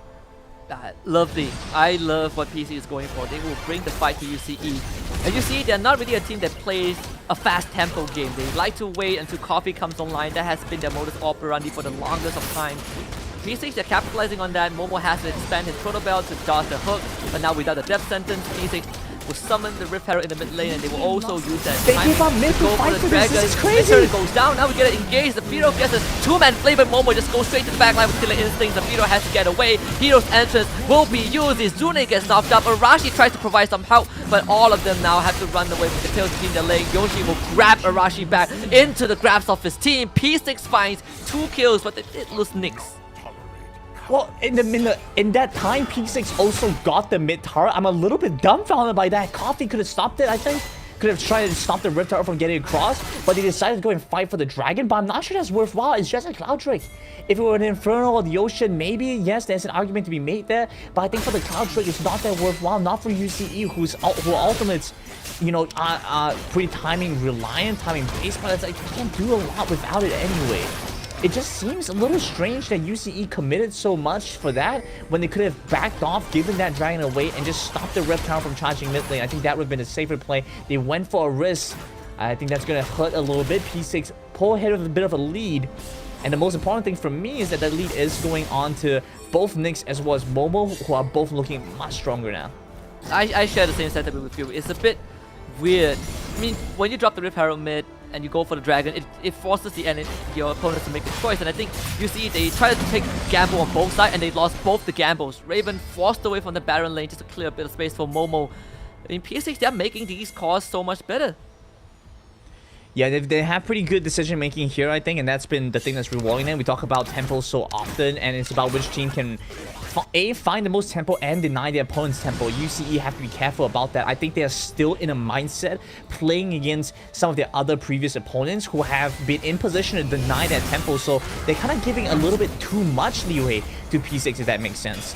I think UCE just need to have that inner confidence. I think they are more than capable of pressuring P6 even more than this. We saw what just happened then. They would just they get a little bit of chip damage down. They get to go back towards their own side of the jungle camps, but they also leave some vision along the way. And do you think that it could be an attribution because of Coffee playing the mage AD carry, APC? Well, before that, the whole that thought Zizune engages with ultimatum, but they end up losing the fear of. I mean, P6, they just come in with a Proto Belt, they charge in, they grab a kill, and they are out. Do I think it has to do with the fact that Coffee's on Orianna? Probably not. I feel like Coffee is still doing as well as he kind of should be in any regard. But it's like, as a team, you know, I think there is a certain expectation, like, hey, we want to try and cover for his like certain effects. What I mean by this is, if you're up against a team like LFO, you give them any opportunity to cut you out, to bleed you dry, you will suffer. And that's what LFO does. So Upcar Esports had to take things very aggressively and force the fight against them. Now that they're up against P6, where it's a more even playing field, both sides are mechanically very matched, we see Upcar Esports, I think, giving them a bit more leeway than they absolutely have to. I think what would really help them is if they won one really good team fight, and that builds their confidence up against P6. It sounds like we are thinking of the same thing, right? The mindset of, instead of playing to win, you're playing to not lose the game. You're playing to not lose control of the game. I think UCE, in the process of trying to maintain control, they're actually losing more and more, you know, overall. With P6, it just feels like they can do whatever they want. They're running around the map, they're setting up deep visions, and I think that really hinders UCE from kind of doing the same. Yeah, and don't get me wrong, it's not like they're playing with a defeatist mindset. It's like they're still trying to win the game, but it's with this mindset that, hey, if I don't take a pretty sizable risk in this position, like somehow they're gonna bleed me dry. Because LFO, they don't need many kills, but they'll outgold you somehow anyway, right? That's not really the case for P6. It's pretty even on both sides, so you can afford to play the game a little bit closer to your usual playstyle and not have to worry about like, oh, if I'm not gonna make a big risky play here, I'm just gonna automatically lose. There we go, multiple Proto Bells. Haki goes in, drops the Timber, and gives them a big bear hug. The Shockwave hits tree, doesn't matter though. Arashi and Ravens, they go down, and P6 now goes straight for the Baron tip. He's showing us why the anti-pick works. I think he's giving a message over to Set92, showing this is how you play and how you make it work. And actually, I think we'll be able to tag Zizune here. Zizune tried. It's a good attempt. Now goes into stasis, comes out of it, gets stunned by the fireball of Annie. And meanwhile, while that was happening, Coffee also loses his life, and P6 have found 2 more kills and make that a late ace. An ace nonetheless. And the Ocean Drake, I mean, Zizune tries to sneak it, but didn't even get the Ocean Drake, so they usually lost everything. Did Zizune actually go for the drag? I didn't even notice that. While the barrel was happening, did he try to go for it? No, before the mid engage, Zizune was actually soloing the Ocean Drake. Right, so they were trying to trade for the dragon and like hoping that P6 weren't actually on the Baron. Yes, this is why you need like some items that can help you kind of figure out where the opponents are. I think Arashi has actually taken that L for the team by going for the Twin Shadows. Might not be the most effective thing there possible. You know, it's quite unfortunate to say, but maybe something like the Redemption could even be better if you kind of know where they are. But there's just so many factors in play now. But let's take so as opposed to looking back at like what's happened, I'm maybe going to try and think a little bit about what UCE want to try and get done now. So main things are that Baron is available for a P6, which makes the siege much harder to stop for UCE, especially because they have Orianna as part of their major wave clear. I think what needs to happen is they need to try to cut out all the vision that P6 has on their own jungle, so there's some safety to move around and not be choked out the way they are right now. Yeah, Momo has built up a wave in the Baron lane, so those triple Baron empowered siege minions are going to lay waste to the structures. Now going to charge towards the first inhibitor turret. UCE, they do have decent wave clear. There's, I believe, the Bloodthirster on the side of Arashi and Zizune. He's just going to poke and prod at Momo. Meanwhile, mid lane, there's also some scuffle, and Zizune finds himself caught in a bad spot, set on fire by the Ignite, but was able to get away. P6 still continuing to siege. Doing a really good job. Once you have just that one cannon minion, all you have to do is really protect that. You can see how desperately UCE are trying to stop that minion from getting across. Baron will time out right before they get any of the inhibitors. But I don't think it matters too much for P6, because what happens now is that P6 can play around the Elder Infernal Drake, and that forces UCE to respond to that continuously. So P6 had multiple options. A, you could split push, get the inhibitors, potentially end the game from there, or B, just dancing around that neutral objective means UCE cannot farm. They have to be aware of that at any given point in time, because once P6 gets the Elder Infernal, it's game over. So UCE lose resources by virtue of P6 being able to pull their attention away there. The story of the game so far has just been P6 making slightly better calls and UCE playing a bit too reserved, right? They're bleeding out resources where they could have had a chance to contest. It's kind of showing, and I am pleasantly happy with what P6 is showing right now. I think this definitely feels a bit more like them. You're just pleased with them. I'm pleased. Yes, thank you. Very You're nice. everything. You're my philosopher, mentor, you're a dictionary, you're everything. My world. No, yeah, that's too much praise. Coffee with a clutch ultimate. I'm not sure that's enough. Shockwave. They're gonna go right in. I mean, Ravens will jump in. He loses his life. They were able to at least trade Eggy back. They stop this push from P6. They lose the inhibitor turret, and Coffee is the savior for the team, at least for now. They defend the base, but they did have to sacrifice the turret either way. I think P6 were having some LFO flashbacks there. I mean, did that not just look like what UCE did against LFO 2? Right outside their base, at the doorstep of their base, he hits a massive ultimate, and she manages to take down one here. It is quite an impactful one, because without Eggy, without the heroic entrance, you actually have a pretty good chance to fight back. One of the major issues that they're facing right now is the fact that if Camille jumps in, they have so much crowd control later with them. But without the Galio, you know, it's actually much more reasonable to and expect to win the fight. You see the P6 right now, they will force to reset a bit. I mean, we have the Baron already up. Elder Inferno Drake will respawn in 25 seconds, and P6, they have their eyes on the prize. It is all going to be about the Elder Inferno Drake. Well, good news for them is that Haki has Flash, has Tibbers. UCE can't just waltz into those choke points. They are going to get a nasty surprise. And I think it's a little unfortunate for Coffee because he's had to go for a bit of a roundabout build and really trying to get rid of the defenses on the side of P6, so not as much damage, raw damage as they would like. So it's difficult to play from this position for Elder Inferno is up, so they have to pick this one up quickly and rotate over as quickly as they can. Here we go. This is going to be a race against time. Can UCE play the objective quick enough? It seems like the answer 8,000. is no. Yoshi is already there. We are down to 6,000 health. Iggy will be positioning, but whoa, they caught Haki. That's the guy that's going to start the fight, and now Zizune goes golden with the ultimatum. They're buying a bit more time, and UCE, they are going to take this fight. Nyx dropping low, forced to flash away. They're going to go for the counter engage. Momo gets the kill onto Ravens, but UCE, they're still trying to finish off the Elder Inferno trick. I'm not sure if that's the play. Yoshi flashes forward with the Decimate. PC taking his fight, a good death sentence to delay the inevitable, and in the flash, the smite comes true from Nyx. He steals the Drake away. UCE losing the opportunity while Momo is going absolutely berserk in the backline. Zafiro sees him, hooks him back with the death sentence, plays him forward, but there is going to be the stasis. Zizune hookshots him but realizes this fight is more than over. Tactical sweep to slow down the pursuit of P6, and UCE are disintegrating. Momo follows up with a killer instinct, another good death sentence, but the passive will proc from this Kai'Sa. They obliterate Coffee. Zafiro goes down. This game is pretty much over. P6 goes straight for the Nexus, and game 1 going over to Phantom 6.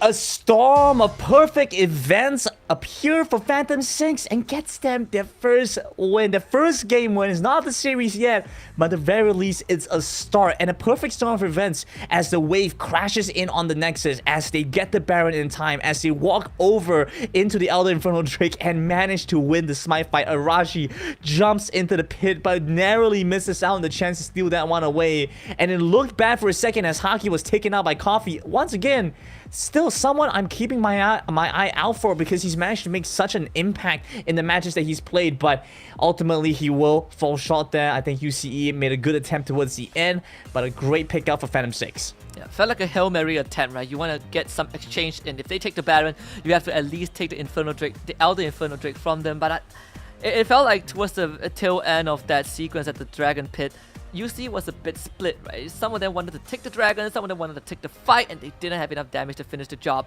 But you know what? We do have some time to break down what is happening in game 1. But before that, we're gonna go on a short break, and we will come back to talk more about it.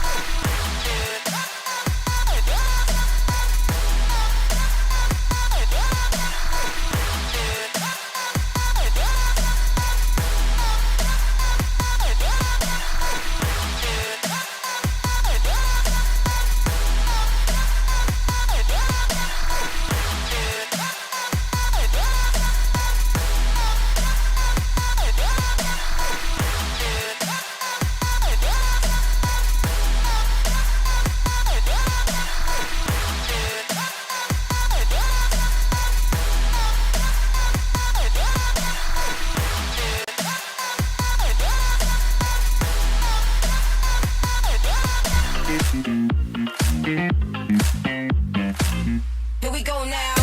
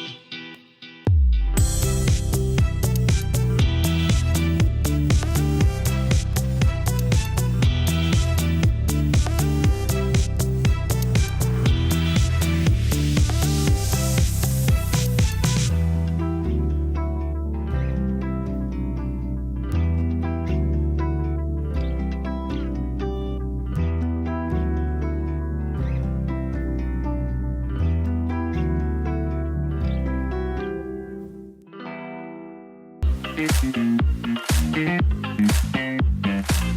Here we go now.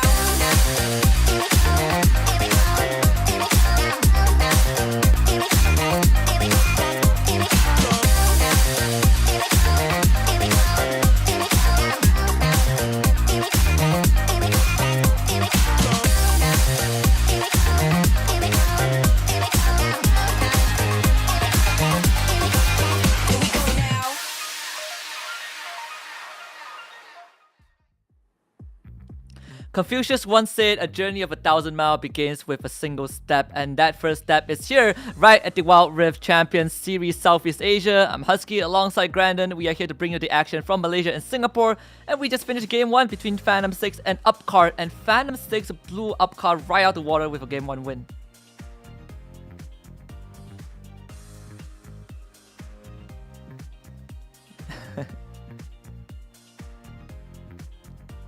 That we're looking forward to. First and foremost, I think we're having a really good one here with P6 and Upcar Esports. I think Upcar Esports put up a good fight, but P6 have finally been able to find the tempo. It's pretty much what we expected from a team that we placed in that upper half. And they've had a rough start to the competition with LF4 and 7 as the first opponents, but up against Upcar Esports, we get a better performance. Yeah, loving what we are seeing so far. But you know what we've been waiting for? The answer to our trivia question early on. You know, we asked the audience, where do you respawn when you come back to life? What am I talking about? Respawn is coming back to life. But where do you respawn on Summoner's Rift? The answer is the fountain. And if you guys didn't get it right, means that you didn't watch Team Watermelon take on Semna. You didn't pay attention to Al Major when he respawns. You had 20 seconds. Oh my what are you goodness. doing? We gave you guys the answer too, you know?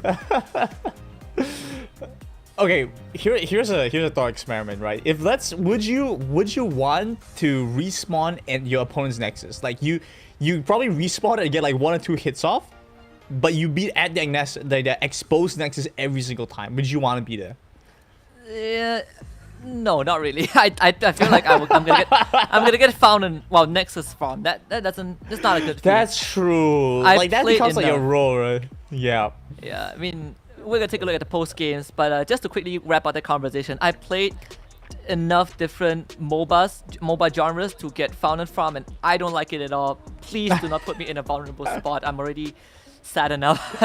That's a rough. That's only rough. slightly better than UCE's life. To be perfectly honest, that's only slightly better than what they had to kind of deal with, because it felt pretty much that bad, right? Like the early to mid game seemed okay. I felt like UCE were really close, and then by the time we went to this late game, like UCE was just playing into P6. P6 was effectively just farming them wherever they get the chance to. Ravens was constantly I wouldn't say out of position, because he can get away. If he expands his spells, he can get away. So I don't want to say he's out of position, but he's so he loses so much effectiveness because he spends so much surviving that he doesn't do anything actually proactively. Yeah, and I think that's kind of the narrative of game number 1, at least for UCE. I mean, Momo dealing an incredible close to 33,000 worth of damage on this Kaisa. He has had a massive game. But back about UCE, I feel like they were disconnected. It felt like the decision wasn't really unanimous with everyone, right? Like Coffee wanted to do one thing, Ravens wanted to do the other, and it was just weird engages. I think Zizune tried to be active. We talked about how he isn't the most he isn't like the main initiator for the team, but there were a lot of instances where he kept trying, but the timing just was not right. Yeah, I think that is like a certain look that we're trying to figure out from them, right? So with Zizune, like you mentioned, he's not really that main initiator, so I think there was a level of disconnect. I actually will say that it seems fine for him. I think that Camille is one of those champions where you just kind of have to play it. If you're a professional or like semi-pro player at any level, and now in the WCS, you just kind of have to be able to play Camille. And so at that level, still looking pretty decent. But I think what happened was the fact that they tried to change things up by going for the Graves and then having Ravens play for the Renekton. I'm not sure what the discussion was internally as a team. For that call, because it seemed like that call specifically to have Ravens go on the Renekton kind of cost them the most. That was the thing that hurt them the most in that series. I have another fact about Upcar for you. So they played 2 series.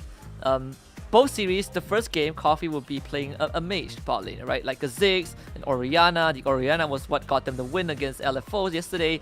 And every time we go into game 2, Upcar Esports brings out the Caitlyn for coffee. They've done it 2 times, and I wonder if the Caitlyn would be picked again, because I feel like even though both Caitlyn games were losses, but Coffee actually did pretty darn well on that champion. Coffee kind of smashes with that Caitlyn. I think the second Caitlyn game, the first Caitlyn game was a win, right? Up against PathSeeker. I think that one was a win. that was a win, yeah. Yeah, so game 2 trend. If they're on red side, UCE pick Caitlyn. I feel like that could really well be the case. And it's one of those picks that really won't be banned out anyway, right? So you're always going to have some level of reliability with that. You're going to be able to pick it up more often than not. So there is a lot of value, in my opinion, of practicing a pick like that. So we saw how it can be effective, especially against other relatively short-range marksmen. If somebody plays something like the Kaisa, which is very possible. We did see what happened with Momo, I believe. Trying to go for the Kaisa, you can shut it down. It's the same situation with what we saw against Raven from LFO. I feel like I have to make that distinction because we actually have like a Ravens in this game. Yes. So we see like basically the same thing. Caitlyn, I think, could be a very effective counter to that traditional marksman trying to dive into your back. And I think with the role that Zafirov is playing in the team, that Caitlyn has a bit more value, right? You are already providing so much defense for this marksman, and with Coffee playing an inherently bonkers Caitlyn, it does allow him to put out the damage that he needs, that the team needs. And I think Arashi was... I feel like that was the X factor for me in game 1. On that Graves, we talked about how we've not seen him play that Graves ever, at least on the competitive stage. The first debut wasn't really the best. He didn't have the most impact, but that was also due to how P6 were always a step ahead in terms of making those calls to go for rotation and objectives. We'll see if game 2 is going to be a bit different because the champ select is going to be on right now. There we go, they're on the red side. So does this mean that we're going to see Caitlyn picked up? I hope so. Like, Vayne's going to be banned 100%. Now the question is, does P6 want to expand another ban for Caitlyn, which is highly unlikely, right? If you ban Vayne and Caitlyn, you're opening up way too much for your enemies. And you see, they will take out the Galio. That's really interesting to me, because if they want to ban away the Galio, that means I don't see them wanting to go for the Camille. I think someone has to spend a ban of the Camille unless P6 get it first. I think Set is also a really worthwhile ban in this position. Either Set or Gragas, one of the two. I think those could do really well in trying to displace what Coffee wants to get done, especially if they are looking for that Caitlyn. I think Ziggs here is a fine option. Morgana maybe might have to be responded to as well. Yeah, I think these two teams haven't really looked at Morgana much, right? Zed ban, again, just to take away Raven's champion, assassin champion put in the mid lane. The Kazik goes away. Same old respect ban towards Arashi. So with that being said, I wonder if we would see someone like a Jax or Fiora for UCE, because I think that kind of fits into Arashi's repertoire. They ban out the Gragas once more, so pretty much the same with the Galio being the different one.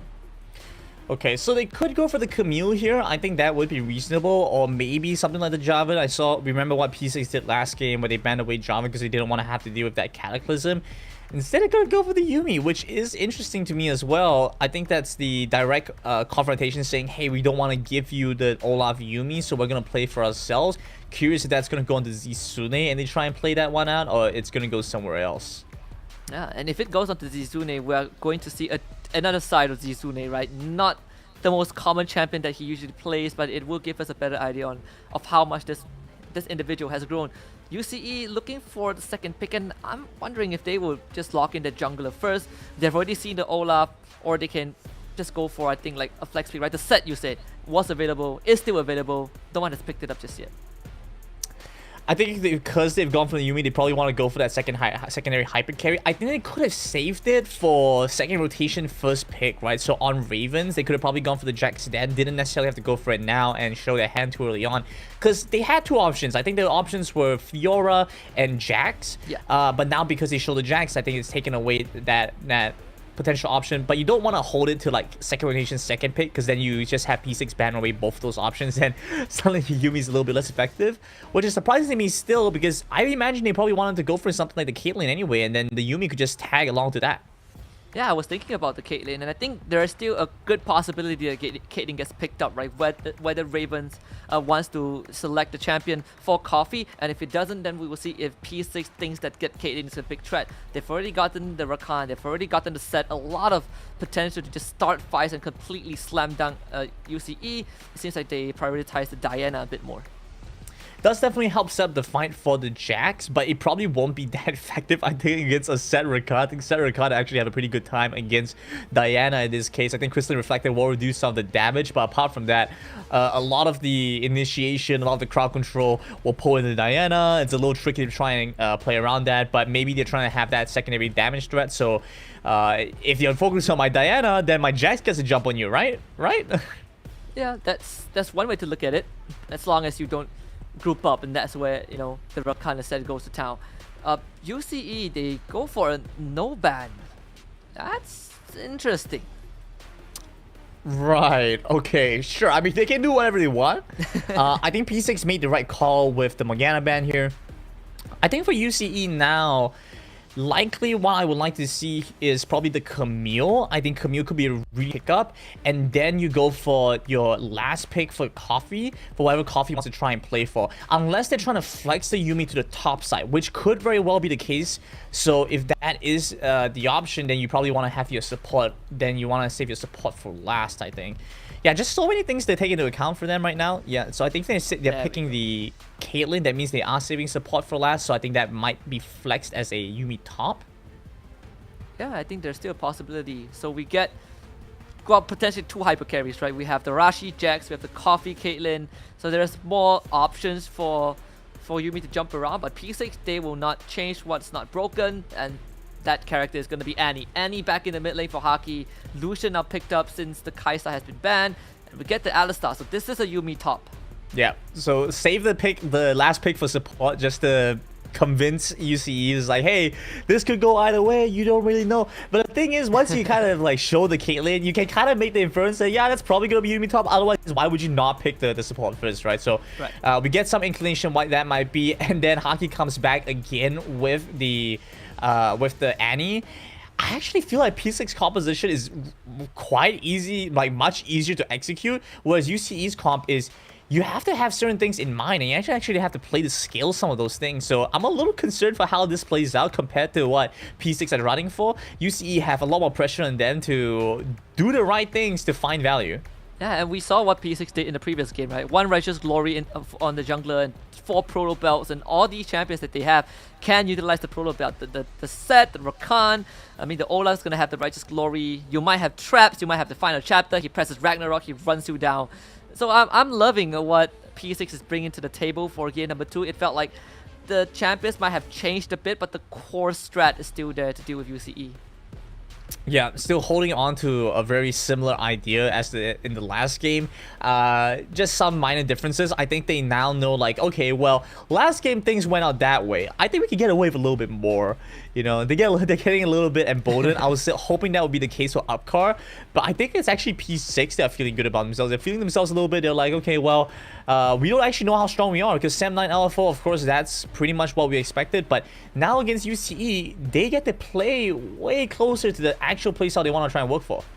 Yeah, and I think there's going to be a lot more attention to this for this bottom lane. Like Momo Eggy, the Lucian Rakan up against the Caitlyn Alistar, and Caitlyn naturally just outranges Lucian. We'll see if Coffee can finally assert a bit more dominance, because that's what we want to look for when Caitlyn is played in the Dragon lane. You have Zephyr on the Alistar who can always, you know, headbutt Eggy away if he tries to go for some grand entrance engage. This bot lane it feels like it's going to make up a lot of what UCE's firepower going into the later stages of the game, other than the Jax. It is interesting that they're going to continue to have Iggy on the bot side and the support role. I'm not sure if this is going to be the future for this team, but the fact is that they've moved that over and Nyx into the jungle. I think this might be a case of when they're trying to play for like the carry jungler styles, but there's so many things that we need to watch out for with this team. Yep, with that being said, we're going to jump straight into game number 2. Interesting series coming up. I mean, Upcar Esports, they have their merits. They have shown us that they can go up against the toughest team. They've, again, dealt the first ever game lost towards LFO. That's going to stick around for week 1 and 2. But until the value diminishes, that's something that we can always look back and say and praise Upcar for. But now with P6 taking that game 1 in a pretty convincing manner from a macro standpoint, I'm getting a bit worried for UCE. UCE, I think like we've mentioned before, are a team that has been improving in our internal rankings, but it's still a lot to be seen from this team. Like, they have a lot to show us still. Zizune is definitely going to be heavily tested in the course of this competition. We see a number of really strong Baron laners, and that's going to be one of their biggest problems immediately off the start. Coffee takes so much damage. Yeah, they even have to blow the exhaust and the heal. Man, just pretty questionable positioning from Coffee and Zaviro. Just walk up and take a grand entrance in the face. You cannot do that. Like, I don't know if that was because they didn't expect Eggy to come from that distance, or, you know, maybe they were expecting, like, you know, Caitlyn has really long range, maybe that's what we're trying to play for. We were expecting the kind of damage, and even the exhaust from Zephyr was quite late. I don't think they were expecting as much to come out as we did see. That being said, though, UC do have something really interesting. Look at the vision they've established at the start of this game. Nyx is followed through. Like, there are surveillance cameras all around you. The CCTV network is insane. Like, if they were an intelligence agency, they would be the best in slot.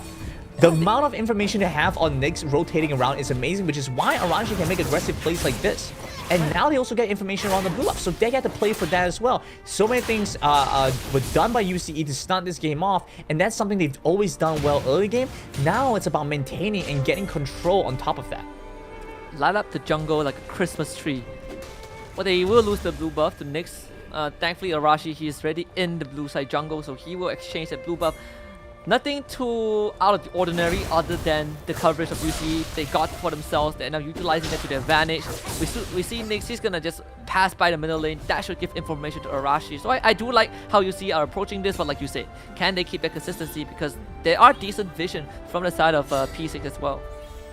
Yeah, P6's response to that is actually to get vision around their choke points. So there are a few ways that you can try and establish vision, right? You could establish vision to keep yourself safe, which is what we just saw from Zizune. You can also try to establish vision to get information on the enemy jungler. Or you can try and get vision to prevent your side from being invaded. And this can help, especially when you have priority hard carry style junglers like the Olaf. So that's what we see from P6, where they have some information if the enemy jungler comes in. But this actually doubles up in value because Arashi is actively looking to invade. They actually get more out of that. Flash showstopper, forcing out the response flash from Zizune. This is a good attempt from the side of P6, but flash forward, okay, no more flash for you, no more final chapter. Guess who's at your doorstep? A Ragnarok Olaf, and a reckless swing for first blood. I don't blame Zizune there. I didn't expect Nyx to just walk up to you and just kill you outright. You would think with the double heal you have enough to survive that, but that was honestly a really impressive set. Just walks right in, takes the win off of that, and well set behind UC a little bit. That it does look good for P6. I think initially that the flash engage from Yoshi and then Zizune escaping kind of like gave him a little bit more courage to walk up than he maybe otherwise should have had. But now they get to reset and start playing towards those objectives again. It will be the Ocean Drake this time around, which is going to be interesting to play around, but not as impactful. So I think the Rift Tower is going to be the focus here. Just loving the confidence from Nyx, right? He's feeling really good with this Olaf jungle and knowing his limits on the champion. That didn't just catch Zizune off guard. I think UCE right now are going to play a bit more reserve. We are seeing just a minor 400 gold lead for P6 with this Rift Arrow and Ocean Drake spawning. Let's see what P6 has in mind. They will start, just poke and prod at Shelly, but UCE, they have decent ways to start this engage. Let's see if UC can actually make something happen, because the ultimate from the Yuumi is just barely off of cooldown, so they can try and fight before that. That's going to be a charm. They immediately brawl Arashi. This Jax has no chance, and Nyx is just going to town. Haki drops the teddy bear, grabs himself a double kill. P6 takes 3 and the Rift Herald. Oh my goodness, Haki just smashes them apart, and we talked about how the Yuumi ult was almost about up. half a second. I think that was literally half a second from being up right before the fight started. If they were able to initiate with that, Haki wouldn't have been able to get the stun off. I mean, so many things in play. UCE respond by getting that first turret, but P6 aren't even concerned about that, I don't think, because now they get to walk back over and start fighting for the dragon, and then they can use the Rift Tower right after. It's not a big issue for them at all. Oh, Eggy, Proto Bell goes in, Grand Entrance, they just grab him back with the with the face breaker. Firashi taking the Ocean Drake before he goes down. At least his sacrifice was worth something. Coffee finds a double kill. UCE getting some returns. Okay, now that one was a little bit suspect. P6 tried to go for a fight before they were ready for it. Eggy tried to walk in. I think the same could be said about for Yoshi. You know, they just didn't have the spells or the ultimates ready to initiate that in that moment. P6 need to be a little bit more careful not to get too emboldened in situations where they cannot afford to see themselves in. So they kind of lose a bit of the advantage that they found themselves, but it should still be alright because that was a bit of a fluke. That was bad positioning from P6. Now if they try and get to reset, they continue to maintain their lead. The next fight around the Inferno is going to be much more favorable for them, and that second Rift Turtle as well. They still have the first one. They can probably use that to pull some attention away as they try and get farm and EXP somewhere else on the map. Zizune is going to latch himself onto Arashi, and that most likely will be the story of the game. Well, the final chapter goes wide, and we know what happened last time. Zizune gets run down. P6 kind of sending 4 members to the top lane, and UC, they have the same amount of players as well. This is going to be a bit tougher for UC to deal with, though. That's going to be Shelly from P6. I do like what they're trying to get done here, and maybe initiation as well. Red team lost a turret. Nothing much done. Or UC lose the top tier 1. Okay, we're just making sure they have some space. I think that was a good call either way. You know, if you convince them that they're going to go for the engage, and you see have to respond and back off. You also see them pull attention away, and they're losing some time to farm and all that good stuff. And it's also kind of important because when you do this towards the top side, you trade the long lanes, right? So there's less space around the top end to play safely. UCE are going to have to be careful because if they overextend, they could potentially pick them off and then rotate over to Rift Herald, and that's a big pickup for free. You always have to be careful of Nyx on this Ola. Triforce completed, doing pretty well. I mean, he's 1,000 go ahead of Arashi. And Arashi is also going for his Triforce. The UCE shows himself in the top lane. They want to go for this tier 1. The Fear and Coffee will be there as well. So 4 members of UCE ready and waiting to contest this objective. And they will get it, but when Showstopper comes down, he's going to be stepped on a trap. Yoshi grabs him back with Facebreaker. Haymaker straight in the face of Coffee. The flash is going to be out, and this is going to be a full flash fight. Raven gets caught. Grand Entrance comes out from Eggy to keep the Fear in place. His Unbreakable Will has run out, and he will break. Haki runs away and finds himself some well done steak. That's the wrap up. That's the wrap up that you have for me. Well done steak. I mean, watch out for P6 though. They still want more. I don't think the steak was enough. They're looking for a buffet. The cameraman is looking for some action too. It's like, oh my goodness, that was crazy. Yeah, I don't think that steak was enough for P6. They're pretty angry. They missed on the chance for a number of kills, so they go to the mid lane and are looking to get more. Yeah, I mean, they grabbed his teammate back just now. The calling expanded for Momo. As Zafiro is back to life, you know, there's plenty of high quality beef to go for. Mr. Zafiro, he's not liking that. He has the Gargoyle enchantment now available if he wants to tank up some more damage.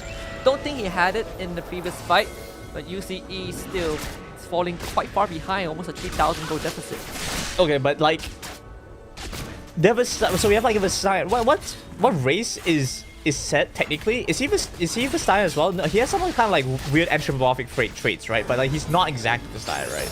Yeah, he has like half a style or something. Okay, well they're going for a fight here though. Repair secured by Arashi. Yoshi gets bumped away by the headbutt, flashes across the wall, and now Nyx just runs straight for Raven, but the Ragnarok's gonna expire. Ace in the hole comes right through, and it will be Nyx taken down. UCE, they want to go for more, but Momo is gonna retreat with the calling, and he's chunking all of them down. The back massager hurts this time. The Firo does have the flash, and he'll use it to get over the wall. I mean, UCE, they walk away with a kill and an objective. Wait, what happened there? How did Nyx go down? Like, he was crowd control? Was his ultimate not available at that point? That just seems so strange. There was no reason, I think, for the Olaf to die there. A little bit curious, like, how that happened. He Ragnarok ran in, took a heap of damage, and yeah, Coffee just ults him. But he was stunned. Like, I feel like he Ragnaroked late. Like that's the thing. I might have to go and watch that back again because it was a little bit strange. But Nyx, yeah, that not having the Ragnarok time right, like you mentioned, either it was early or late, either way, not having time right cost them massively there. They actually want to fight again right before the dragon, so he starts with the first pick off onto Arashi. And that is going to be huge for the side of P6. Raven, he's gonna get caught. Moonfall still vacuums the set in, so at least he gets an exchange for himself. That should kind of dwindle down the numbers for P6, but I don't think UC can contest this dragon. Phantom 6 will just go straight for it. Yeah, at least in a trade back, I guess P6 get to recover somewhat here. It's not too bad. I think for both sides, actually, the exchange, you can argue on both ends, like, why it's good for either side. You get the Rift Herald on the UCE, but then the Dragon goes through the P6. I think it's a little bit more favorable because P6 needs some initial damage to break through a lot of the extra healing. Because if you can burst out UCE, you will lose a lot of their outplay potential. Yuumi heals you, but she doesn't increase your max HP or anything like that.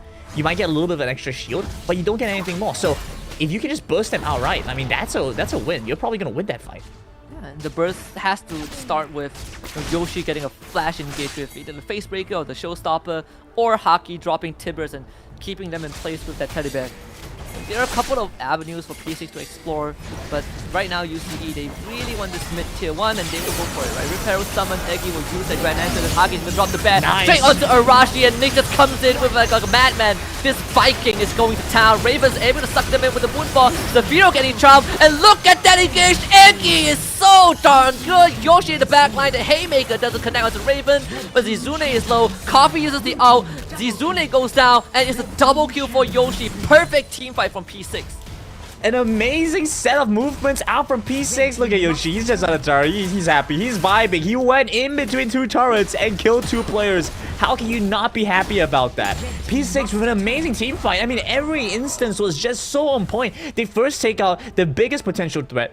Arashi, with his counter-strike, takes out all the damage from Nyx, takes out all the damage from Momo. So you get rid of the Jax first, and then they change their targets, prioritize back onto Ravens. Momo unleashes almost the full culling before he gets tagged by the Moonfall, and you just have the entire team focusing on the right targets. Coffee was stuck on the turret looking for the ultimate off, the headshot to finish off. I believe it was Momo at that point, but Yoshi was right behind them, takes down Zizune, takes down Coffee, and now with a huge lead, actually 5,000, but way more than that in unspoken stats, gets to dive them on a turret. Nyx at this point just doesn't care. You see a big red angry Viking running at you with two axes, you have to run. That's true. You do have to run. I think that's good life advice in general, Husky. If anyone ever sees a red angry Viking, and like all of us are big guys, like more than 6 feet, right? It's like more than it's like 2 meters. It's a huge dude. You see something like that running at you with battle axes, just run. Like, don't question it. You know, it could be like, I don't know, like some kind of social experiment video. Just run from it. Yeah, like, where are the cameras, right? That's the first Where are question. the cameras? Where are the cameras? But run first. Find the cameras after you run. Yeah, you see put on the back foot now. Significant disadvantage. I mean, P6, they just play that like a dance. It's literally a dance. What Rakan thrives in is a performance, and Eggy gave us the best possible engage. And look at him. He is setting up an ambush, and you see, you have to be really careful, even though P6 haven't really gone for big objectives just yet. They've already demonstrated how they can take those team fights eloquently. And now as the pace of the game kind of slows down a little bit, you know, both sides need to start preparing for this Baron before this next Dragon. They have to start thinking about where the next kind of resources have to go to. On the side of UCE, it's a little bit too late for the Jax in my opinion. Like 2 items to the 3 on Nyx, plus all the additional damage that we're seeing out from P6 now. It's a little bit too late. I think now you really have to double down on letting Coffee scale up and farm up as much as possible. So those resources must be channeled into the Caitlyn. You have been keeping them safe.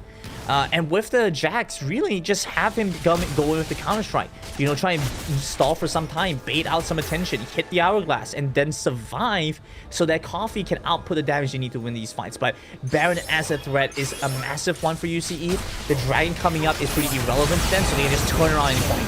They're gonna try and go for the engage, but Arashi dies again. Showstopper from Yoshi straight into the backlines. They will try to run out Coffee. The Haymaker a bit too short. Zafiro will flash away.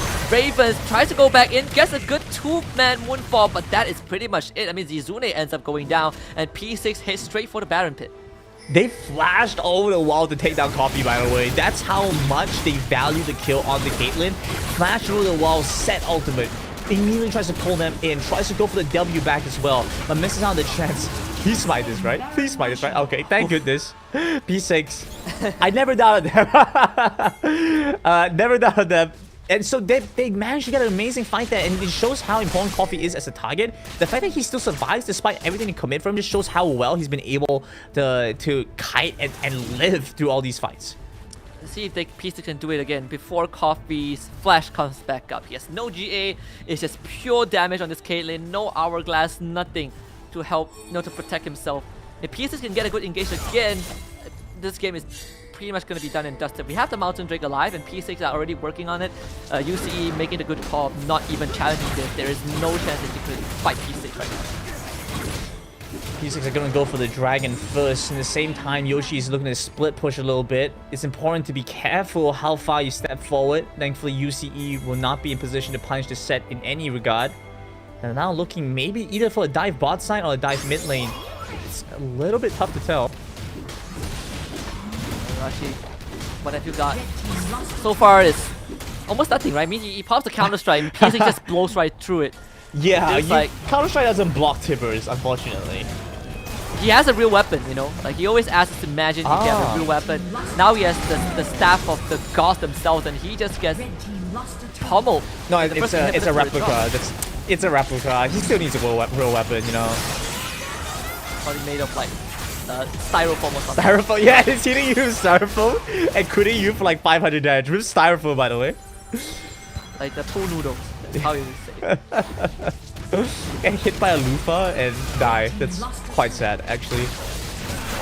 Eggy even committed the quickness just to zone out the members of UCE. But it's worth it. They take out 2 inhibitor turrets that Baron buff probably will be expiring pretty soon. But everything was worth it for P6. Now they have a very substantial lead over UCE. I think Eggy was more than happy to take the fight there if he could actually get the initiation off, but UC doing a really good job just staying barely out of range. So we can see that Eggy kind of had to back off with the rest of their team. They will survive a little bit longer, and so P6 now just want to reset, get back to base, start setting up. There's only one lane really left in the game for them to work their magic on, and UC just want to try and defend that for the most part. No good clear option for them, I think. Even if they try to isolate a target somewhere else on the map and then rotate over, there's a really good chance that P6 could just end the game by sieging out one turret. I love the vision for P6. They have a good one, and now it's going to be engaged straight onto Coffee. No chance for him to get out. They will finish off Paki, and that's going to be Raven in the back line, but they all have to retreat because Nyx is going big. Arashi tanks up the damage. The Firo will also lend his body, but P6, they have more than enough firepower to go for more. Momo just relentless pursuit, just dashes into the base. Eggy with the engaged. Now there's going to be the quickness. It chomps everyone. Hitbutt is good from Zafiro, but not enough. The deed is done. I mean, Raven finishes off Yoshi, and he might be able to go for more. Rashi has a counter strike, but he gets burnt down. GA expended. Raven needs to keep his buddy alive. Momo just goes straight in for the kill, and it will be Raven down. And I think P6 has officially done it. The first series win is imminent. UCE have nothing much left in the tank. It's all down to Arashi. It's not that easy though. Arashi is still topped up. Not gonna get it.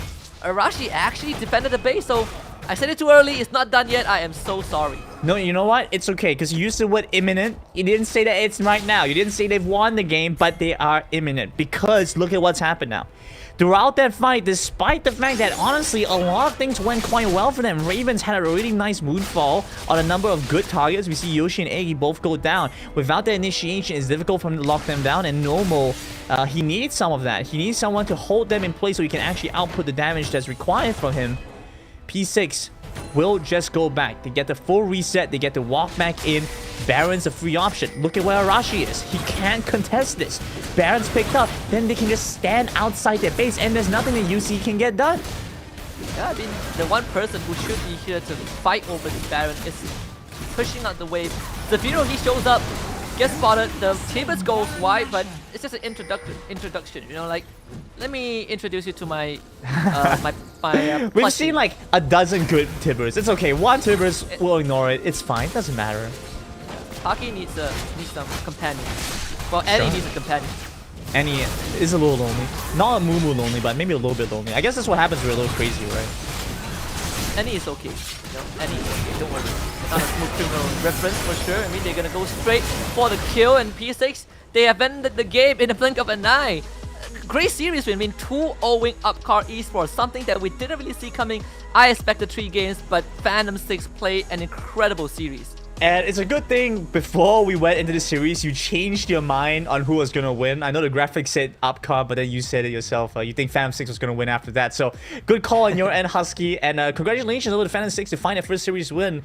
Pretty much in line kind of with what we've been expecting, right? The fact that they have gone into this competition facing off against their toughest opponents from the beginning has been difficult for sure, but now they finally get to play against the rest of the pool, and in a similar skill level, we get to see where P6's decision making comes into play, where the individual mechanics come to play, and it works well for them. Yeah, and I just love all the shot calling coming up from P6. It felt like they have been waiting for this moment, and all of the fights that they took felt so telegraphed, right? I mean, Upcar Esports were not prepared most of the time. Do you think that that could be a difference in terms of, you know, the IGL's experience? I think that's difficult to say. I think we really have to ask, like, in the interviews to figure out, like, where they might feel like that gap comes into play. I definitely think there were some differences in terms of, like, experience that did make a difference. Like you mentioned, you know, the fact that they defaulted back to the Caitlyn in an attempt to try and pull back in that game. It's a bit of a telltale sign, and it has its pros and cons. I think if teams understand it too well, it could be slightly problematic for Upcar. But apart from that, I still feel like it had a lot of impact, you know. I think if we look at our post-game stats again after this, you know, we'll still see a lot of damage out from Coffee amidst not that without that many resources put into him, he was still able to do quite a bit. Yeah, I mean, and it was a rough game for Arashi, right? The Jax wasn't really able to do too much, gets blown up every single fight. We're gonna take a look at the stats just like you wanted, and just check out how much impact you see, or at least Coffee was able to bring to the game. I mean, 22,000 damage, very good, you know, considering that they were getting beaten down the entire game. Yeah, not too bad at all. 442 is... So, the thing that does catch my attention is the fact that they tried to play for the Yuumi top. I'm not sure how well prepared they were for this. Whether this was a prepared strategy or if this was something that they've seen recently in play and have decided to try and adapt for themselves, because it is the latter. I couldn't tell you. It does look like a prepared strategy for UCE. I feel like they do look pretty decent on it. It definitely needs a little bit more fine-tuning, but they had the ideas in there, and Arashi needed a little bit more space to perform things that, you know, we want to see from the Jax. But apart from that, yeah, I'm pretty okay with how we've been seeing UCE go. Yeah, and this is not really an easy loss for UCE, right? I felt like they probably came into the series, you know, knowing that there is a chance, but Phantom 6, I would say they completely outclassed Upcar Esports, and this is going to be, I think, their second loss in week 1. They were able to overcome PathSeekers in a very nail-biting full best of 3, so not too shabby for Upcar, but great for Phantom 6. They finally found their groove after 2 rough days. This is their first win, and the fact that it is so convincing just put a little bit more faith in the team. For sure, right? I think this was huge for the kind of like mental game going into this for Phantom 6. Now, having that little bit more reassurance that, hey, you know what, we can win pretty convincingly against a lot of these other teams. You know, we have that ability to take the games off of them. So far, we've had some rough ones that was problematic, but now with this, it kind of reassures them a little bit more. I really like what we've seen, and on UCE's side, pretty much like what we expected. Ravens and Coffee were able to output a lot of damage despite the situation around them, despite not really having a front line that was able to kind of work with them there. Yeah. Still managed to do decently. Did most of the fights. Unlucky for UCE, they were not able to respond to a lot of those initiations, right? It was the Rakan coming in, suddenly they get greeted by Tibbers, and I mean, Nyx just doesn't care, so he runs at your face and everyone gets thrown into panic. That was the story of game number 2, but I think UCE dealt with it the best way they could have. It's just that when it came down to the individual macro decisions, Phantom 6 they were on the ball today. Yeah, for sure. Phantom 6 were... I think it has to do with partly with like the opponents that they're up against. Like we mentioned earlier, like with Upcar Esports and Phantom 6, you know, they're still playing a little bit with the expectations that they're playing against like some of their tougher opponents, and maybe in those moments they take plays that are maybe more risky, and so they try to make more risky plays in order to overcome some shortcomings, but it's not quite necessary between these two teams. They can play more macro focus, more stylized, and that's what we saw from P6, which is why I think they were able to take the second game in much cleaner fashion than what we saw in the first one. Yeah, and I'm loving I'm loving how this series kind of came to an end. And even though Phantom 6 took 2-0, I think this is also kind of a minor skill check for Upcar Esports, right? You mentioned early on before the series started, this gives us a good idea of where Upcar Esports stands. This gives us a good indicator of where Phantom 6 actually is. Now we can see it in a clearer manner. Phantom 6, thus far, maybe a bit better than Upcar Esports, but only because they had so much better macro decisions throughout the game. That might change down the course. They still have one more rematch, you know, for the rest of the group stage. Yeah, absolutely. There's still so much more for us to see here. We don't want to discount Upcar Esports yet because they still have so much more to show us. I'm really looking forward to see what else they have in store. But otherwise, yeah, really good showing from P6. Looking forward to the future from this team as well. I would say the dynasty, but P6, a lot to prove. And I'm very interested to go into the interview later on when the players are ready, because I think we might be talking to Haki. I remember I talked to him when they won Icon Series fall season, and I asked him how is he feeling since he's not really staying with the rest of the team. So it's like, yeah, they're gonna celebrate without me, you know, I'm probably gonna be alone. So it's not the best celebration, but they were able to at least take to this SEA stage and you know, give us a performance. Even though it wasn't the best, but I do love what P6 has brought to us, especially the members that have remained, right? Nyx, Momo, and Haki. We are going to take a look at the MVP of the series first, and I think for me at least, I want to go for Haki, but Yoshi did a fantastic job as well. Yeah, that's what I was gonna say, right? I feel like Yoshi did a pretty good job in this series, and that does kind of beg the question because it's very different from his predecessor, the Shang. Yoshi coming in here, he's better as a playmaker. Like, he's not as much of a split push, hyper carry kind of playstyle, but that's okay. If Nyx is going to be that role, by all means, right? Nyx can do that. And Yoshi just needs to be the playmaker. He comes in, he plays with Darius, solid side lane, has the set in his back pocket. You saw how he was able to focus down Coffee. You might not kill him, but if he's not doing any damage, he might as well be dead. You know, so it's like these moments from Yoshi that kind of have reassured me that P6 have not made a loss when the Shang leaving. Instead found themselves a really stable, apparently, in the form of Yoshi.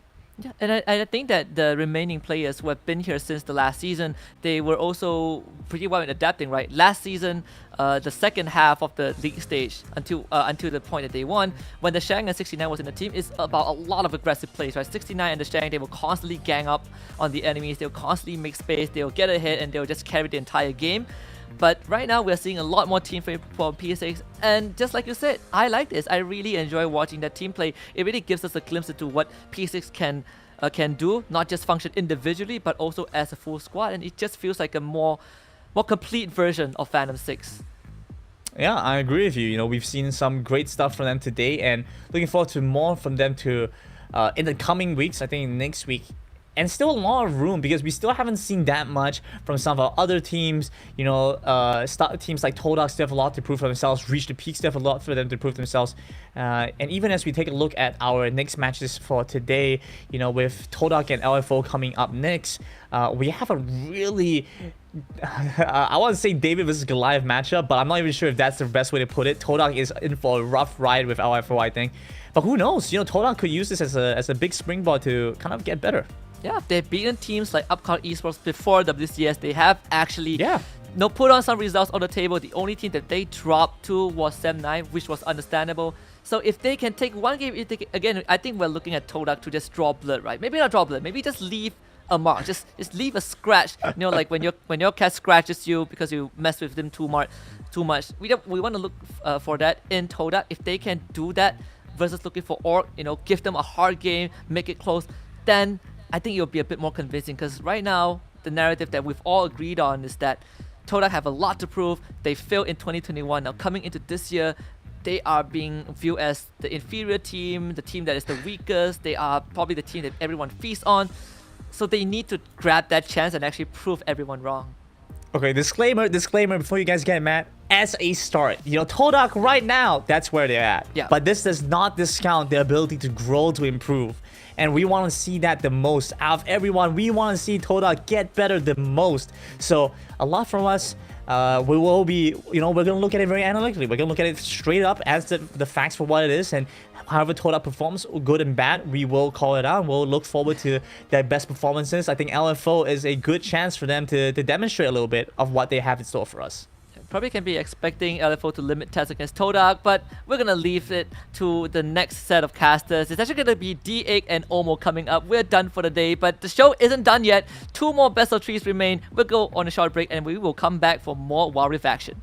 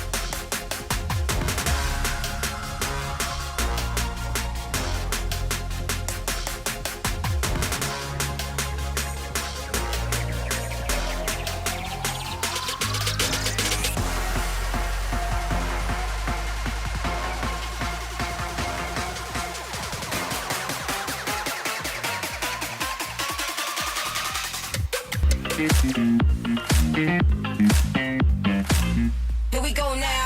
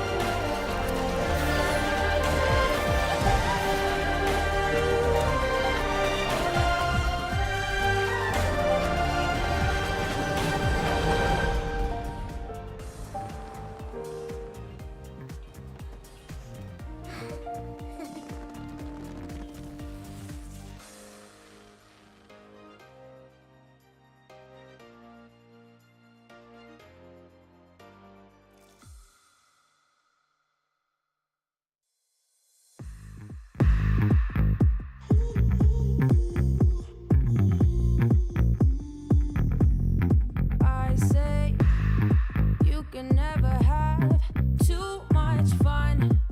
You know the night is young, we've just begun. You gotta let loose and drop all your fears. Cause you're the life of the party, and it starts right here. Dancing through the night, ain't no better time than now. I just wanna show you the magic of the night. I just wanna show you a feeling you can't describe. We follow our hearts, let them lead the way. Heart is stronger than the mind, it won't lead us astray. You gotta let loose and drop all your fears. Cause you're the life of the party, and it starts right here. Dancing through the night, ain't no better time than now. I just wanna show you the magic of the night. I just wanna show you a feeling you can't describe. I just wanna show you the magic. Yeah. I just wanna show you the magic. Show you the magic of the night. I just wanna show you the magic of the night.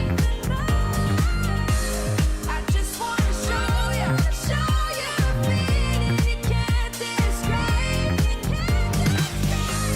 I just wanna show you the magic of the night. I just wanna show you a feeling you can't describe. Oh, yeah, it's magic.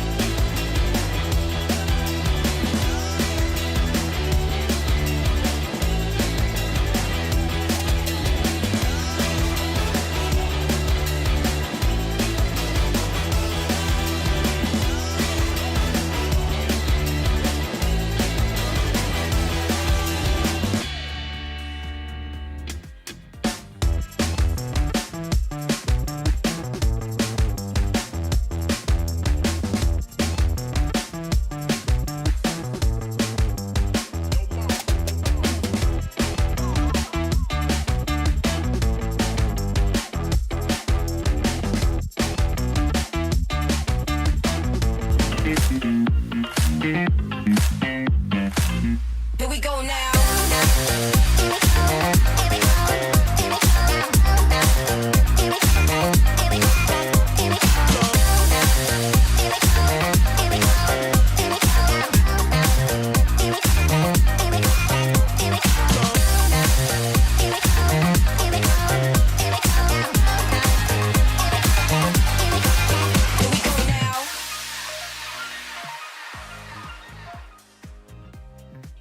Ladies and gentlemen, we are back for the second set of the day. It's day 3, week 1 of the WCS MYSG. We've kicked away Husky, we've kicked away Grandin. I'm joined for the first time by the Egg. How are you feeling? Well, definitely feeling excited here. We are in WCS MYSG and this is the third day and we have our 2 remaining matches of today, and it's good to be on the desk here finally and also be casting with Omo, which is a pretty prominent figure in Wild Rift. We'll just say it's an honor. We'll leave it at that. But yeah, I'm glad you brought it up. Our last two matches of the day, of the week even. TODAK against LFO. That's going to be a big one. Following that, we have Reached the Peak against PathSeeker. Now, I'm especially excited for that last match of the day, so make sure you guys don't tune out. Reached the Peak, they'll be fighting to not go without a win in week 1. And PathSeeker, they're trying to follow up their, I would say, much better performance yesterday. But before we talk about all that, let's take a look at the first match of the day, TODAK, your first team on the Rift.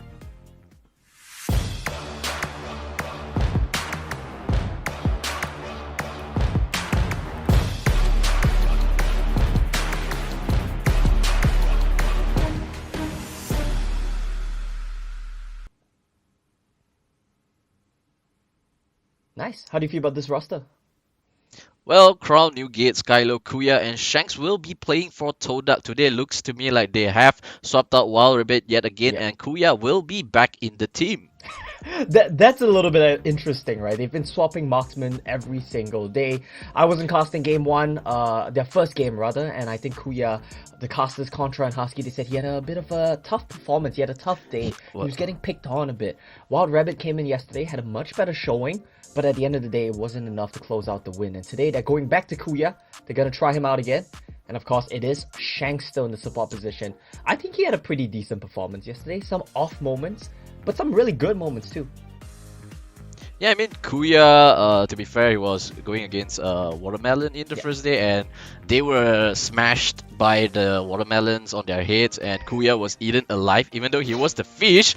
But we're gonna put that aside, and let's look at LFO, and let's see if they switched anything up today.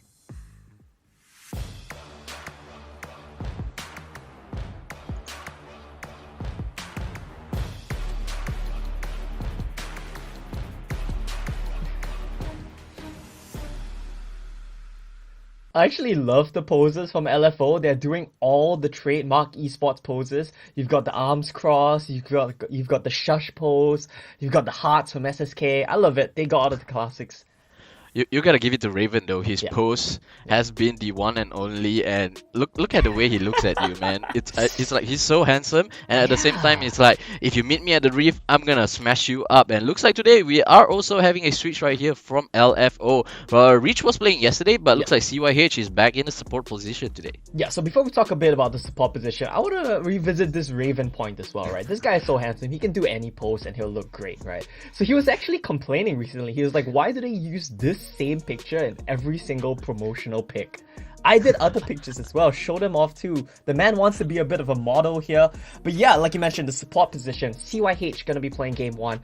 To my understanding, Rich has real life commitments. He's got school, he's got all that nice stuff. So CYH usually plays game 1, and then depending on how things go, Rich might come back, be the savior in game 2.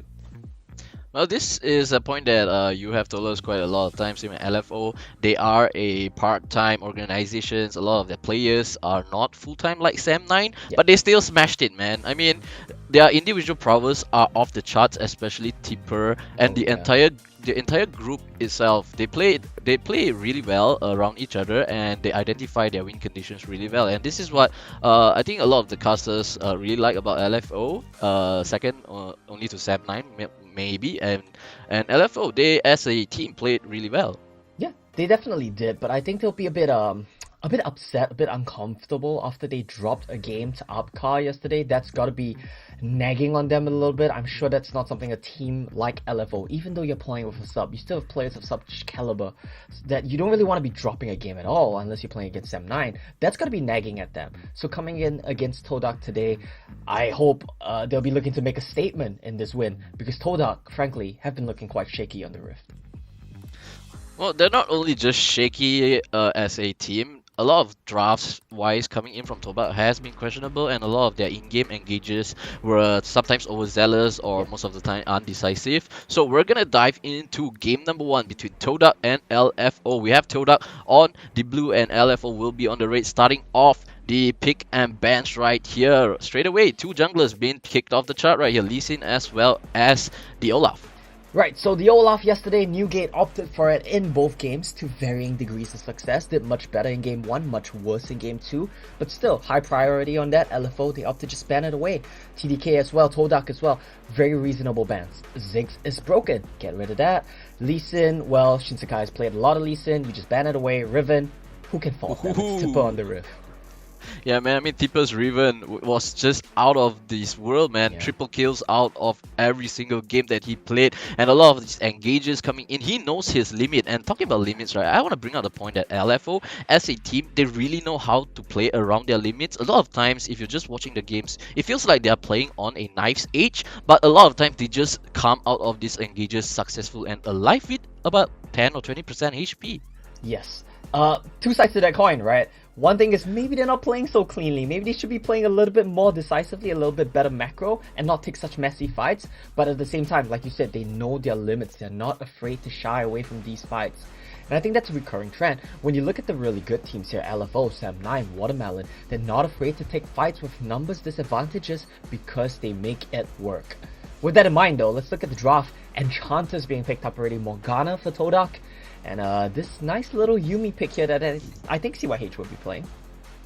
Well, the Yuumi top lane, Baron lane trend has been started by Sam9, and a few teams has been trying to imitate it, but not really successful. Only Sam9 was the one able to pull it off. The rest of the Yuumi Baron lanes games have been a loss. But let's look at Gragas. Gragas itself as a pick is really stable because it's just so flexible going into multiple lanes. And we've seen in the previous game where he was played mid, and the explosive cast really changes the tide of the battle. So I really like this Gragas pick coming in from LFO. Yeah, especially on red side as well. Like you said, the ability to flex, the ability for Gragas to go into 3 rows. It's huge, right? It's so annoying to deal with in draft. But let's take a look at this nice little pick that just cropped up here. We have a Kha'Zix, we have a Jace, that's fine. But Raven is going to be playing Vayne. Like you said, handsome outside of the Rift. He's trying to put on a bit of a showing in the Rift as well. I feel like from knowing the players, it's likely going to be a Vayne Yuumi here for Raven CYH. So a lot of scaling already in that bottom lane. Yeah, it's gonna be really hard to deal with the Vayne and Yuumi Dragon lane because first, Vayne itself is so mobile, and you have Yuumi buffing up the attack speed and even the movement speeds as well. So if you give too much over to Raven and CYH on LFO, I think they're gonna crush TODAK, no doubt. Yeah, this is something that's gonna put a little bit of a worm into the minds of TODAK as well, because their thought process right now is if we put Morgana Marksman, or we put Morgana Dragon Lane, where she tends to go. Okay, hold on, let me think through this, because this is a nice new development here. So you don't want to put Morgana Dragon Lane anymore, because Vayne Yuumi free scales against you. So they're swapping it up a little bit here. I think what they're going for is a Senna Morg lane, which double range, they have the ability to bully the Yuumi a little bit better. But still, it's a little bit questionable to me. It's a little bit curious. This is an oddball lane pickup. But what's good about it is Black Shield plus Senna healing, shielding is gonna be great for Kha'Zix Diana diving into LFO later on. Yeah, the dive is definitely right there, but speaking about Morgana, the Black Shield, oh wow, Yasuo, don't go hold that thought. Yasuo Gragas, that's a really good combo, man. Yeah, and I'm gonna tell you my theory here. I feel like this Yasuo is going over to Tipper. That's my theory right now, because Yasuo into Jace is a matchup that can actually go very well for the Yasuo if you play very heavily around him. And from knowing CWJ's role within the team, he likes to play a more facilitative role, so Yasuo doesn't really fit that, right? So if that's the case, what are we gonna see here? It could be a Darius mid into Diana. I wouldn't even be surprised. But these are all my crackpot theories. Most likely, it's just gonna be Darius, Gragas, Yasuo. Hopefully I'm wrong. Yeah, Yasuo top is actually good because it's good for LFO because CWJ, like you mentioned, is gonna play the facilitator. So as a Gragas, he can roam around the map and to see which lane that they want to play to at that moment, because Vayne and Yuumi, they are already good in their own lanes. They can sustain their ways through, even though with the Senna and the Morgana poke, they can still heal up, especially with the Vayne as well as the Zoomies. So we're gonna see if CWJ can roam up to the top and facilitate Tipper on his Yasuo, or will just Tipper be a solo carry Yasuo right here. But let's look at the predictions coming in for this match right here. Predictions. Well, looks like it's overwhelming surprise for the dinosaurs. Yeah, for the dinosaurs, LFO They've said a lot of things. In their interviews, they've said a lot of hilarious things. We want to play more games so the sponsors notice us, blah, blah, blah, blah, blah. But dropping a game against Upcar, you can't be doing that. Dropping a game against TODAK, that's out of the question. You need to stomp them here today. Hopefully LFO managed to do so. Well, if TODAK managed to snatch a game from LFO, I think a lot of people's minds are gonna get blown up. And but hold that thought, because we're gonna give a little bit of allowance to TODAK. They did manage to make it into the grand finals of the C Championship qualifyings. So And they beat Upcar, right? yeah, they beat Upcar. They can still be the team that a lot of people want them to be, but they're gonna have to prove it here. If it's a very one-sided game against LFO, then I think TODAK will most probably go 0-3 in this weekend.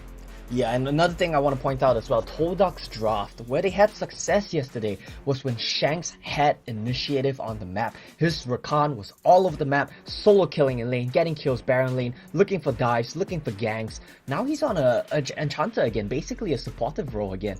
What can he really do on the Senna to enable his team? Suddenly the burden goes back to Newgate, the burden goes back to Skylo, and they have to deliver. And frankly, I don't think they've been performing up to par. They really need to step it up here today. And it's going to be a tall task because they're against SSK and CWJ on that Yasuo Gragas combo. Yep, so we'll take a look at the video and go into game.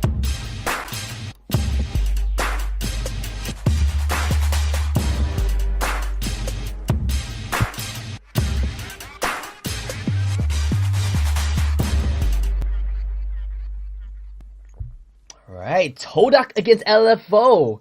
Your first game. Dieg, how are you feeling? Are we excited to get into this one? Well, definitely excited, but hopefully we can get a close match between these two teams. A lot of people are expecting LFO to stomp TODAK in a really big margin right here, and it's up to TODAK to prove themselves whether they belong here or they belong in the sea somewhere that nobody knows them. Yeah, what is that fish supposed to be again? It's a swordfish. A swordfish, yeah. I remember back, I don't know how much I want to go into this, but I remember back in school they used to have this like story about the swordfish that we were telling in Singapore about how like the swordfishes would jump up onto the beach and then like one of the founding fathers or something would put like a wall there to block the swordfishes, something like that. Does that ring a bell? Yep, definitely rings a bell. They put those banana trees off the shores and hope for the the swordfish to just jump on shore and just leave them dry to death right there. Yes, that's the one. But TODAK today, they're not going against a banana tree, man. They're going against a dinosaur, and prehistorically, I think dinosaurs are on Earth way longer than the swordfish. That is true. I would rather go up against a banana tree or swordfish than a dinosaur. But with that in mind, dinosaurs are also extinct for a reason, so we don't really know. Good point there, but they didn't extinct because of the swordfish. They extinct because they were too great and a meteor had to crash down just to kill them. Okay, so the conclusion of our discussion. Hold that thought, SSSK is right here to punish Shanks for the overextension, and looks like first blood will be claimed right here. None other than from Raven. This is gonna favor him a lot. Yeah, that's huge. SSK blowing his flash early. Shanks are not reacting in time. Here's the thing. If you see a Gragas body slamming at you, and he's out of range, the body slam was definitely not gonna hit. You should just flash, because he's obviously gonna flash. I mean, unless you're in bronze, then it doesn't matter, right? Then you just ignore what I'm saying. But if you're playing like a human elo, then you should just flash. And what is this? A bit of a skirmish, maybe? Yep, Skylo, he's gonna try to stop the invades coming in from SSK, but him alone is not gonna do it much because the in the Dragon Lane, the priority has been on LFO side and it will continue to be so. Looks like SSK, he has decided the lane that he wants to play for. Yeah, it's very clear. We want to snowball Vayne, we want to snowball Yuumi, get them both scaling, get them both going. And Raven and CYH, I think they'll be happy with how the game state is right now. No pressure, not getting pressured at all, and able to scale for free. CWJ trying to pressure a bit on this Yasuo, but nothing much gonna come out of it. Well, he's gonna shove in the wave, get in some visions deep in and roam around the map. He's even gonna use the Sky Bloom, so all the vision right there is gonna be exposed. Skylo, after this wave, he's most probably gonna have to recall. There's not enough mana for him to sustain against the Yasuo in lane. Yeah, I think we have about a minute or so before we go into the real action, before the objective fight gets started. So I want to give a nice little summary, a nice little conclusion to our discussion. The question that we have to answer here today is TODAK the meteor that kills the dinosaurs, or is LFO the banana tree that kills the swordfish? TLDR. We're gonna have to wait and see, but most probably, looking at this, the explosive cast will come in. Shanks' Black Shield is not gonna be enough to save him, and Kuya is gonna be left out to dry right here. But looks like LFO, they decide to back off. Oh, CWJ getting ignited here. Oh boy! Oh, what? Wow! What? I share the same sentiments as you, Diego. I mean, Skylo, I think he got the kill. I think the ignite was enough, but he tried to go too greedy and he gave CWJ the chance to get the big play, outplay over there with the Yasuo out, giving him the shield.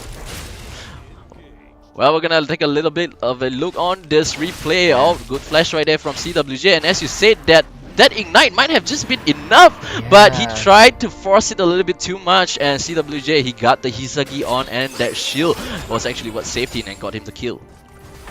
Well, it is what it is. A bit unfortunate there for Skylo. He nearly got the solo bolo, but he won't in the end. Now SSK is looking for this. The members of LFO, they're looking for this. They're converging on the Rift Herald. There's no chance for TODAK to take this. They have two members here. But even though they have the vision with the Rift Scuttler, they're not gonna able to do much right here. LFO, they have complete control of the river, and they will look to reset it this time around. And looks like TODAK, they're gonna use this chance to try and take down the Rift Herald. So it seems to me like what happened right there was SSK called the fight off. Why? His ultimate wasn't available. He just got enough gold for Rod of the Ages. He says, let's not coin flip it here. We've lost games like this before. We've been in tricky situations like this before. Let's take a step back. Our comp is scaling like mad right now. We don't have to flip the game. Let's calm down. They take a step back. They still have the gold lead. But very likely Tipper is gonna lose his Baron lane turret as a result of that.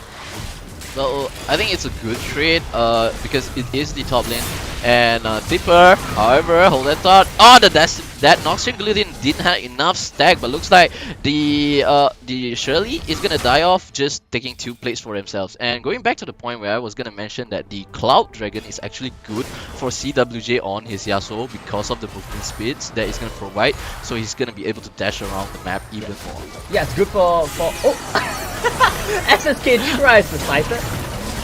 But it doesn't matter because there's gonna be a killing spree for Raven. The lock goes in, but it's only onto SSK. Raven flips away from that show shackles, and looks like Kuya is not able to claim that kill. And already 5 minutes, almost 6 minutes into the game, Shanks have died 3 times. LFO looks like they have complete control, and Raven is starting to scale off the charts and running out of control in this game. Yeah, definitely getting out of control. Look at his build right now. He's going for the Witch Head. Now, once that is completed, Diana can't one-shot him anymore. Morgana's residual damage is not going to do all too much to him. Tipper's looking for 1v2 that doesn't allow. Ooh, he's gonna prop the barrier. He's gonna continue clearing off the waves. Nice. He's even going in right there. Tipper a little bit too far forward, but Crown as well as Newgate unable to finish him up. Finally takes down the turret. The flash has been expanded from both sides. Crown getting chased on right here, but the fight has been split into 2 places. Raven heading on to Kuya. The Black Shield is not gonna do much, but Shanks, he's still alive. The heals coming in. What a clutch heal coming in from CYH, but Tipper as well as SSK is already here. Kuya throwing out the Dark Binding. He's taking a fight too far forward as the Diana comes in, and with the Moonfall, Skylo finally claims the shutdown on to Raven, and another kill given over. Looks like TODAK and LFO, they're not giving up. Both teams are trying to get as much as they can. LFO diving turrets right there. Problem was SSK's explosive cost wasn't up. Yasuo wasn't here. They couldn't get the Yasuo Gragas combo off. They might try now though. Oh, that's the cast that we've been looking for, Yasuo combo, but Skylo, he goes down finally a little bit too. I actually think that he survived way longer than I thought he would. Yeah, he survived a little bit longer than I thought he would too. And look at his items, that's exactly why. He's a beefy boy. Got the Roa, got the Seeker Zamgard, got the Ninja Tabis, a lot of armor right there. And of course Gragas as well as Yuri, they're not going to be doing too much damage. So basically just the Yasuo hitting himself against the brick wall right there. Now LFO, if you look at the gold, they barely have 1,000 gold lead. It's looking a little bit sketch for them because the last set of plays, it was it was pretty botched. You know, they got a bit too aggressive, they got a bit too over eager to dive there. If they played it mechanically perfect, I think they could have done it. But they botched it, and that's just the reality when you take these high risk, high reward plays. Yeah, I'm coming in right here. I actually have a question to ask you. It's about these teams. Yeah. Speaking about scaling, which team do you think actually scales better into the mid to late game? There's actually a very simple answer to that. 90% of the time, when you look at a team comp and it has a Yuumi on it, that team's almost always going to scale better. That champion is just busted going into the mid to late stages of the game. But with a Senna in play here, there is the option of like, you know, hyper late game Senna, maybe she can do something. But Shanks isn't getting harmed. Shanks is a support. So that hyper late game, that scaling, it's going to be like 25 plus minutes. It's going to be a while. So I'm just going to give the scaling advantage, the realistic scaling advantage, over to the Vayne Yuumi. Alright, cool. As the second Reef Herald surely has been spawned, and looks like LFO, they're gonna take this down without any contest coming in from TODAK. TODAK are nowhere to be seen. They are actually wrestling for control of vision in the bottom side of the map, which is gonna give them a little bit more advantage as the dragon spawns. Raven. He thought about it. He thought about it for a second. He bamboozled us. He bamboozled CYH. He popped that spellbook. They kind of assumed they were just going all in there. And the last breath comes in, connects after the explosive cast, and the Diana explodes into oblivion. Nowhere to be found right here. LFO, they're looking to even, you know, try to push even further than they can, but Shirley goes down, so they're gonna back off and set their eyes onto this Infernal Dragon. Gonna pick that up, gonna help their scaling immensely as well. And I gotta point out, I really love what he does. Hold on, what? Oh! Alright, he tried to flip it, doesn't quite get it, but you can't fault a guy for trying. It's our baser instincts to do that. Well, he's gonna try. Luckily, he didn't lose his life though. And one thing about Kazik is that it's actually a very strong champion if you're able to pull the early game into its advantage. But if you're not able to get those early kills, look at him. He's 0 and 1. 10 minutes into the game, he only has the dust. So he's not gonna be able to blow someone out, especially with the Yuumi around. And who else can he burst on LFO? That's no one. Everyone is so tanky. And Raven is gonna have the Yuumi attached to him all along. And there's even the heal as well as the barrier. So I don't think Newgate will be able to do anything much into this late into the game. Tipper's in a 1v2 though. Well, 1v2, or is it 2 versus 1? They're trying to... Oh, he's dead. The hemorrhage is there, but looks like he's gonna flash in, and the apprehend gets him, but a little bit too overzealous right there from Tipper. But the explosive cast connects as SK is looking for it. He's trying to get Skylo, and he will get him. Easy peasy, 1, 2, 3. Easy peasy, 1, 2, 3. Tipper and Shinsekai come together, and they do pick up that kill. Oh, I've been in this situation before, where you detach as Yuumi, try to be a bit aggressive, try to help lock some skill shots, you eat the Dark Binding, you're stuck for 5 years, you can't reattach, you die. This exact thing has happened to me multiple times. Well, this is starting to look like a game that LFO will take away very, very easily. And 11 minutes into the game, it is a very huge goal lead. SSK, he's trying to take down the turret, and also Shanks in between right there. Oh, Shanks, he's gonna flash just to take up those honey fruits, and he's gonna try to hit SSK from afar, but SSK says, I'm gonna back off, I got the turret. Yeah, the man just throws away. He gets the turret. That's a big one, like you mentioned. Let's take note of the game state right now. Let's look at what's happening across the map. LFO, when they're winning games, this is what they usually do. They don't do what Sam9 do, where they have some really clean macro play, where they play the map correctly, do what they're supposed to do.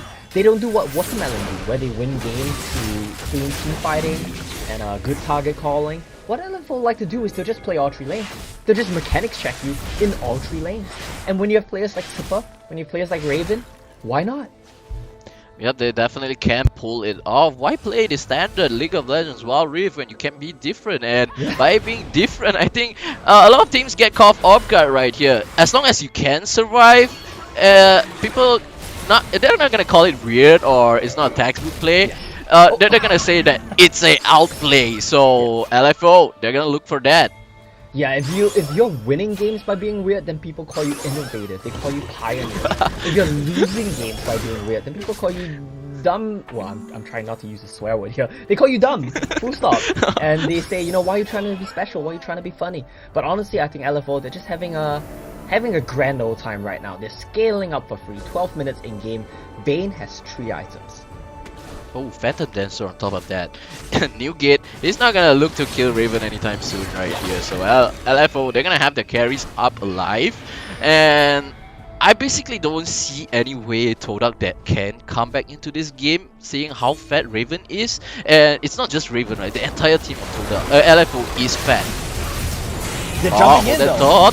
Oh, final chapter has been used. They're gonna root. Oh, Crown has been rooted though. The Dawning Shot here connects. He's gonna get exhausted right there. Newgate, but the Moonfall gets the kill onto Raven. So LFO has no carry right here. CWJ uses the last breath. Kuya though doing work right here with the Dark Binding, lands onto that Tipper. Tipper is gonna flash in as well. Shinsekai still staying alive with CYJ on his back. He goes into a stasis. It's a 2 stasis. 3 versus 1. He gets him. But Kuya, the black shield is not gonna be enough. And CYH alongside Tipper cleans up TODAK clean. Now 10 seconds on the respawn on the Vayne. Do they want to go for this Baron? I think no. Likely they just want to grab the Dragon. And now I want to post... Oh, that top Crown getting chased though. Tipper is just chasing him down. Apprehend lands, and Crown he's gonna get accelerated, but it's not gonna be enough as the swing of the axe comes in, and Tipper claims another kill. Tipper is just so clean with this Darius, using his flash, using his proto belt to reposition the outer edge of his key. Just so good right now. This guy mechanically close to perfect, I might even say. This is why he's the Summer Super Cup champion. This is why he was the Thai WCS champions. He's playing out of his league right now. I'll be frank with you. This is like if an MLB player... Okay, I'm trying to think of a sports analogy, but I don't watch sports.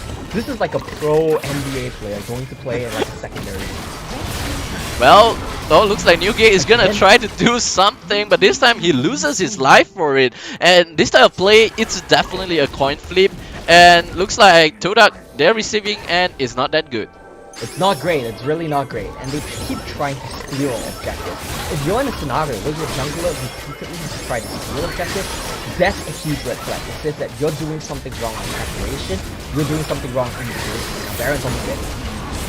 Well, also already there, Dawning Shadow has been used. Skylo, oh, that's huge though, that Moonfall gets 3 SSK, he's gonna go down. Raven is right here, but only 2% left of him. The final chapter has been used. Kuya, he's on the wrong side of the map as he finds Raven, or Raven finds him. Skylo, that's a great engage coming in from the top, but LFO at the end of the day gets that last smile. So good mechanically there from the side of LFO. They were stuck in the pit. Skylo found an amazing 3-man Diana Moonfall. It seemed like that's all they needed. I thought they were going to win the fight. I thought they were going to get 3 kills just like that. But not quite. Now Tipper, he wants more. Well, he's gonna do what he can. That action ability is not gonna kill him, but Raven is right there to follow up with the damage. Are they gonna end the game right here? He changed his mind. He thought about it for a second, but Tipper's like, I am out. Well, right here, what can TODAK do? They can only try to clear the waves, and their wave clears aren't even that good, to be honest. Yeah, their wave clear is honestly not great. A lot of it comes down to Morgana and Senna. So wherever these two guys are, they can kind of wave clear, but when they're not there, and keep in mind, Morgana and Senna, they can't play side lanes. They have to stay in mid lane. That means that your side lane, your split push, is going to be so much more effective from LFO. But back to the Baron fight, I genuinely thought that that could be it for TODAK. But Tipper, such a great job relieving pressure, hooking members out of the pit away from his teammates.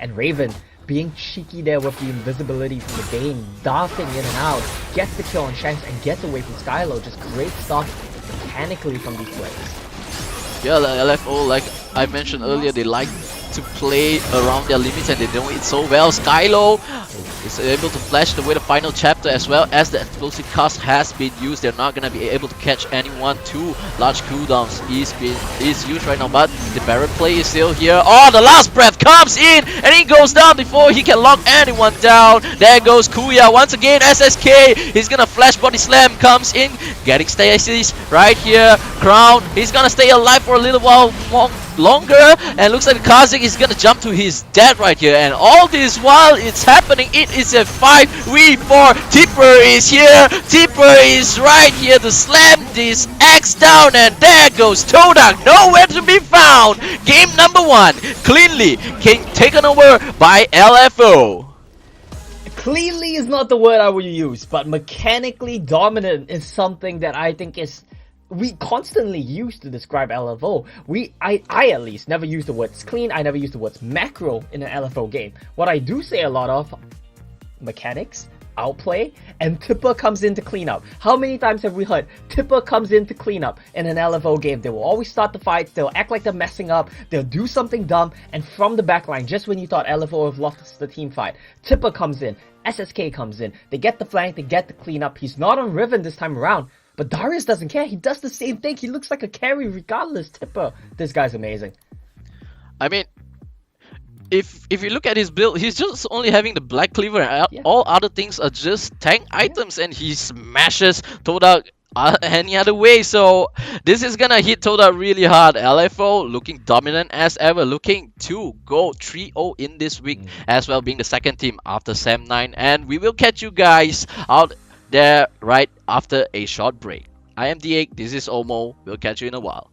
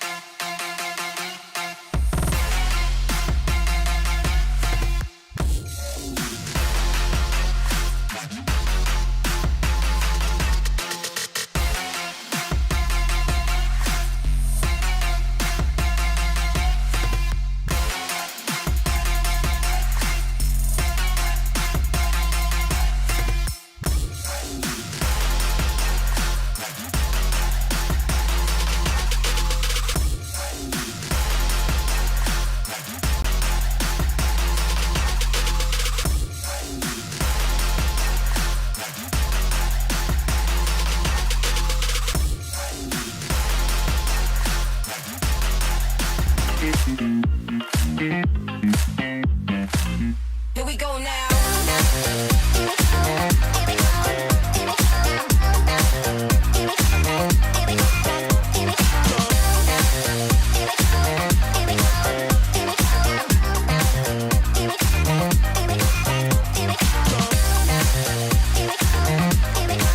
Here we go now.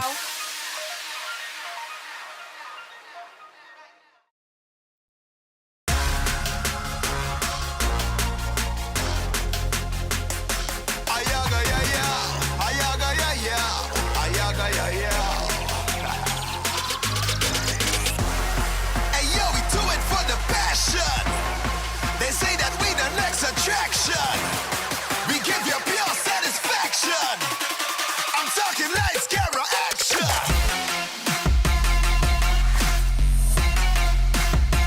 Hey, let's get it.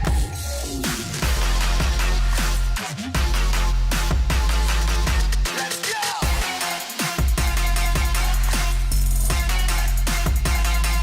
Action.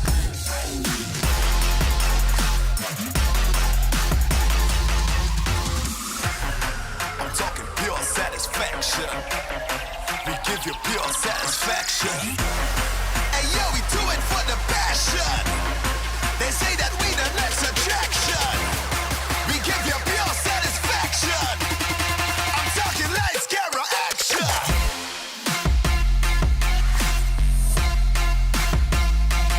Hey yo.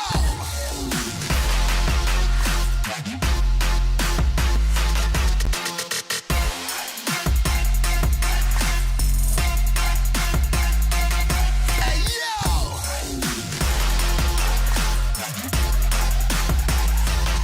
You don't know, we the pros. Take over every town and city we go. It's the final show. Here we go. Lights, camera, action, we playing the role. Watch the story unfold. Truth be told, we coming out and know we big and we bold. From beyond where we old.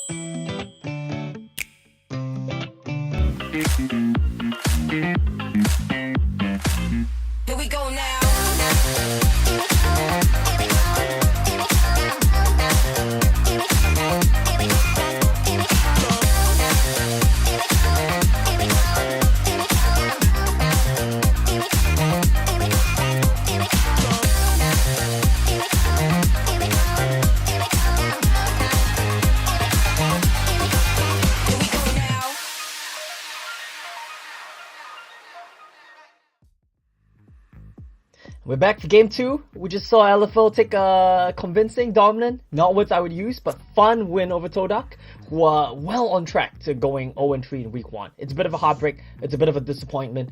We talked about how TODAK, this is their redemption arc, their redemption season. They haven't quite found it so far, but the series is not over yet. Game 2, the egg. What do you think?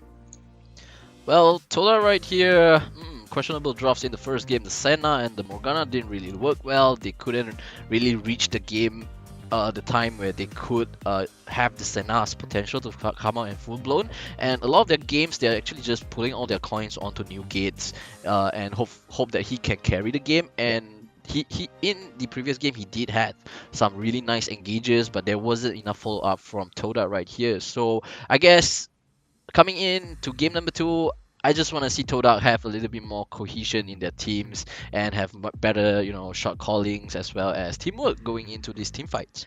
Yeah, I said it before and I'm gonna say it again. I feel like Shanks needs to be on an initiator. He needs to be on something that has the ability to take the game into his hands, to take the tempo of the game under control. When you see Newgate and Skylo do it, they're not bad players by any means, but they just don't seem to have the tools to start the team fights effectively. Contrast this to TODAK's performance yesterday where Shanks was playing Rakan. They looked like a completely different team. They nearly had the game in the bag. They threw it away at the end, a couple of botched team fights here and there, but I will say it before and I'll say it again. Shanks, put him on an initiator. It's that simple. Yeah, I mean, past 2 days, including today, I mean, the meta of the tournament has been a little bit more favoring towards engaged supports as compared to enchanted support. So, Shanks, he's gonna have to play those supports if he wants to bring his team to victory. And TODAK, they're losing. I mean, they are losing, and something's just not there for them to actually take those games and win. They don't have, like a lot of teams, they have their identity and who they play around. But for TODAK, right, for me, I feel that they don't actually have that as of today, and they don't actually seem to know that who they want to play around and which lane that is actually gonna hyper carry them into victory. That's a great point. I completely agree with that. It seems to me like TODAK, they're just feeling things out right now. They don't know what they want to do. Is Crown gonna carry us on Jace? Is our jungler is Newgate, I think, gonna carry us on Olaf? I'm so bad with names. Is Wild Rabbit gonna carry us on Draven? What's the solution? Who do we play for? This team is still trying to find out the answer. Luckily for them, it's just week 1. It's not the end of the world just yet. But they're quickly running out of time. Going 0-3 in week 1, you haven't picked up a single win. You need to find a solution by next week, I would say latest, or you're kind of done for. Your playoff hopes kind of dashed. Yeah, it's just not just the series, man. They didn't even actually win any games in their best of 3. So this is a little bit of a disheartening news for the TODAK fans out there. TODAK as an organization in Malaysia is really established, so I think a lot of fans are out there watching. And TODAK players, you're gonna have to keep their hopes up. The hashtag TODAK Langga will always be there. So TODAK, you have to sort your things out and figure out your identity. And well, that would be enough for TODAK as of now. But let's talk about LFO. What's there to talk about LFO, man? They're having fun. They're stomping everyone. It's the best thing that you can have, man. You can play good and you can have fun at the same time. Yep, that's exactly the case. And at the end of the day, what's this about but having fun with your friends? I think Watermelon embodies that best, but LFO, they're kind of in the same boat as well. We're here to play for fun, but we're here to win as well. That's the key thing that Watermelon are kind of missing along the way. LFO, Shinsekai yesterday in the interviews, he's also said we want to make a statement here. We want to show ourselves off to possible sponsors that we're here to do well, we're here to go far, and you guys want to pick us up, we'll do a good thing under your brand name. Hopefully they put on better performances, they keep getting cleaner and cleaner because their games so far have not been clean. They've showcased their individual abilities, their individual mechanical prowess, but as a team, I think there's not much to speak for right now on the side of LFO. I think they're gonna get that challenged feeling by the time when they meet Sam9. I'm not discrediting other teams, but I do feel like Sam9 right now is the most powerful team in WCS MYSG right now, and I feel like they are the ones that can challenge LFO and maybe make them sweat a little bit.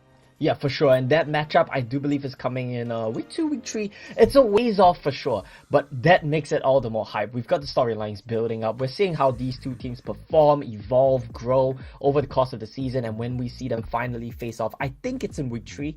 We're gonna see hopefully the best forms of Sam9 and LFO deck it out in what might be a finals preview. But we don't want to go into too much detail. To remind the viewers at home, this is of course the second match between TODAK and LFO. LFO are on match point. If they win this next match, which frankly they're likely to do, the last match of the day is gonna be a banger. It's gonna be a blinder. Reach the peak, looking for their first win against PathSeeker, hoping to keep up their run of success from yesterday. Yeah, they're gonna have to win this if they don't want to join TODAK on the O3 first week, under the list of the name. So, however, we're gonna put that aside before we talk about the second game of today, because we will take a little bit of a look on the post-game stats for the first game between TODAK and LFO.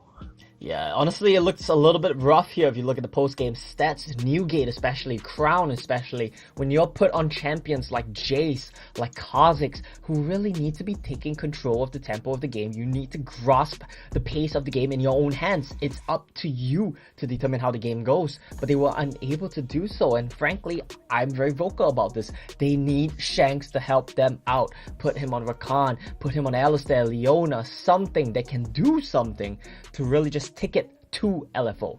Skylo, pretty good KD. He tried a couple of times. He had a couple good ultimates. End of the day, wasn't enough though. Yeah, I mean, I would actually say that all of it fell apart when Raven actually got that first blood down in the bottom lane against Kuya and Shanks. And when that happened, Morgana as well as Senna, they are actually very oppressive in lanes. But if Raven as well as CYH played well and gotten the first blood, it's all started to crumble for TODAK, and they even have Shinsekai coming in from the jungle to help out and make sure that Kuya and Shanks can never come back into the game. Yeah, so SSK, he did a very good job at recognizing his timings, where he needed to gank, which lanes he needed to alleviate pressure from. Unfortunately, Kuya and Shanks, I think that's a timing that you have to recognize. Tree can clear into gank. That's the matter right now. If you're not aware of it, if you're not warding for it, if you're not precognizant of that happening, then maybe you do deserve to die there. Maybe they do just get the kill and snowball the game out of control. You have to be aware of these things. Yeah, they actually have wards down, but I gotta say, rotations for LFO, they are so fast. Even the mid lane came down just to help out, to shut down Shanks as well as Kuya and Skylo. He was never able to actually match the roams coming in from LFO. So yeah, end of the day, LFO, they play around their timings really well, like you mentioned. For sure, and that's something we have to look out for in this game too here as well. If we talk about adaptations, if we talk about what needs to change, I think it's really hard to approach from the side of TODAK. Maybe one thing you could do is get rid of that Yuumi pick. CYH, we talked about this. He's an auto-filled support. He's played jungle, he's played top, he's never played support. This is his first time playing support. What? Get rid of Yuumi. Don't let him play such a simple champion where he just attaches to Raven and has a free ride basically, right? Make him struggle a bit and put him on something that Shanks can contest him with. Maybe that's your path to success. I can't say enough. Make Shanks hold the keys to your success. Wow, he's also failed support, and He's this is his first tournament playing as a support, and it's already able to show so much, convincing victories with LFO. And like you mentioned, maybe ban away the Yuumi, and let's see what can this guy do. And really excited to see what TODAK and LFO will bring for us in the second match. We have been playing around like a broken record, like how TODAK needs to win LFO and what LFO can do against all these teams. But when we say it, if the teams doesn't really recognize it or they can't execute it, it's just gonna be another storm right here from LFO.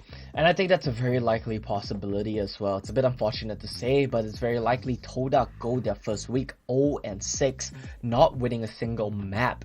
It's a bit of a disaster for the organization, but when you think about the fact that they're in a gaming house, they are next to each other, you really need to buckle down over the week. Prior to next weekend, you need to come up with the answer. Like you said, I think that was a great point. It seems like this team is still figuring out what they want to play for. Well, you have to have it figured out by next weekend. Well, if not, I think all of them are gonna hit onto the banana tree. So we're gonna have come back into game number 2 right here. Looks like both teams will be on the same side as game number 1. So coming into this pick and ban, what do you think will be taken off the board right here, Omo? I feel like you should ban Yumi. Oh wait, it's not even CYH playing. I thought LFO would just be like, okay, you know what? It was a pretty straightforward game. We don't need you here, Rich. You can go chill. We know you had a long day of school. We'll let CYH play. But nope, they want to double down. They want to make it quick, make it easy, and they want to slap Rich in here to just slap TODAK around. So I would say even at this point, the point about playing Yumi, that's gone now. If you put Shanks on an initiator, there's a very good chance that Rich just shuts it down. So what's your win condition? I think it just went out the window. This is gonna be so tough for TODAK to, you know, go through this draft and pick face right here. Looks like Trash will be knocked out here. So Shanks a little bit, they're pinching onto his pool, but I'm not actually sure what else can Shanks play aside from the very good Rakan here. So we're gonna have to wait and see. But a lot of the flex picks are still left open. Yeah, a lot of the flex picks are still left open. A lot of the power picks are still left open. Morgana is one of those. I think you could see TODAK pick that up again. I think that's completely fine. Pair Morgana with a roaming support. Let Morgana wave clear. Let Shanks do his thing. Don't double down on the double range. Morgana was not the issue. There we go. They snatch it up again. What's the follow-up? What's the answer here for LFO? Yeah, they could pick up the Gragas once again. It's a triple flex roll. Oh, looks like Yumi will be picked up once again. Hey, CYH plays Yumi. Rich says I maybe can do better with the Yumi right here. So I'm gonna pick it up. So right here, LFO, they get to pick another flex or power pick. And it looks like the Gragas will be picked up once again. So yesterday, Rich did play the Yumi as well. He built the Luden's Echo on it. Was an absolute chat. Did a bunch of damage. Was always the last one standing in fights as well. I feel like today we're gonna see him repeat that performance. His Yumi was great. And he was mentioning as well yesterday when I spoke to him. He said, "I'm surprised at how much damage Yumi's auto attacks do in this game. I was even considering buying Blade of the Ruin King." So at this point, with the game state that we're in, maybe we see that happen. I'll be excited for that. Well, like you mentioned, right, yesterday I think Reach's Yumi was the one to go 6-0 at the end of the game with the low look. Oh my god, looks like we're gonna have a repeat and a copy and paste of the first game right here. Morgana, Jace followed by Senna, and then Yumi and Gragas. What was the third pick for LFO previously? I think it was Vayne, and I think you just go Vayne again here. I think there's absolutely no downsides to that. I would say, what's the consolation prize here for TODAK? It's good that you at least hit your mid jungle. You didn't show it like last game. Okay, completely different change of pace. What LFO are saying now is they're throwing down the gauntlet. They said, you want to pick this double range against us? We're no longer going to scale against it. We're not going to pick Vayne for a free lane. We're going to pick Lucian Yumi. This lane was dominant in League PC for many years. What did they used to call it? I forgot the name that they used to call it, but it's a very dominant lane. They have a great combo as well later on in the game where you use the Yumi ultimate, the Lucian ultimate, and you just blast everyone in the line. That's a very likely combo we're going to see here in TODAK. I think their bot lane is going to have a hard time. Yeah, once again, right here, they're gonna play around their bot side, I guess, from LFO. Well, the last 4 bans coming in right here will be the Diana, Renekton, Jax, and one more to follow. It will be the Riven, so Tipper won't be getting his comfort pick right here. And the Riven being, the Diana being banned right here is a little bit, you know, I think Skylo is good at it, but it's not really a champion that you would ban for. I mean, there are other picks that you can ban it away. Yeah, I agree, and I think Exhaust is just something that shuts down Diana so hard. But Skylo's performance on it, I think they're just saying right now, you know what, he looked great on that, maybe that's his best champion. If we ban it away, let's see what he's got, test him a little bit, and I think that's still fine.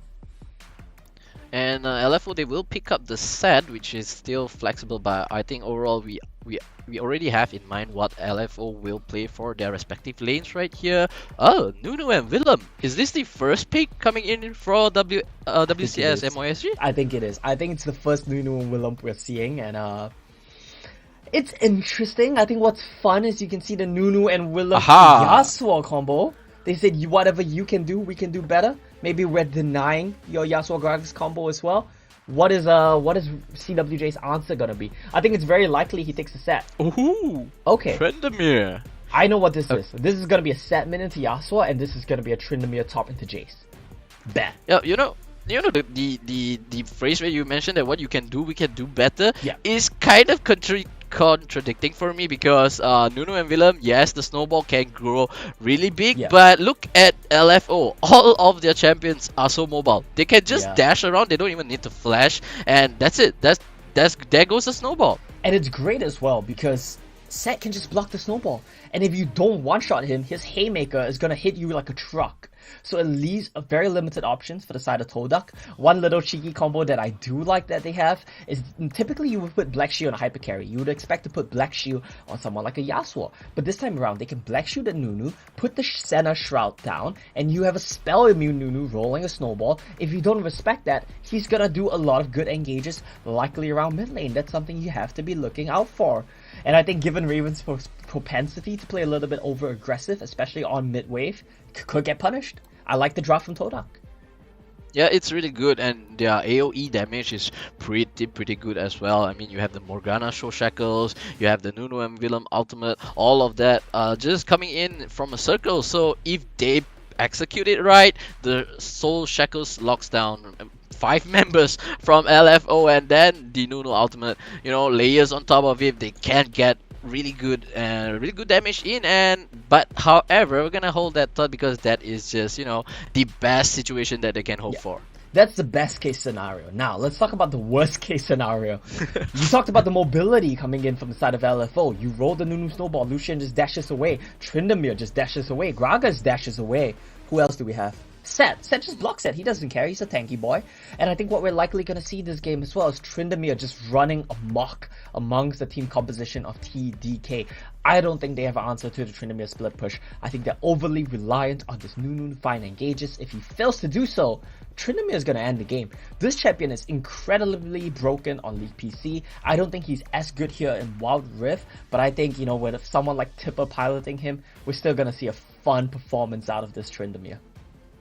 I mean, for all the players out there not in the pro scenes, even me, for example, if I play and I see Tryndamere in the enemy team, I feel like banging my head onto the phone because it's just so hard to kill him, man. And when you look at team TODAK, their CC, their crowd control is not that much, and the only way to stop Tipper from coming in and demolishing your backline is just crowd control, and they don't have actually quite a lot of it. They really don't. A lot of it is reliant on the Morgana as well, and if Tryndamere plays it well, he can use his mobility to outplay you. So, a lot of things we want to look out for, but let's end the game and see how it actually plays out. LFO 1-0 up already, match point. Are TODAK gonna go 0-6 in week 1? Are LFO gonna go 3-0 in week 1? These questions answered very soon. Well, Shanks is already losing the early trade right here against Raven and Reach, and he's probably gonna die right here in the first blood. 20 seconds into the game, man. 20 seconds. Is that the earliest and the fastest kill we have right here in WCS MYSG? I think so. He died before the minion waves crash, and this is what we talked about. If you don't respect the Lucian Yumi, this is what they'll do to you. Raven says, no more scaling. I'm not gonna wait till 10 minutes. I'm gonna kill you from 20 seconds. And they have successfully done that. The Rich and Raven combo right here. They could have burned Flash right there if they think their spell. Well, Kuya is gonna try to do as much as he can. The Dark Binding does land, but Reach just pops out of the Lucian and takes all the damage. He's gonna jump back in. Not much being done right here. TODAK, they're still hanging on. Oh, looks like Raven, he flashes in, but it's not gonna be enough. He has the barrier, but he also has a cat. He has the barrier, he has the cat shield, he has the cat heal. He's more than happy with how this game is going. And this community map right now, I see a little trip being taken by SSK as well as CWJ. They're making a trip down here to the bottom lane. Oh no, this is gonna be so bad for TODAK. Shanks and Kuya nowhere to run. The flash body slam comes in, and Raven picks up another kill. Skylo, you're too late to the party. You might just die right here.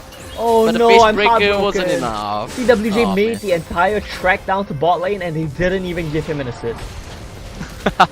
Oh, looks like they're gonna catch Tipper or not, because Newgate, he's gonna miss that snowball, and Tipper is just being fine right here. And oh, look at the lane though. Crown is actually losing lane to Tipper here.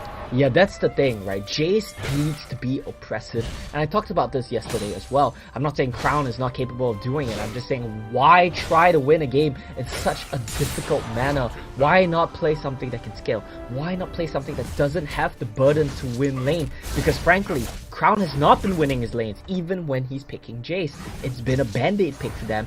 Tipper on this Tryndamere, he should not be winning this lane early, but you best believe he is.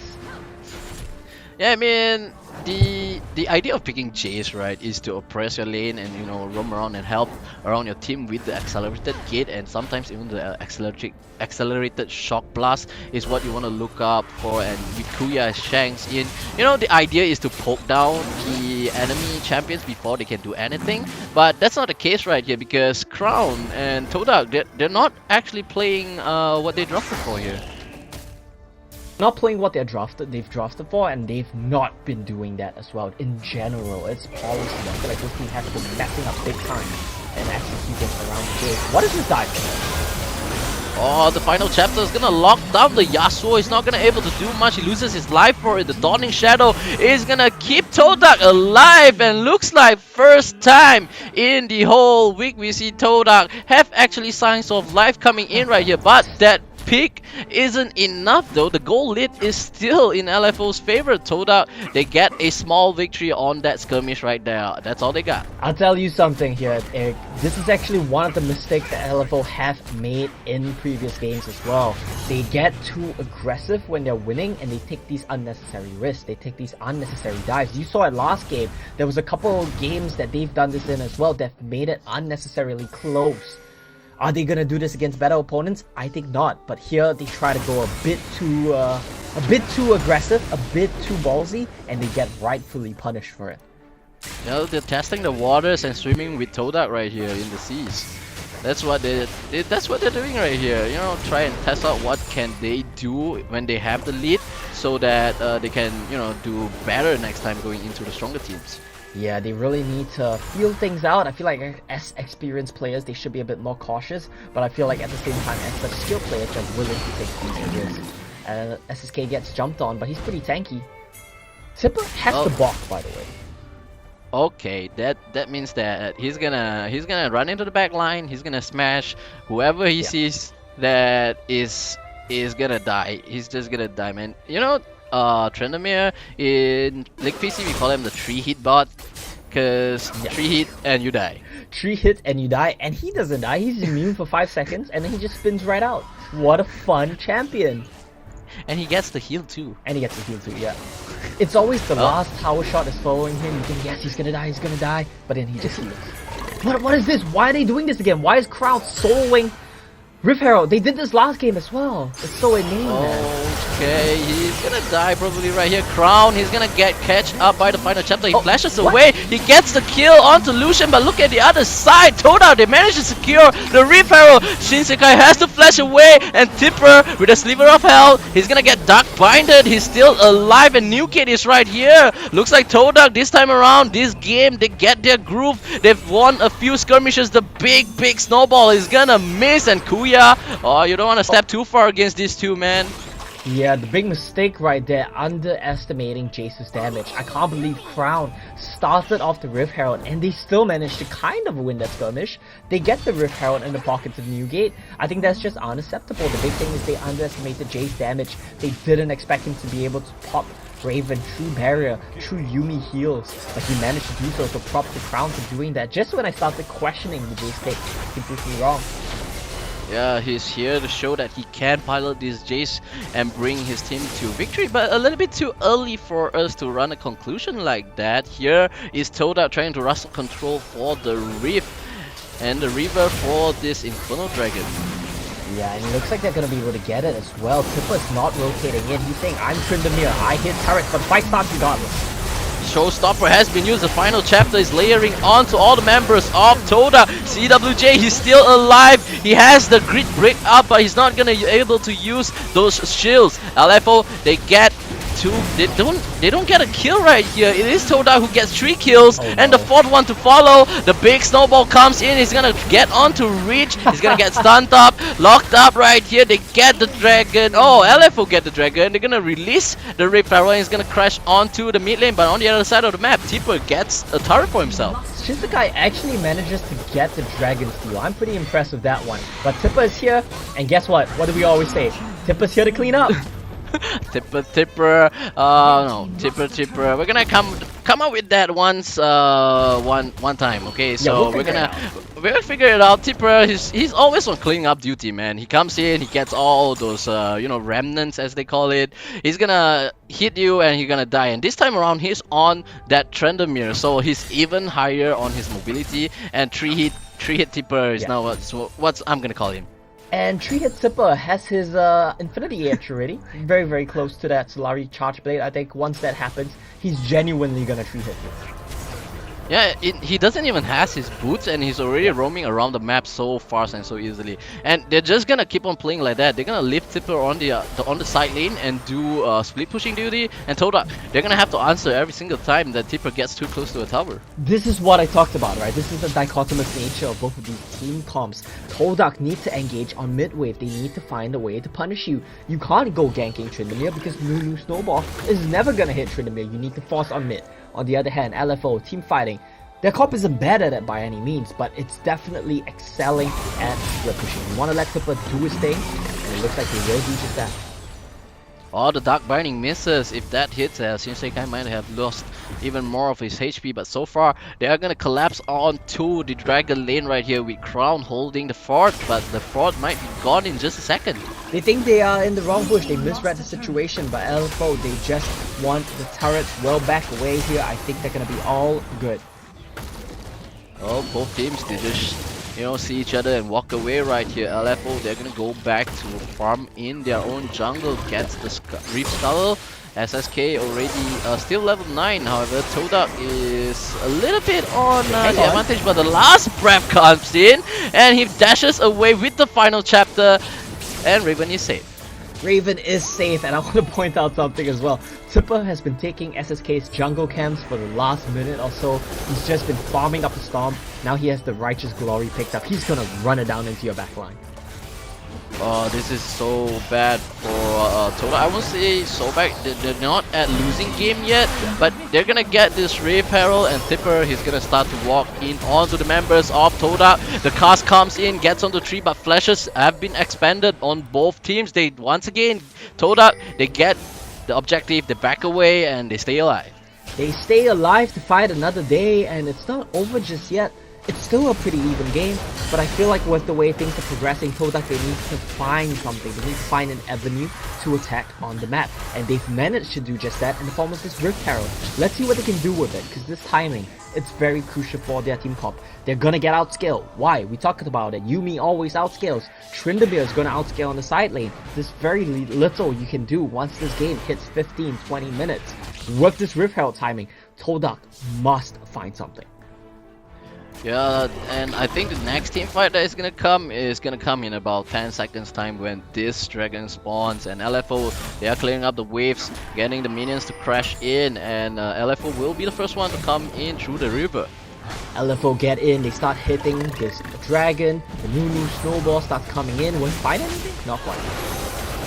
Well, TODAK, they're gonna engage onto Tipper right here. Tipper gets hit on the final chapter, has been used, but he's getting alive. The last breath has been used, slaying out by the Dawning Shadow, but LFO, they don't lose anyone, and Tipper is still alive. Crowns try to clean up, but the only clean up that they get is from Tipper. LFO, they secure yet another dragon, and it is a clean ace coming in from LFO. They get cleaned house right there. The nice little play at the end was SSK's Gragas using the body slam to interrupt Jace's hammer form to the skies. He does not get a hit down on that. Consolation prize, your Rift Herald gets one charge, you get 2 plates. That's literally all that TODAK get from that entire engagement. LFO, they get the dragon, they get the ace, they get the farm. Tipper's gonna get a tier 2 turret as well. This Tipper, man, 11,000 is the goal lead for him against Crown, which only has about 9,000 reaching up right here, and the Smite will secure new gate for the red buff. However, Tipper, he missed. I don't think they want to cheer. The dark grinding and the last prep goes in and he finally goes down. He gets punished for overstaying and over pushing right there. And I can hear the laughs in the voice chat of LFO right now. Tipper failing his dash over the wall. He jumps into the tick section, is just gonna face plant and pace with his life, his first death of the game. But that doesn't matter. Look at his items. Solari Charge Blade has been completed. Yeah, all that matters Raven is he thinking about gets... doing something here. Oh, he gets find out, however, by those twin shadow twins, the ghost, and here comes the snowball. Oh, the final chapter has been used, and the Yumi immediately jumps over to the other side, and LFO looks like they are trying to salvage this fight. The haymaker has been used, and TODAK, they walk away. Skylo loses his life, but Raven also loses his life, and TODAK, they are starting to show signs of life here. Newgate walks away with what? Oh, he doesn't actually. He dies to the. Wait, I swear Ignite Tick didn't kill him. What killed him? Did he die to a creep? I think so. It was the jungle creep that chased him. Oh no, that's a little bit unfortunate that Newgate dies in the end. But yeah, nice little picks found. They killed Tipper, they killed Raven. These little things could possibly add up, but they lose Skylo in the process. They lose a Newgate in the process. I feel like if Newgate didn't die, maybe they could do something a little bit more coin flippy, like go for the Baron, try to force a play with Raven dead, but that's not gonna be the case. Now, gold lead, 7,000 here for LFO. It's not game breaking. But the fact that Tryndamere, he's sitting on 12,000, richest person in the game, 3 items, Righteous Glory, gonna run into your backline with the Yumi on him as well, it's gonna be a tough situation for TODAK. Yeah, this just goes back to the team composition, right? LFO, they can play team fight, they can split push, and when they split push, TODAK, they're gonna have to answer, and by they're not gonna, the Jace is not gonna solo kill Tipper, so it's always gonna be 2% to answer onto the Tryndamere, so LFO, they have the initiative all across the map. Yeah, that's the thing. When you have stronger side lanes, you are always going to be the ones to push first. You're always going to be the ones to get the side lanes in and then rotate to the fight. Baron gets started by Tipper. But Crown spots this. There are wards right here. The vision is that the shock blast is gonna miss, and looks like Tipper turns away and decides to go against the idea of starting the Baron here. Yeah, Tipper tried to sneak it. Oh, okay. Well, he's not gonna sneak the Baron, he's gonna sneak onto Crown right here. Gets hit by the final chapter, and looks like Reach gets the kill for himself as well. Tipper is just a tool, engaged tool for him to get the kill. Rich is the carry Yumi right now. Tipper is just the the vehicle that he rides on. That's a great way to put it. CWJ in the backline, Tipper in the backline. Well, Stasis as well as the Dawning Shadow has been used, and the Yumi gets another kill for himself. Kuya goes Stasis, but he's gonna die most probably. Tipper is just gonna chase onto Newgate as well. Skylo is gonna left to dry here, but he manages to walk away with a Slimmer of Hell, and looks like LFO this time around will start onto the Baron, or maybe just take the tier 2 turret for themselves. Raven, what are you doing, man? He's coming for the interview after this because it's likely LFO are gonna 2-0. He'll be getting a Yofu for sure. He's just constantly dying in these team fights, but it doesn't matter because you got Tryndamere Yumi. Well, looks like LFO, they back away after getting the tier 2. They're gonna clear up all the jungle camps that they can. They're just recalling right now. I'm not sure if TODAK wants to start up the Dragon right here, because if they do, LFO might be a little bit late to the response. But right now, all of them have recalled TODAK. They missed their window, they missed their chance. LFO, if they steal this away, TODAK, they're gonna cry. I don't think they'll get here in time. Nunu secure should be enough. Yeah, which makes it crazier to me that SSK managed to get the initial dragon. Okay, they're not gonna get the dragon, but they're gonna get the fire for sure. Oh no, I'm wrong. That prowling projectile, man, he hits on the Kuya and he loses 30% of his health. Through the Black Shield as well. Yeah, this Yumi is built different, man. Look at the items. Look at the items here, DA. He has the Luden's Hextech Echo. Revolver. I didn't even know that item existed. And a Rabadon's Death Cap, man. Oh god. I'm just a bit disappointed. He doesn't have the block. Never mind. We'll just give him allowance to that, because his final chapter and his prowling projectiles is just more than enough right here. And it looks like LFO, they will take the Baron easy as ABC without any contest coming in from TODAK. Yeah, this is gonna be smooth sailing here. LFO, they just get the Baron. They're likely gonna get some kills too. And they want more. Look at Tipper. Final chapter, he's gonna spin his axe and walk around the map as TODAK is gonna stun him up, but never matter because Shanks is getting blasted off right here. To the skies is his name. Tipper chase him down. Look at the heals from the Zoomies and the rampage from CWJ. The Stasis comes in just in time to save his health. And looks like LFO, they will close out this game in a 2-0 fashion. Closing out the game in a 2-0 fashion. LFO. Any Ox watching this, he's seeing the performance coming in from these guys. Pick them up. Definitely one of the top 2 front runners here. Not the cleanest games from them today against a TODAK, but they're having a good time. They're showing off their mechanics. They're showing off their champion pools. Trindamere coming out to play as well. In our first day of interviews, SSK said, we don't want to show too much right now. We're still early on.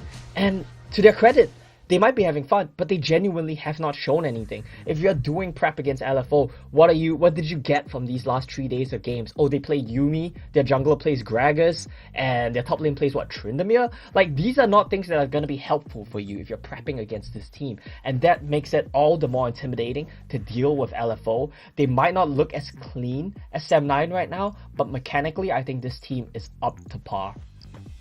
Yeah, and it goes back to the point where teams are gonna try to prepare against them. It's just so hard because all the picks throughout these few days have been pretty similar. And even if you ban away those picks, I'm pretty sure that they have something other than these common picks that are up their sleeves. And LFO, this is a team that I really love to look at them play. They just have fun, they go in, they know their limits. Sometimes they overstep, but it doesn't matter because the goal lead is already there. A lot of times Tipper gets picked off the lane, but it doesn't matter because he has his items already. Yeah, sure, you get to kill him once, but can you kill him 2 or 3 times into the game? You can't. He has the Yuumi on top of him, the Undying Rage, Trindamere's inbuilt heals, his barrier, his fleet footwork, Yuumi's heals, Yuumi's summoner heals. It's next to impossible to take this guy down, and we gotta talk about the team comp as well. TODAK, it's clear, like you mentioned, they're trying things out. But they've tried a lot of things, and nothing seems to be working. What did work for them? When Wild Rabbit and Shanks won lane, Shanks got to roam, Shanks got to initiate. They need to go back to the drawing board. They end the week 0-6 map wins, but they really need to reassess. The only game that looked close for them was when Shanks could take over the map. Stop playing these champions that have no initiative. Yeah, I mean, even in this game, we see a few signs of life coming in from TODAK, but it wasn't enough to close the game as LFO, they're just so good. And as we speak that how good they are, we're gonna look at this post-game stats as well. Tipper 4-1-6. This guy is definitely here to crush the region. Yeah, and this is the analogy that we use. He's an NBA player playing in a minor league. Not even! He's an NBA player playing against pickup players in a primary school. Tipper is just cut above the rest. I'm going to be very real with you here, which is why I'm super excited to see his matchup against Ahedge. That guy role swapped to Baron lane, but he's an experienced player. He's a top tier player. He's been training hard. We've seen his streams. Training in the mountains of China. Will it be enough to take down Tipper? Well, this is gonna have... This thought will... come up when they both meet each other. But let's talk about a little bit about the draft from TODAK here. I don't think the draft was the issue, and this Jace, maybe they need to stop, picking up the Jace. And if they do pick it up, they're gonna have to figure a way to play around it. Yeah, it just feels to me like TODAK's team compositions put so much pressure on them to win lane. You pick Jace, you pick double range bot lanes. You need to be winning these lanes, and that's not the case at all. They're at best going even in these lanes, and then they just get outskilled, they get destroyed. Why don't you try to pick some more scaling? Why don't you try to pick some more engage? Make your life easier. I would say the bright spot in this game for TODAK was Newgate on that Nunu, and like I always say, Kiss. Keep it simple, stupid. Nunu keeps it simple, and he looked good. Why don't you draft more like that? That's my plea to TODAK. Come back in week 2, keep it simple, keep it easy to execute, and I want to see Shanks be one of your key engages here. Yeah, I mean, TODAK, like I mentioned earlier, they're still figuring things out, they're figuring their identity. So yeah, if you're watching this, TODAK, listen to Omo, man. Keep it simple. If you can win with simple, then you start thinking about how you can execute even difficult compositions here. So TODAK definitely have to go back to the drawing block here and talk about talk it out among themselves. And LFO, anyone who's watching this, if you're an organization, their doors are open any time of the day to have a sponsor for them. And LFO, they are most probably the one they're gonna put a fight for a Sam line right here. So I gotta say, LFO 3-0, really nice and really clean going into this week. The last game of their week. Yeah, and before we head into the last match of the day between Reached, A Peak, and PathSeeker, we're going to hear a little bit from the marksman of Team Looking for Orc. Raven, I do believe, is going to be joining us. We talked about his good looks, dashing charms. We'll get to see it in first hand. Hey, what's up? Hello. Hello. Finally, we don't get to talk to SSK anymore. How you doing? Doing good, I'm doing good. I think we might be getting some sound issues here. Can you say hi, Raven? Oh, hello. Alright, awesome. We can hear him. We are good to go. How do you feel after the win? How do you feel about going 3-0 in week 1? I mean, our games are relatively easy against some of the lower teams for the first week, but looking forward to the second week. We'll be fighting better teams, I guess. But you dropped the game against Upcar Esports. What went wrong there? How did that game make you guys feel? I mean, it wasn't really on them on winning the game. It was more on us throwing the game. So I guess we just didn't let that bother us. So we just play our own game and just make sure that. And I told them that we're the better team. So we just didn't let that mentality affect us too much. And we just play our own game. Oh yeah. So you guys are playing with 2 Thai players this split. Last time that you did that, you played with a Thai marksman and I actually don't even remember. But this time around, you're playing with a Baron laner and a support. How's the team dynamic going on there? How's the language barrier going on? How are you guys communicating? I think it has always been just Tipper talking to Rich most of the time, because Tipper English is not really that fluent yet. So there has been some communication issues, but we'll fix it more for the next couple of weeks, I guess. Alright, Diek, do you have anything to ask here? Yeah, for the bot lane, right, Raven? What do you think about the AP and ADC matchup right here? Which one do you think is more comfortable going into the Dragon lane? I think for now it has always been Morgana and Ziggs. Like both of them are very strong in bot lane. Their wave clear are very like they're picked for their wave clear, I guess, and so that your mid can pick like assassins like Zed, Set, or anything that's AD heavy. So you're just being a supportive role, I guess. But overall, I think for now, maybe Vayne has always been the counter for those 2 champions. But yeah, we'll and we see see your what Vayne perform exceptionally well against TODAK just now. And do you have any tips for anyone who's gonna try to play Vayne in solo queue here? Don't. Yeah, basically just don't play Vayne. Okay? Just play Ziggs. Just play Morgana. 100% agree. One last fun question before we end the interview. We know you and Rich have been playing together for a while. We know how sick your bot lane is. How's it been playing with autofilled CYH? I don't say that. No, it's a fun question.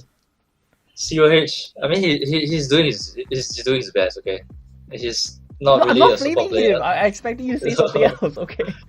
I mean, Okay. he's doing well. He's doing well. Alright, thanks for joining us with this interview, Raven. Next time we have SSK back. He's definitely funnier. Thank you. For sure. Thank you.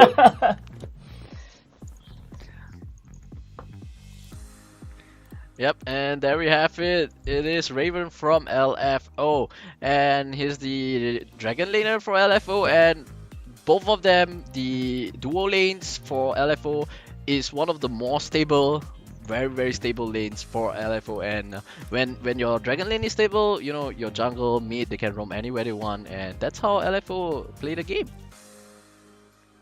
Yeah, having a more stable bottom lane that can consistently pressure, consistently win, it's great to see. And now let's take a look at the MVPs. Who's your pick, Egg? Well, Tipper is definitely the MVP for the second match. Yeah. His Tryndamere has been running around the rift and doing so much damage towards the tower, even though his kill participation is 47%. I'm not sure if that's high or low, but it's in the middle. It's good. And his gold per minute is 993, which is pretty high right Yep. there. And assuming that he's playing the Tryndamere, his damage per minute onto champions is actually pretty high as well, because he has been split pushing all around the map as well. Yeah, he's split pushing a lot, might not have been in many kills in many fights, but like we always say, he is here to clean up when it matters. And I actually think the crazy thing is this might have been Tipper's first MVP. He got a couple MVPs snatched away from him in the last couple of weeks, and hopefully going forward we'll see a lot more of that. So let's take a Well, look at Tipper upcoming match. will be the one to look for from LF Org, but let's take a look at the upcoming match. Like Omo mentioned here, RTP versus PSK. Reach the peak and PathSeeker. Who will reach the peak and who will find their path to victory will be the one question to be answered for as we go into the next match here. And Omo, do you have anything else you want to add for this match? Yeah, I would say that match is definitely going to be a lot more intense, a lot more hard fought than the match we just saw here between a top of the table team against what's a bottom of the table team. These two teams are both around middle of the pack, trying to get above each other, clawing their way up. And RTP, I expect them to come in here hungry, looking for their first win as well. PathSeeker, the same. They want to set themselves apart, get that 2-1. They want to have a positive score to close out week 1. I like the growth that we've seen for them. I favor PathSeeker, but I expect Reach the Peak to come in hot. Yeah, definitely here. I mean, PathSeeker, they have a few veterans player on their team as contrast to Reach the Peak. You know, they have a few rookies here and there. But like you mentioned, both teams, middle of the pack, tries to fight for control here. Who can get that victory? Every victory counts going into the, this league type of matches here. Yeah, for sure. So we'll take a look at that match. But firstly, we're going for a short break. Make sure you guys don't go anywhere. It's going to be a blinder.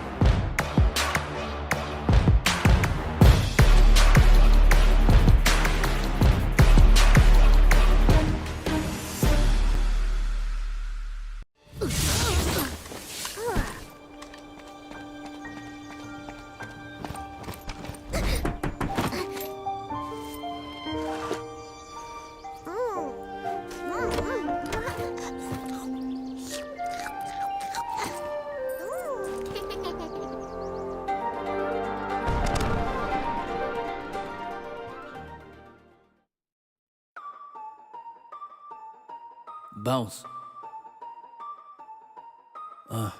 Everybody love a comeback. Gotta love a good comeback. Now you witnessing a comeback. Everybody love a comeback. Gotta love a good comeback. They say pressure bust pipes. So what's the win without a comeback? So what's the win without a comeback? Hustling every day to win. Now you witnessing a comeback. I'm not the one that you should play with. Better stick with who you came with. You ain't a thug, you a plaintiff. And I might jack dangerous. Moonwalking through a jam. Thread a slide for the bread. Watch them pray on my downfall. Hoping that they get ahead. So we don't give them no respect. It's just time to shuffle deck. Hit the body, clip the neck. Cause you know that more is less. Yes. Yes, Lord, I gotta win by any means. I'm all for it. I got a little strategy, and I won't blow it. I feel like I got Cali keys. Show me the door, cause they just want apologies and never war. So we hit them with apostrophes on they score. That's money, boy. Everybody love a comeback. Gotta love a good comeback. They say pressure bust pipes. So what's the win without a comeback? So what's the win without a comeback? Hustling every day to win. Now you witnessing a comeback. Everybody love a comeback. Gotta love a good comeback. They say pressure bust pipes. So what's the win without a comeback? So what's the win without a comeback? Hustling every day to win. Now you witnessing a comeback. Game 7 with the comeback. Second left with the comeback. Being Brian when I inspire. Real rap, that's all fact. Yeah.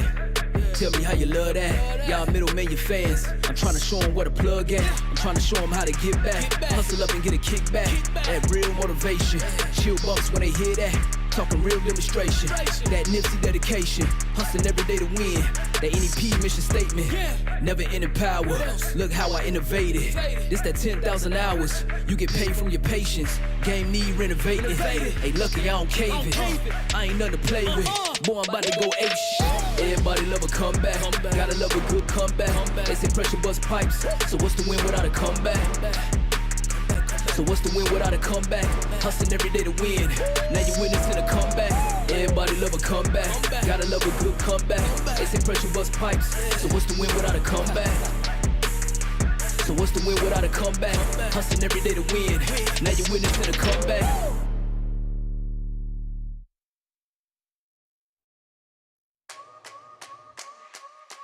Yeah, show me my opponent. Top spot, I want it. My grind, I'm on it. Can't stop, keep going. One and only, can't clone me. I remember feeling lonely. I remember when they told me I would never get the trophy. Show me my opponent. Top spot, I want it. My grind, I'm on it. Can't stop, keep going. One and only, can't clone me. I remember feeling hungry. Now I'm coming for the trophy. Cause this is my moment.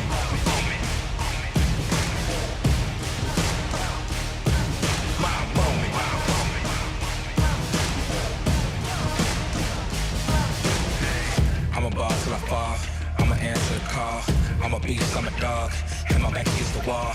I accept every challenge, had to battle for my balance. From a peasant to the palace, treat the trophy like a chalice. Stayed on my grind, great things take time. Now how I shine, you might go blind.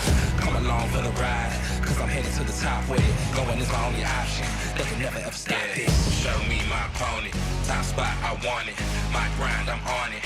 Can't stop, keep going. One and only, can't clone me. I remember feeling lonely. I remember when they told me I would never get the trophy. Show me my opponent. Top spot, I want it. My grind, I'm on it. Can't stop, keep going. One and only, can't clone me. I remember feeling hungry. Now I'm coming for the trophy. Cause this is my moment. My moment.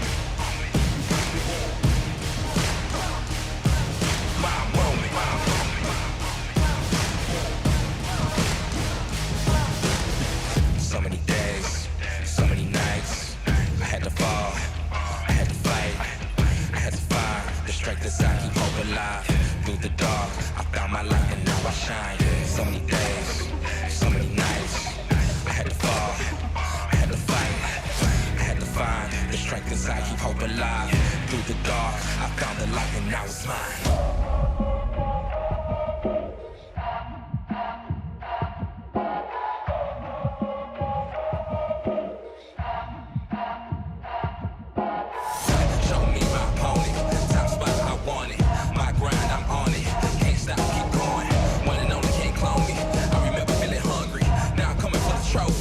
Cause this is my moment.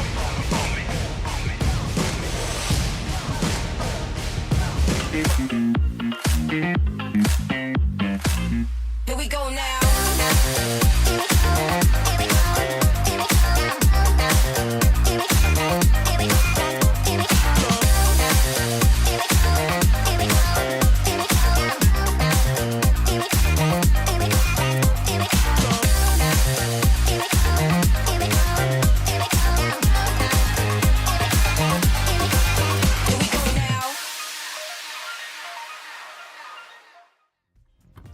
Good evening and welcome back, ladies and gentlemen, to WCS Malaysia Singapore. I am D8 and this is Omo. We will be your English broadcast for today. And previously, we had a very one-sided game between LFO and TODAK coming in for the last match of today. It is between PathSeeker and Reach the Peak. And I think Omo has a lot to say about these two teams meeting each other.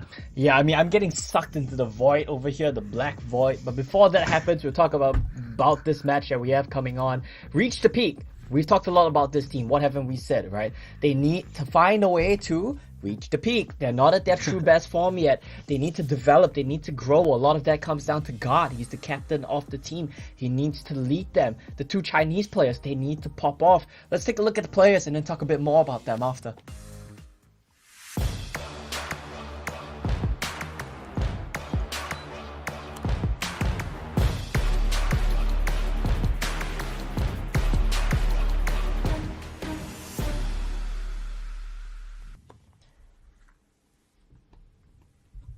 Yeah, now we see them on your screen. CLB, C Blue, God. Hold on a second. Is this a roster swap we're seeing? I think it is actually. I think we're seeing a roster swap here. God is going to Baron lane. Guilty Crown is gonna come in the support position. C Blue is gonna be playing mid from the Baron lane.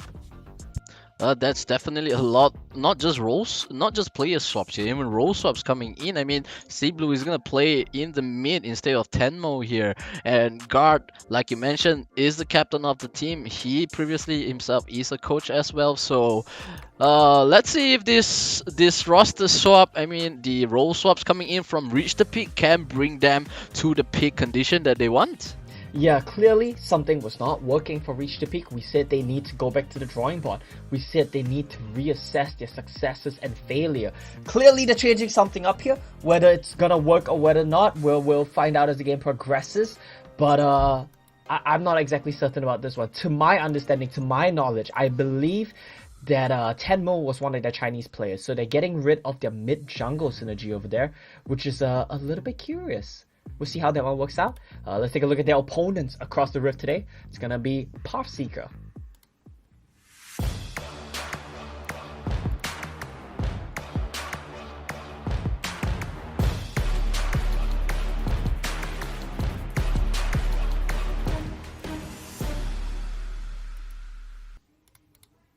And there we have it. It is the video from PathSeeker, and looks like PathSeeker, they are remaining their rosters. There are no swaps coming in here. Emotion, LXY, Kevin Swift, as well as Evolution will be playing for their match against Reach the Peak today. Yeah, and some interesting things coming out from the side of PathSeeker. We had a lot of expectations from William coming into the WCS MYSG split, but Kevin has been the starting mid laner for the side of PathSeeker, and damn is he doing well. So we spoke to Swift a little bit yesterday. He talked about the potential, the talents that the younger players in his team have. Emotion, LXY specifically, he named as the big carries on their team. Emotion as well does a lot of the drafting, mid to late game macro from both him and Swift. So many things for us to focus on the side of PathSeeker. What can they pull out here today? They want to keep their win streak going. They want to go 2-1 by the end of the week, but Reach the Peak, they'll try to put an end to that and get their own first win. Yeah, I mean, for Reach the Peak, they're gonna have to really try the roster around. But before we go a little bit deeper on that, we're gonna look at the talents prediction right here. Let's see who votes for who, and looks like this time around it will be a split choices here, and Husky and Omo will be going for PathSeeker, and me and Grandon will be voting for Reach the Peak. Why do you think PathSeeker will take this game? I think PathSeeker's form just looks so good. If you talk about individual mechanical skills, sure, we've always got the big question marks riding above the Chinese players on the side of Reach the Peak. What is their true peak? What is their true potential? Probably really high, but we haven't seen it yet. And when we see Reach the Peak play, I feel like their lack of cohesion harms them tremendously. That's something that we've also seen from PathSeeker on day one. Tremendously uncohesive and all over the place. But on day two, they patched up some of the mistakes. And I'm inclined to believe that they're gonna look better coming in here today. Until Reach the Peak shows me something different, it's gonna be hard for me to root for them. I mean, for the past 2 days, if the peak was here, I mean, Reach the Peak is like that they're still here at the base camp, and right now they swapped the rosters, so I'm not sure if they're gonna climb a bit or they're just gonna go back to town right here and not even seeing the pick from base camp here. So probably we're gonna have to look at the game right here, and I gotta commend Reach the Pick, however, for doing making this decision, you know, with the role swaps coming in, especially against a team that is about the same potential as they are, so they can try it out, and if it works, it might be the cohesion that we're looking for.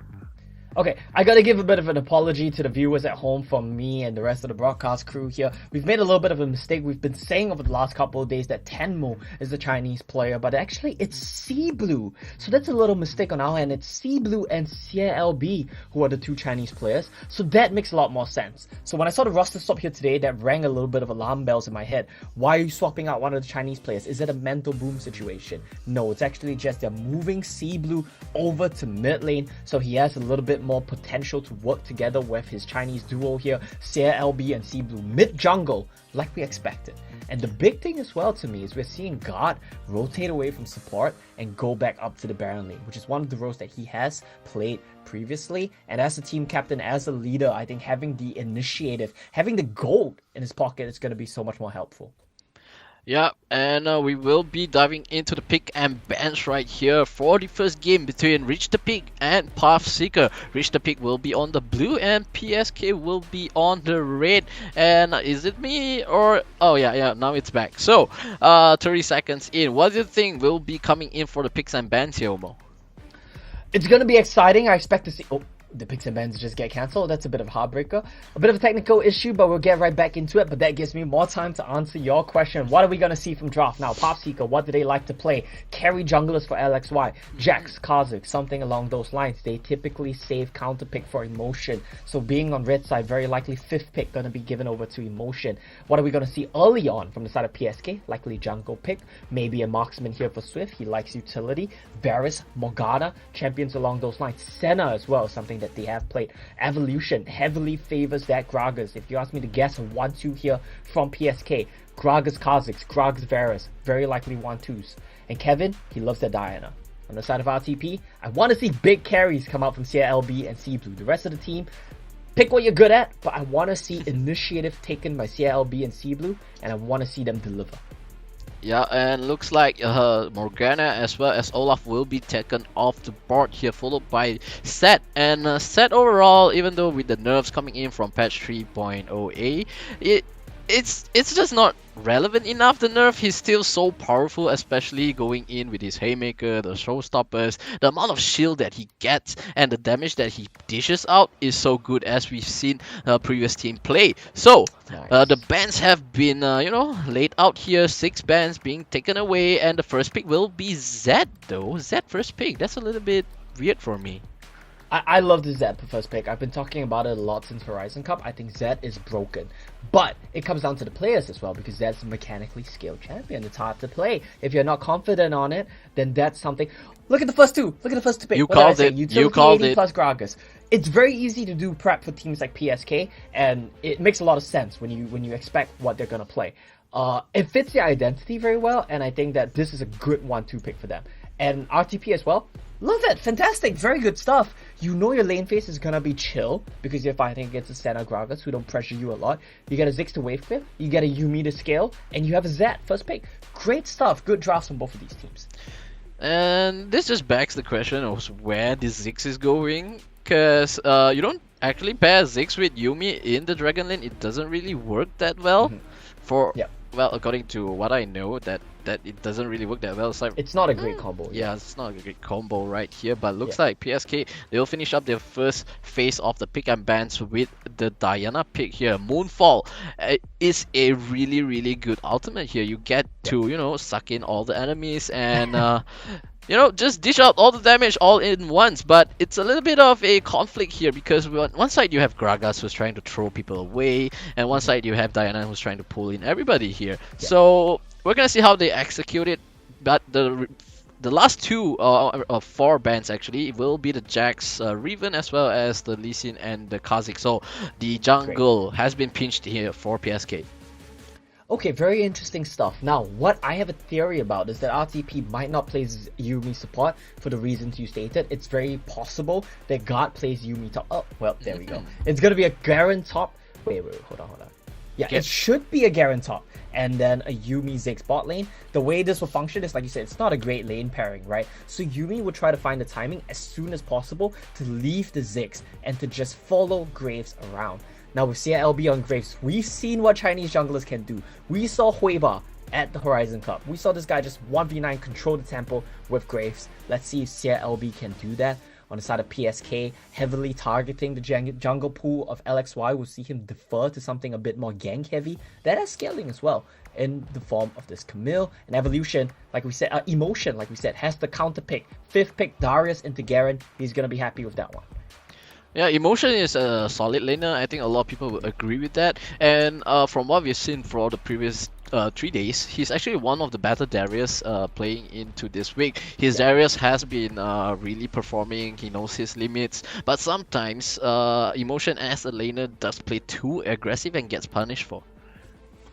Yeah, it's definitely a very possible thing to look out for as well. He does play too aggressive sometimes, he does get punished sometimes, but let's see if the team can play around him. Let's see if the members of PathSeeker can come on the same page like they did yesterday and keep their performance up. On the side of RTP, I think individually, they're fine, but when it comes to team fighting, that's where they start to get disjointed. That's where they start to lose the plot, like the kids say. So hopefully they manage to find out a way to play around that with the roster swaps, maybe more vocal, maybe more shot calling coming in from the new players. Let's see if that pans out. Yeah, actually, I was actually gonna bring out this point because for Reach the Peak, when they lose the game, they start to actually run around the map and, you know, like headless chickens is what they call it. They really don't know what to do when they are in the losing side of the matchup, and they don't know how to pull themselves back into the game. So hopefully this will be, you know, a little bit of a change coming in right here. As you mentioned, you know, the shot callings might have changed. So Reach the Peak is, you know, their team name, so hopefully they can reach the peak for themselves. Hopefully, there's a lot of expectations for them, and if they lose this game with their import players, they would have gone 0-3 in week 1, and that's a heartbreaker for any team. So let's find out, will they be joining TODAK or will they be one step above? Will they find their first win here today in the last game of week 1? Draft is, pretty much like we expected, no oddball lane swaps. It's looking pretty interesting to me. Similar comps in the sense that a lot of scaling from both bottom lanes, they're just going to be left to their own devices, but very heavily reliant on both junglers to set the pace of the game here. LXY, a big challenge for him against CLB, who frankly has not been looking the best, not in his best form, but let's see if he steps up here today with a Yumi to support him and his new Chinese duo, I guess, in the mid lane around him as well. Yeah, I mean, the Graves is definitely an oppressive champion if given resources too. And for these both teams, like you mentioned, they have really good scaling, but will there be any chance for PSK to actually, you know, dish the team fights, just go full side lane? It's gonna be tough for sure, right? Because I think Zed in this game is just so strong on side lanes that it heavily reduces your options. Now, what you could do is you could put Diana against Zed in the side lane. You can kind of survive him, and then you bring your Camille down, lock him down with the Hextech Ultimatum. A lot of possibilities here, a lot of options. I like both of these drafts, but let's see how the teams actually execute on it in game.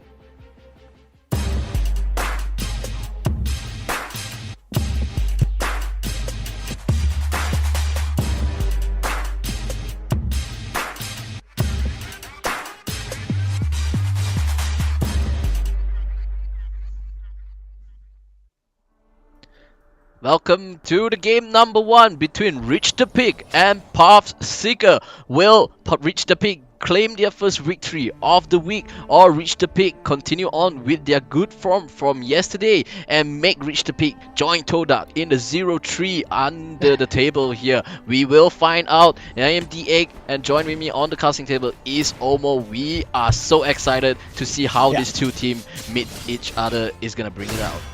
It's a big one for sure, and we might be on the same casting table, but we're in different countries. It's a bit sad. I do believe the players of RTP, they might are in different countries as well. I do believe the Chinese players did not fly in. They're still playing from China, so maybe some ping issues there. Right off the bat, CLB catching Kevin.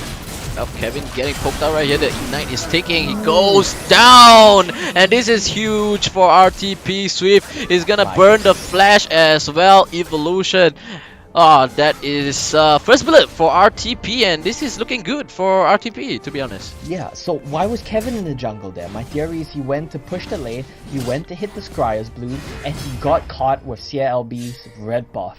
That's the mistake that he made. He went a bit too deep, didn't respect Graves' early game. And just like that, first blood and 2 flashes blown as well. That's gonna be hugely detrimental for his team. He's gonna trade it out with C-Blue right here. Oh, he's gonna go down once again. And Diana already 0 and 2. And it's not gonna look great for the mid laner from PSK. Just disrespect right there. He has no flash. He had Ignite, sure, but he tried to fight with a huge minion wave as well. That was a misplay from him, and now this is nice. This is a good dive. God is there. Well, God, he's gonna flash away, but Apprehend is there. He goes down. Emotion gets the kill, and PSK, a successful dive on the Baron lane. Really, really good stuff there. God tries to outplay the dive by flashing the hookshot. That was fine. I think LXY could have been a bit more patient with that, but it's okay. The way they juggled turret aggro, Emotion and LXY swapping the aggro there. Very good stuff. Did not have to blow a single sum. Good job. Yeah, but it kind of physically hurts me to say good job. It's not something I'm used to saying, but good job. Well, recognition here from Omo, but RTP, they are setting off yet another dive onto PSK. CLB is gonna go in. The death mark hits onto Evolution. He goes down, and Swift is getting picked on once again. CLB is gonna try to survive this, but is not gonna be able to do so. Guilty will be the next one on the crown to be taken off by LXY.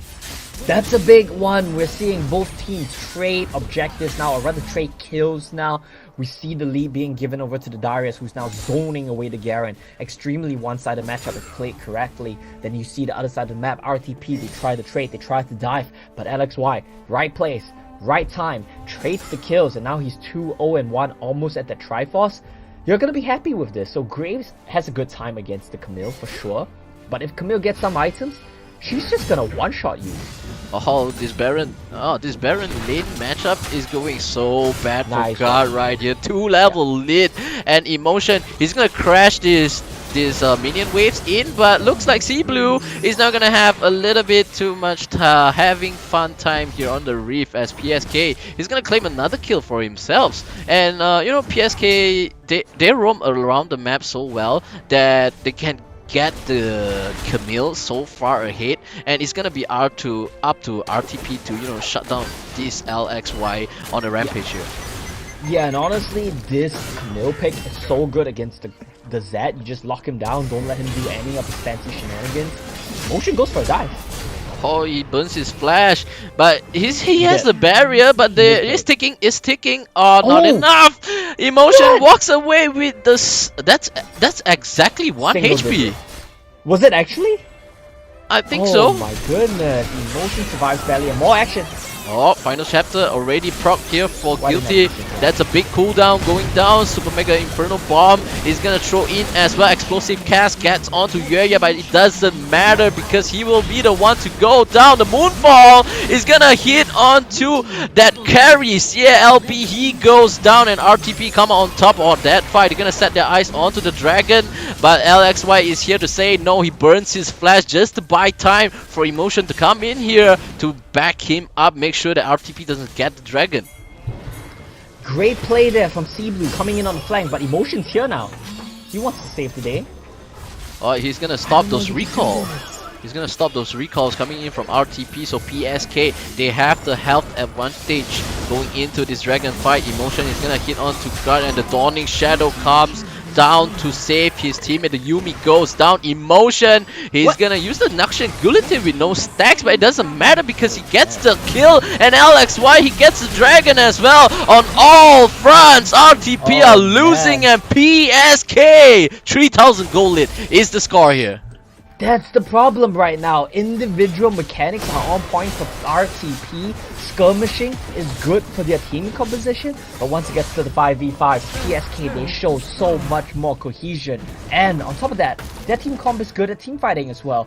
It's just a story right now of Camille Darius versus Graves, Zed? Who's gonna output more in these team fights? Who's gonna be able to deliver on the side lanes? That's what we need to look out for, both junglers. And then Emotion against Blue. This Darius against this Zed. Who's gonna deliver?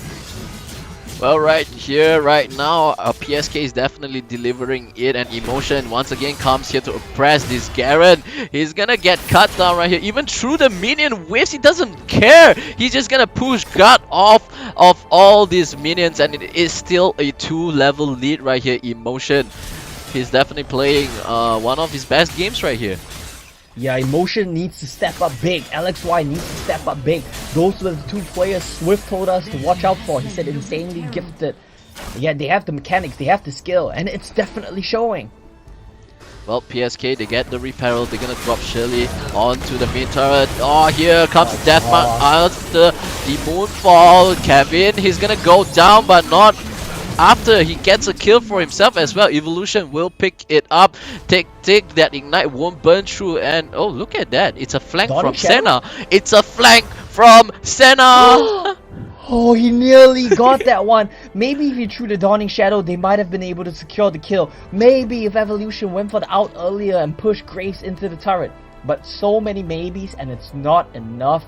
More kills being traded, and we saw right there, Guilty with the great exhaust just shuts down the damage from Diana's Moonfall. This is what I think a lot you mentioned a lot of times. The only that's Diana is just so easily shut down just by pressing the exhaust, and the amount of damage and mobility that she has is getting cut out right here. But hold that thought. He's dead. Oh no, he's not dead. He's getting healed by the Zoomies. CLB, he's still alive. Evolution. Whoa, so that good. Inferno Death Bomb. Oh, he gets it with that what's the thing Black called? Forward, yeah. And here comes the Divine Judgment. LXY, he's still alive, and Emotion flashes after guard. He's trying to get a kill for himself, but he's not able to get that swing that Noxian Guillotine hits. But Kevin will be the one to grab the kill, and looks like PSK, they don't care if RTP gets a kill. They will push forward, and push forward. Will they get this mid turret is the question. Unlikely, right? Because there's the Ziggs here, and we talk about how broken this champion is at wave clearing. But messy fight from both of these teams. It starts off with them catching Guilty immediately, stopping him from going back into, I do believe it was his CLB, by crowd controlling him. Nice little play from Swift as well, turning on the Shroud to try to save Evolution. But at the end of the day, it wasn't enough. Still a pretty even trade. Neither one of these teams breaking the game open just yet. It's still anyone's game. But LXY, he's getting further and further ahead. And we know what Camille can do in the mid to late game. Well, he's definitely gonna lock down C-Blue. The Hextech Ultimatum is gonna make him know where to run. He is 5-0-6, has the Trinity Force, has the Death Dance. It's not gonna just delete your carries. He himself won't be easy to kill as well. So PSK, they are playing well around LXY. Here comes the Shroud. They're gonna chase on to C-Blue, but he manages to walk away. Yeah, and in his WCS Baron Lane debut, God is not having a great time right now. Counterpick and shut down. They should have seen this coming. If they wanted the Garen, they should have maybe banned the Darius. It's one of his hardest matchups. It's a difficult situation to be in. It's got to take a toll on his mental, especially as the captain. It's going to be a tough time for RTP to try to come back into this one. Yep, one of the things that the good players and good teams have is actually good mental controls. So let's hope that Guard has that and is able to continue on the game without breaking his will here. CLB almost get caught by Emotion right there, but the time was just so, just barely enough for him to recall. He gets caught there. I believe he's dead. Yeah, it's such a tough situation. Both these teams playing at pretty much on a nice edge right now. And I love the laning setup from PathSeeker right now. You have LXY, this turbo fat Camille, doing his thing in the side lane. You give him the farm. Well, just as I say that, they swap it around. Kevin gonna go over and pick that up. This gives LXY more space to find angles on the map. Try to find ganks for Darius, try to find ganks for Diana. But if you look at the net worth, Emotion and LXY, two of the big carries for PSK, 9,000 gold to their names. Yeah, they are way ahead on anybody else from RTP. Even the fattest member here with 8,000 gold is still a 1,000 gold difference. And they will set their eyes onto the second referral here. Shirley, I believe, is what we call her. And easily she goes down right here without any contest. So with this It's gonna give them even more control here. Hemorrhage, not enough here. Emotion, he might have overstepped his welcome here. The flash has been used. He's not able to run away. He apprehends, but it's not enough. But RTP expanding 4 members just to kill Emotion. So very close right there, and Emotion, he needs to realize this is not my time to push up, not my time to fight, but CLB gets caught. Oh, Hextech Ultimatum locks them into the turret. They are not able to run away, and PSK immediately responds with a kill of their own. This is very questionable. They got the kill on Emotion. Why did they still stay? I think he was greeting for that tier 1 turret, but unable to find it. Now Swift getting jumped on. Keeping no damage though. Immediately gets the lead here. Shirley has been procced. They are gonna get this tier 2 mid turret. Can they get more will be the question here. I don't think they will be, because Yue is right there. You know, yeah, Ziggs is definitely broken in terms of wave clearing.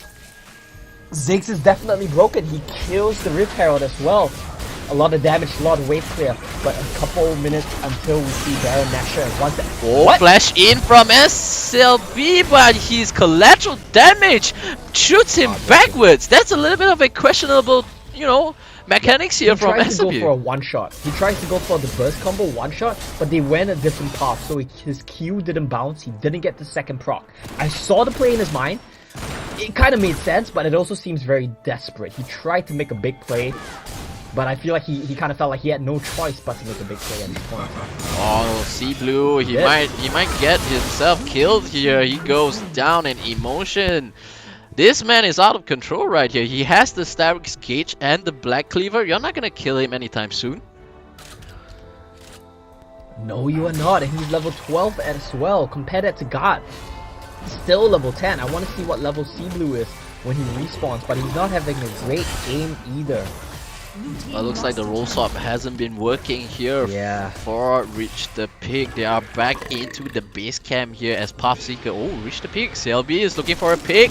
Oh, they didn't see him, but Evolution is a Graves. He has mobility, he has the explosive cast. The final chapter will be used. And looks like Evolution will walk away, but that's not the same case for the Graves. He goes down, and the next will follow will be the Cat in the Bag, and PSK looks to take down this Baron for themselves.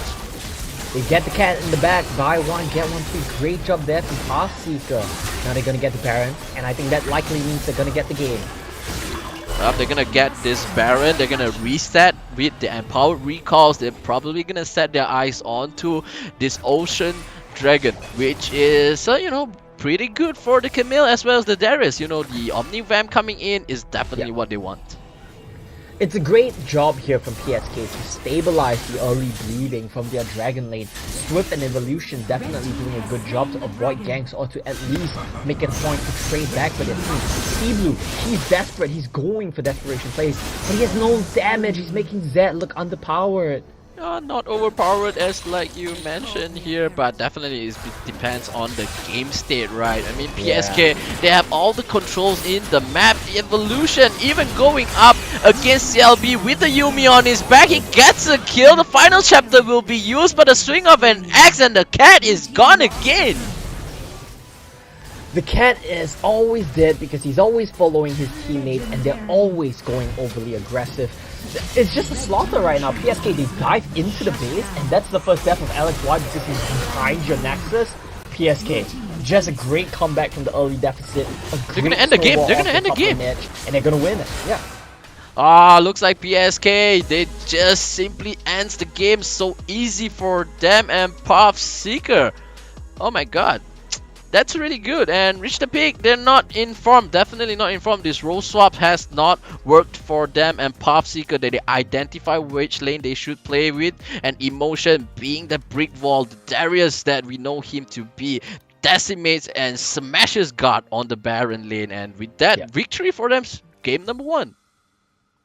I think it's a really good job from Emotion as well as LXY to identify that they could go for that early dive. And keep in mind as well, this game started with Kevin getting caught dying in level 2, bot lane burning their flashes on the side of PSK, and Kevin coming back to lane dying again twice in like 2-3 minutes. It seemed over. It seemed like a disaster. But they found the edges to cut back into the game, and PSK, I gotta say, they are looking solid. Let's see if they can keep this up in game 2. We're going for a short break.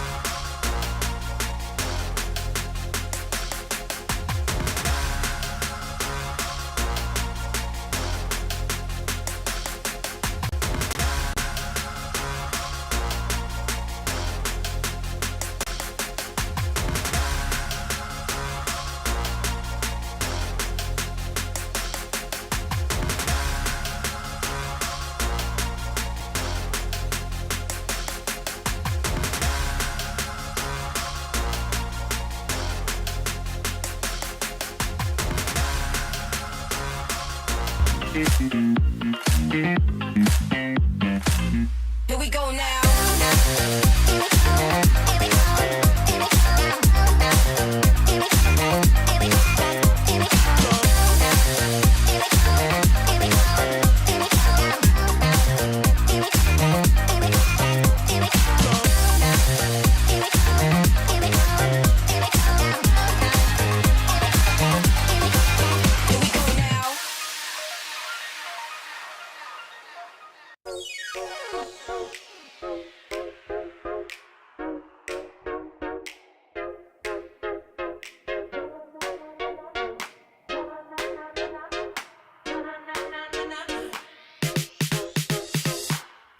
Somebody blow up the ceiling, cause we're back with another one. Can't get enough of this feeling. I can't sit around. Don't you wanna start over? Don't worry about a thing now. We were born for this moment, but we gotta go now. There's nothing you can't do if you want it. Dreaming day and night, yeah. Gonna get it right, yeah. There's nothing you can't have, so get on it. Anything you want, yeah. Take your pick and say, what's next? I wanna change it up. I can't get enough. Na na na na na na na. What's next? I wanna live my life. Yeah, I'll be shining bright. Na na na na na na. What's next?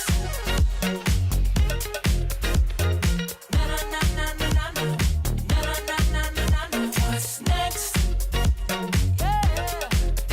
Hey. Na na na na na na na. Na na na na na na. What's next?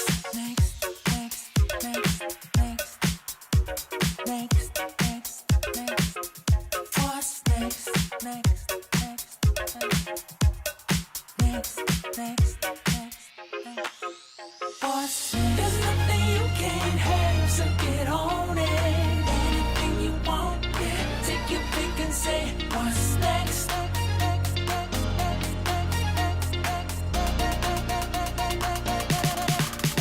What's next? I wanna change it up, yeah. I can't get enough. Na na na na na na na. What's next? I wanna live my life. Yeah, I'll be shining bright. Na na na na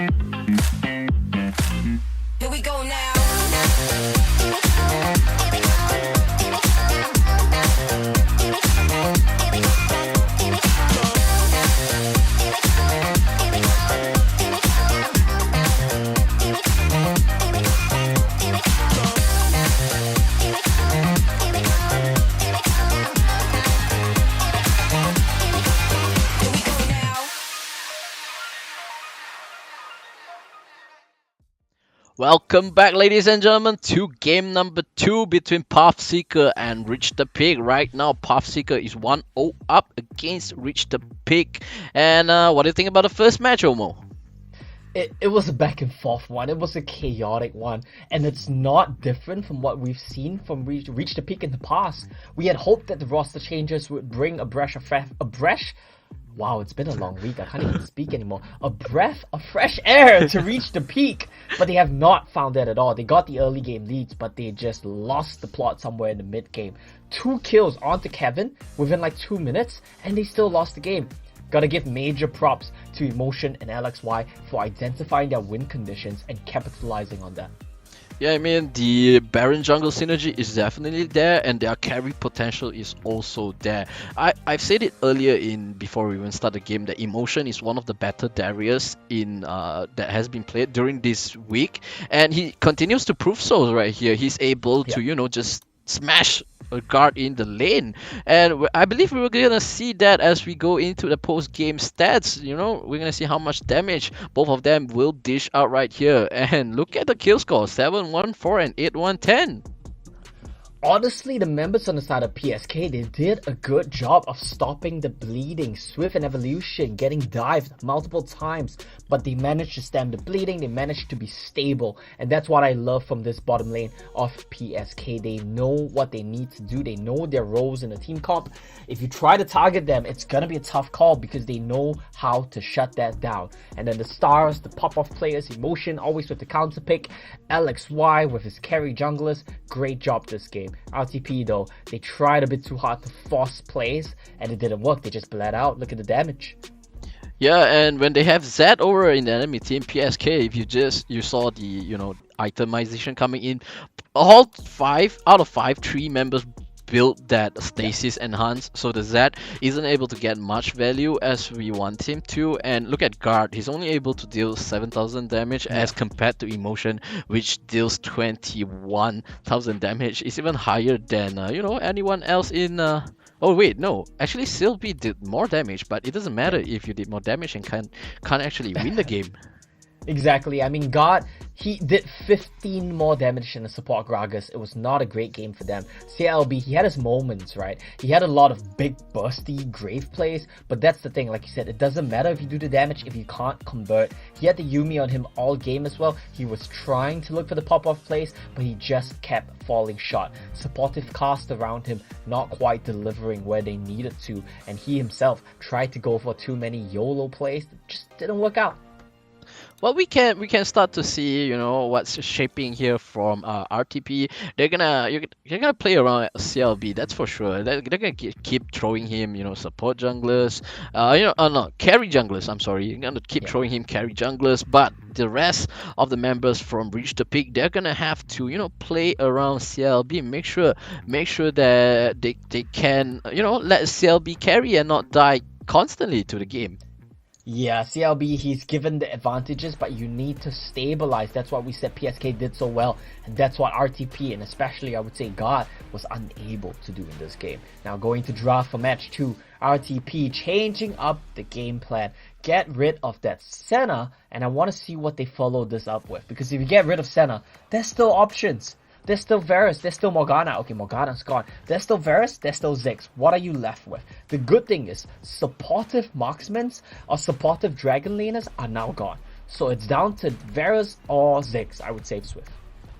Yeah, I mean, the Ziggs is definitely a very broken champion to pick up right now, but RTP, they don't want to deal with Alex Weiss's Camille this game. It was popping off left, right, and center. The ganks were on point. His Hextech Ultimatum catches the carries off, picks him off all the time, and they will band it away this time around. First pick, Darius. They don't want Emotion to play this, very, very thick and heavy champion here.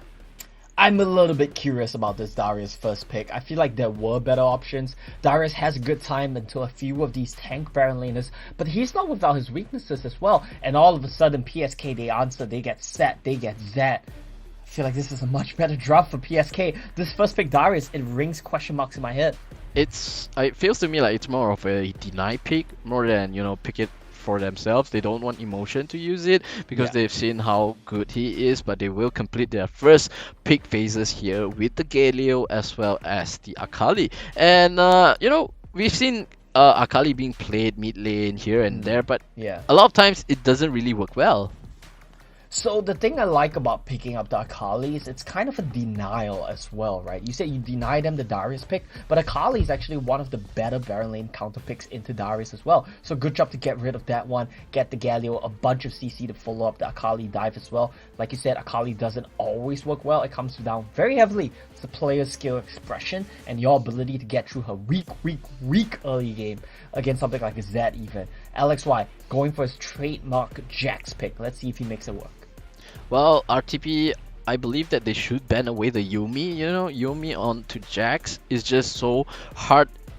Jax is already hard to kill. He has the counter strike, he has the leap, and pair it along with the Yuumi, it's gonna be so much more difficult for them to shut down the Jax. But end of the day, they will ban away the Corki as well as the Lulu, and Lulu with the overgrowth FL is also a really broken skill in the game. You get the overgrowth, you make sure that your teammates don't die. So yeah, they ban away, and what will PSK picked up right here?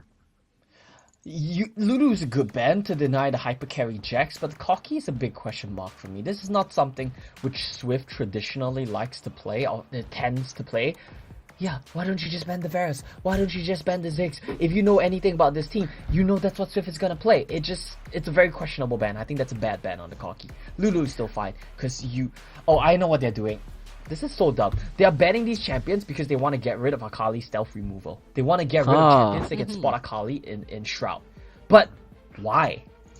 Like, no, maybe they just don't want the Akali, under the Shroud. It's actually one of the abilities in the game that has that, invincibility, and the only thing that can see you is, other than the turrets, is a few of these abilities. But looks like PSK, they pick up the Varus, which doesn't have mobility, but they pair it up with the Thresh. With the Lantern, you get to save your carries all day long, and PSK, can they press on to the Lantern is another question, because I believe Contra was tilted yesterday when he said, I'm so tilted, they don't press onto the Lantern. So PSK, we're gonna see if they can play the Thresh out. Yeah, that's something which we need to look out for. I think the Thresh pick here, if played well, can be very effective. You need it as a pick to save this Varus. I want to look at RTP's draft though. They give CLB this Fiora pickup. It's actually decent into the Jax in the early stages of the game, but once a Jax gets a couple of items, he beats your face in. He doesn't care about repulse anymore, so there is still a bit of a timer on that Fiora, especially since you're playing Fiora Akali. Akali can't really support you as well, but it's a very volatile mid jungle, especially going up against a Jax Zed duo. Big props to them for throwing down the gauntlet, taking the skill check matchup, but mid jungles for both teams, big point to watch out for.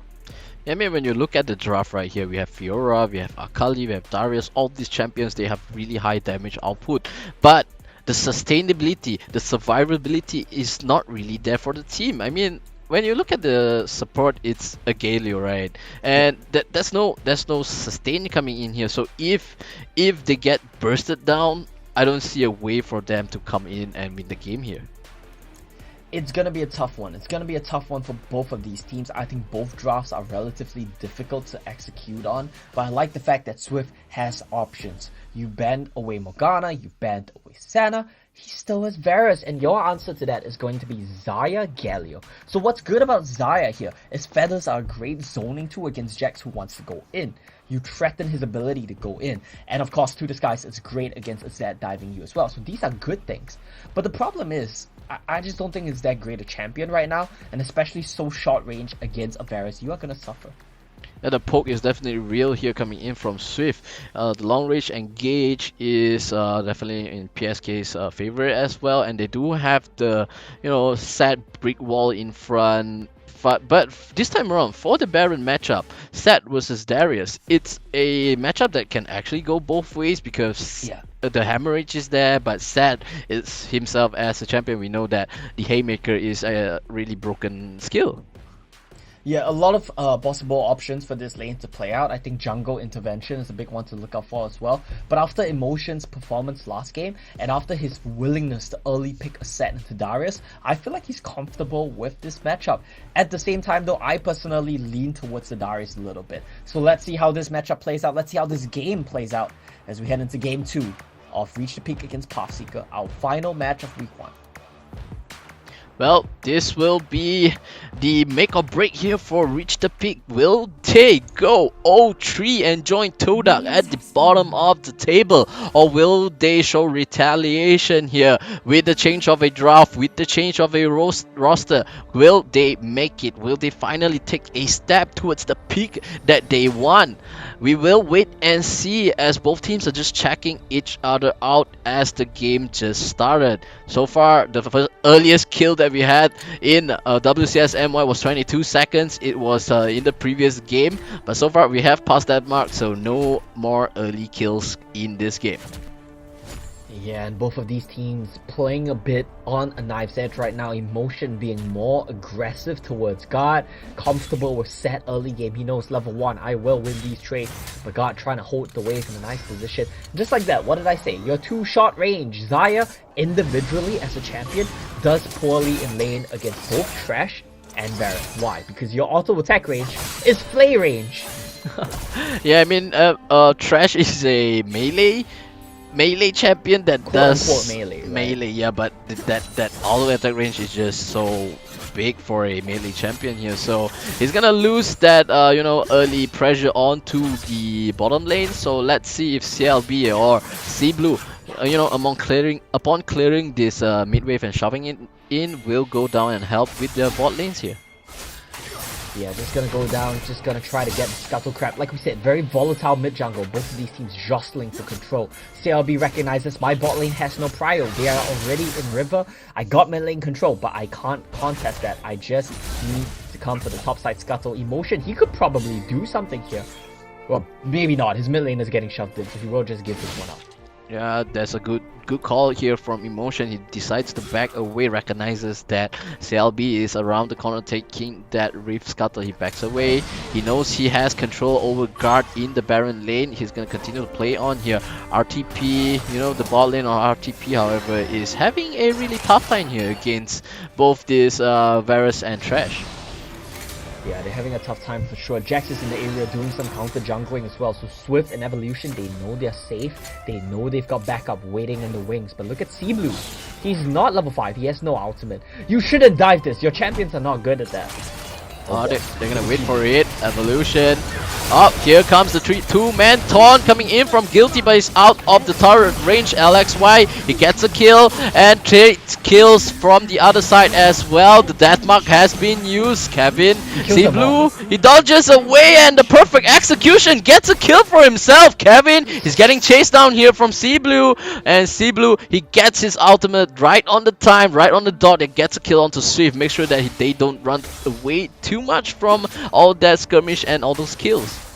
Back and forth fight there. Both of these teams trading under the turret. It was a dive from CSK, but they had a numbers advantage. LXY was there, but the Jax so weak early on, lacking the damage to finalize on the kill. They needed to use more than they probably wanted to secure the first kill onto Xayah. And all that while all that was going on, CLB is farming up the storm. He's gonna recall. I think he's gonna be able to pick up the Triforce soon, which is a good little timing for him ahead of 4-minute objective squad. Play comes in.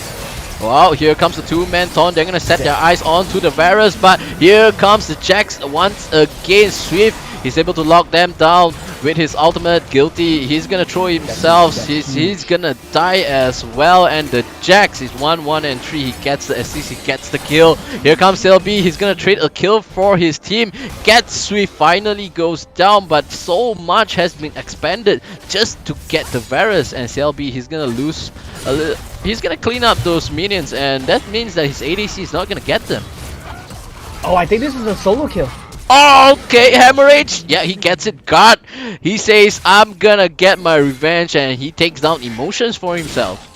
Yeah, which is why I was a bit curious about why he picked Set into this matchup. It's not a bad matchup, but I don't think it's favorable by any means. And if you have the counter pick option, is this really what you go for? Is this just because Set is a strong champion, is a tier 1 champion?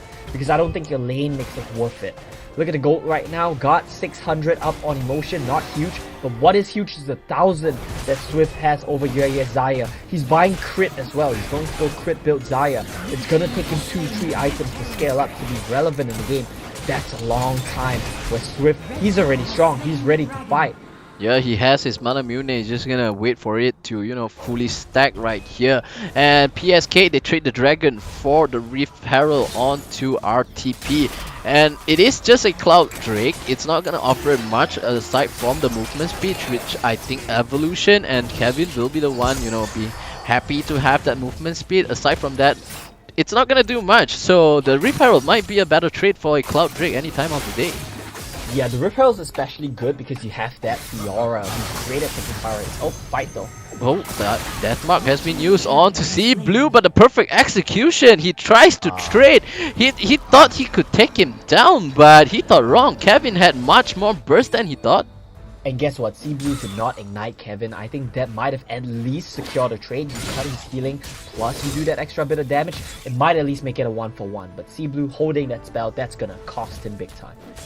Well, he's gonna get dove on right here. LXY with the counter strike gets stunned up. Oh, immediately jumps in with the heroic entrance, but you're not the hero right here. You're gonna go down as Sweep on the other side of the map takes a kill for himself as well. 2, 2, and 3. Sweep. Oh, Blue, he's on vision right here, but LXY decides not to carry on with the fight. He dashes away with the lantern, and PSK, they get the kill. They walk away.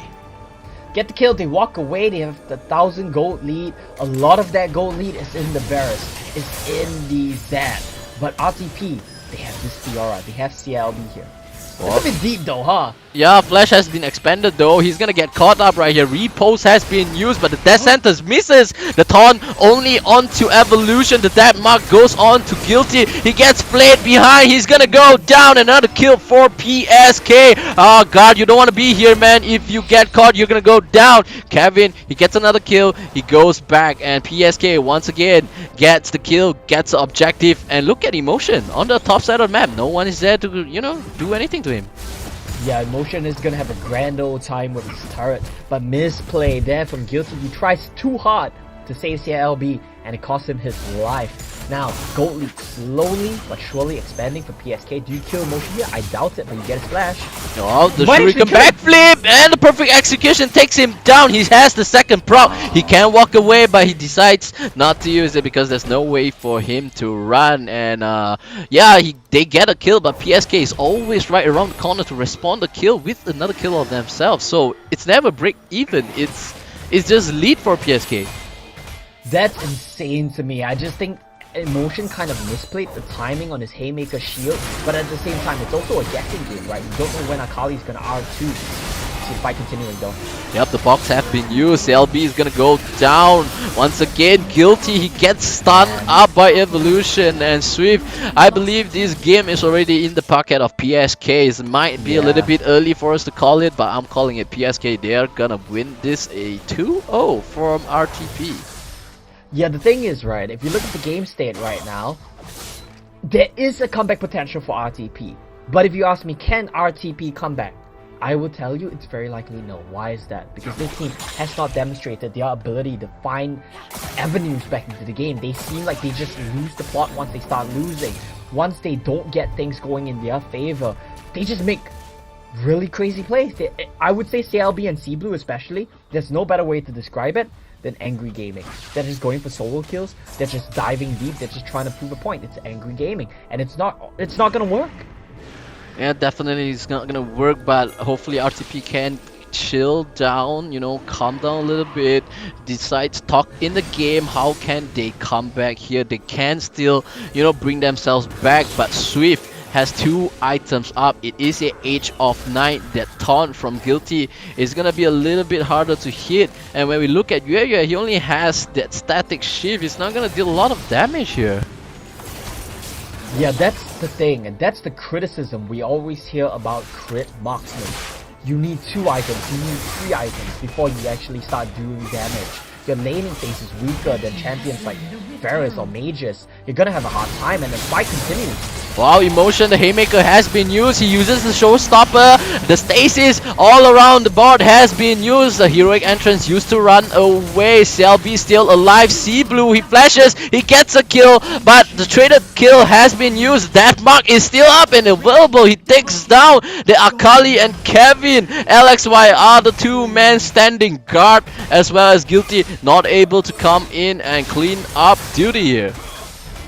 Only two left standing, LXY and Kevin, but you could not pick a better two. Any skirmishes erupt, Zed and Jax are happy to take it, so they secure the dragon. RTP forced to back away, and I think the illustration to my point about how useless crit marksmen are for the first 15 minutes of the game, you look at the fight right there. Yeah, laid down his feathers. It was a tight choke point. When he pulled back, when he recalled his feathers, he hit like 4 or 5 players, but he did absolutely no damage. Your champion's useless, you've got no damage. What do you provide?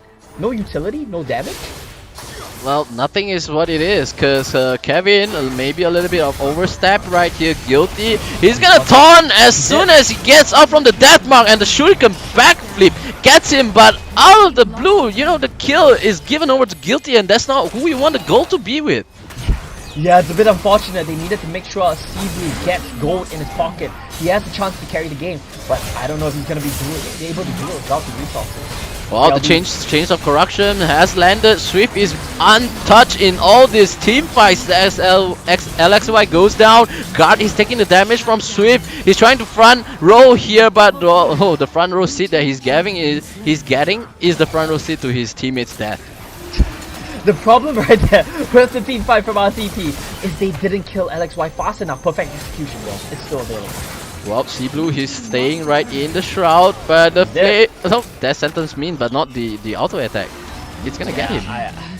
That fight honestly could have gone differently for the side of RTP if they killed LXY in time, if they procced the grand challenge, got the AoE healing down in the middle of the team, kept CLB alive longer. That might have changed things up. Unable to do so, LXY staying alive a little bit too long. The death stance, the Zhonya's hourglass, it keeps him safe. It turns the fight for PSK, and they get C-Blue as well at the end of that as a little gift package. No shadow, he might die. Oh, the grand challenge has been procced once again, but the amount of the mobility that the Zed has, this is the overpowered that you mentioned, Omo. That's the thing, right? Zed's mobility is insane, his cooldowns extremely short, and on top of that, then he's kind of tanky as well. He gets health from Black Cleaver. If he buys it tonight, that's extra health for him and a spell shield. Very hard champion to take down, while he has no problems killing you.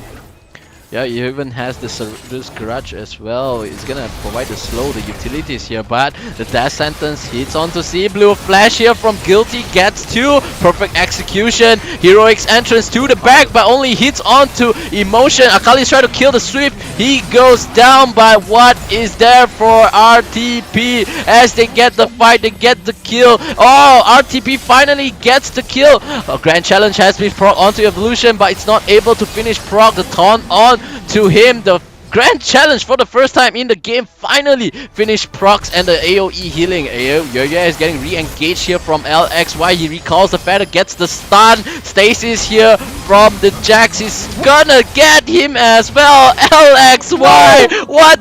He is alive. He has 2 buffs and he walks away with all the kills. The clutch right there, LXY and Kevin, the 2v4 situation. God wasn't in position to follow up on the fight. I thought LXY was gonna drop. I thought Kevin might have dropped as well, but they managed to get the outplay, the use of the shadows to dart in and out, the use of the lead strike, the counter strike to just make it so hard to kill you. And they're starting off Baron. God only man here, C-Blue, still a mile away. What can he do? Nothing. What can he do? He's giving kills, that's what he can do. Baron is gonna go down. The smite has been secured by the Jax, and no way around for the Akali. Red team double kill as the Zed goes into a rampage, and like that, I think that's the end for RTP. PSK, they got the Baron, they got the mid turret inhibitor down. They're gonna press onto it. I don't think Yo-Yo can do anything here. Yeah, that was a little bit horrible if I'm being frank with you. God, walking up way too soon. If he just waited for CB, if he waited 1 or 2 seconds more, your call needs to be, I'm not going to try to steal the Baron, I'm just going to kill you After you get the Baron, you can take the Baron, it's fine. But he was too impatient, and so was Blue. And just like that, PathSeeker march on to a clean 2-0 win here over Reach the Peak. Yeah, they definitely are laying down their path to victory here as Yes. PathSeeker. They lay their path. They kick down, reach the peak from the peak, not just from the peak. They kick them, they roll them down, and send them back home with a 0-3 loss for the first week. Yeah, it's tough here for Reach the Peak. Reach the Peak and TODAK especially, two of these teams coming in trying to do good things in the tournament. One with import players, one with a gaming house, full-time players, and yet both of them unable to deliver at the end of week 1. It's a little bit unfortunate, it's a little bit heartbreaking. Hopefully these two teams will be able to reassess the situation, go back to the drawing board, come back in week 2. It's not over just yet. Yeah, definitely it's not over, but that's a lot of work for them to put down and a lot of work and discussion for them to do. Two of these teams at the bottom of the table, not even a single victory coming in for the week number 1. So, like you said, PathSeeker, they managed to snatch the win away from Reach the Peak. And as a team, do you think that PathSeeker will continue on looking, I wouldn't say dominant, but I would say looking good in these 2 days' match? Yeah, for sure. I'm very impressed by the PathSeeker we saw yesterday and today. Sure, they're not playing against any of the top dogs. They're playing against middle of the pack teams. But I genuinely feel like they found their footing after game 1. Speaking to Swift yesterday, what he said was we went back to the drawing board. We took 3 hours to have a draft talk, to talk about what we wanted to do in the game. That's exactly what you need sometimes. And they made it work. I'm glad for them. They have some very young players. Alex Y, I believe, is only 18. They're coming in one of their first major stages and they're looking good. I'm happy with the changes. I'm happy with the direction they're taking. I'm happy that this team has a clear identity. And even though I don't think at the end of the day they're going to win, I don't think they're going to be top 2, but I think they're definitely in playoff contention and I want to see them have a good showing there.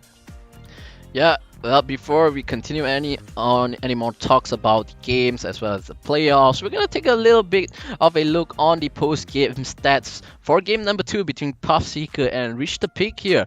And when we look across all these items and all the kill scores right here, the thing that Omo mentioned is that the power spike for the crit marksman is just too slow. And look at Yue, 1, 6, and 7. He has the Infinity Age up, but that was like what, when the game has already been lost. Yeah. I think the way you want to think about it is if you imagine your Varus, you have a Mana Mute and a Serrated Duck. One item and a component. Versus if you're a Xayah with a Static Shift and a Crit Cloak, which one would you take? I think the choice is clear. Yep, definitely the Varus, because not only is able to to crowd control the entire team, is played properly, the Chains of Corruption can spread to the other team members. He also provides so much poke for the team, and with the poke going in, Kevin, he can just dive in alongside with LXY, to just do cleanup duty here. Yeah, cleanup duty from Kevin and LXY, that's exactly what they needed to do. And Kevin, keep in mind, this guy, I mean, we were kind of expecting William to come in, to be the big star for this team. But Kevin, I think he's doing very well for himself, having very good performances in both games. Yeah, he entered a little bit in game 1, especially in the first 2 plays. Look at the damage really quickly, by the way. We talk about emotion, we talk about LXY, we talk about Kevin. Top of the charts, Swift on that Varus. That's exactly what this champion does. If you pick Varus, you pick Ziggs, 90% of the time, you are going to top the damage charts. And that's just because of how effective your champion is with these items. Don't forget the fact that you have utility as well. This time around, I think draft definitely going over in favor of PSK just because of your bot lane champions. And at the end of the day, Blue, he definitely had a...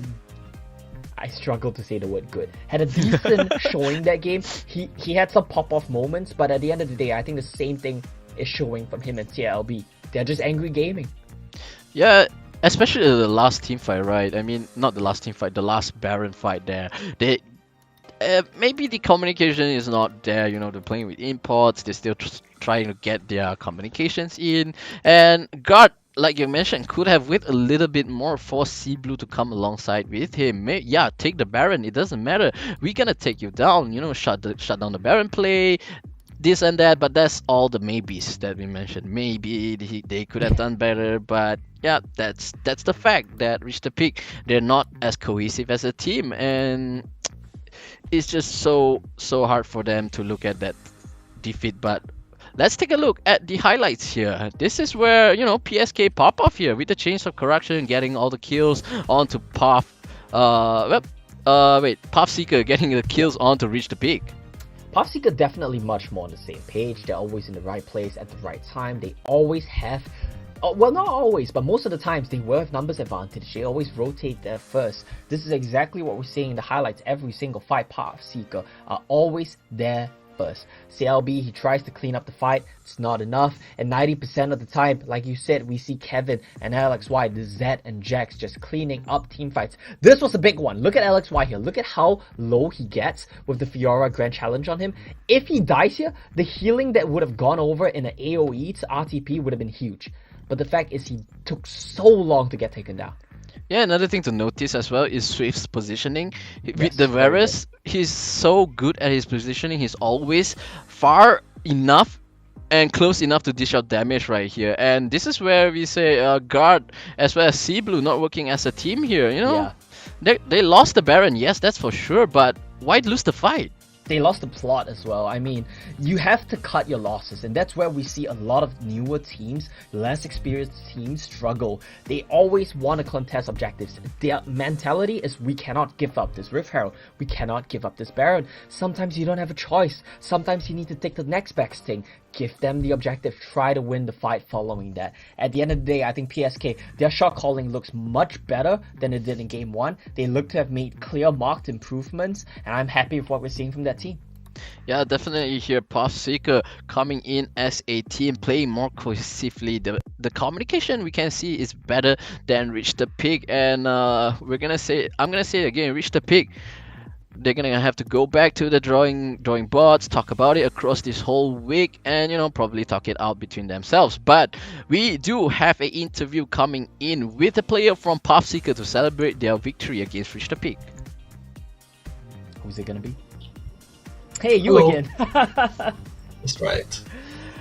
Hey, welcome back. So you guys, day one, not the hottest, but you guys took 2 clean wins. I would say relatively clean wins. How are you feeling about that? Yeah, I felt like we redeemed ourselves after day one, and I feel like we are really looking forward to get our revenge against Upcar. Yeah, that's all I'll say. Nice. Okay, so I'm looking at your week 2 schedule right now. You've got Phantom 6, you've got Watermelon, and then you've got LFO.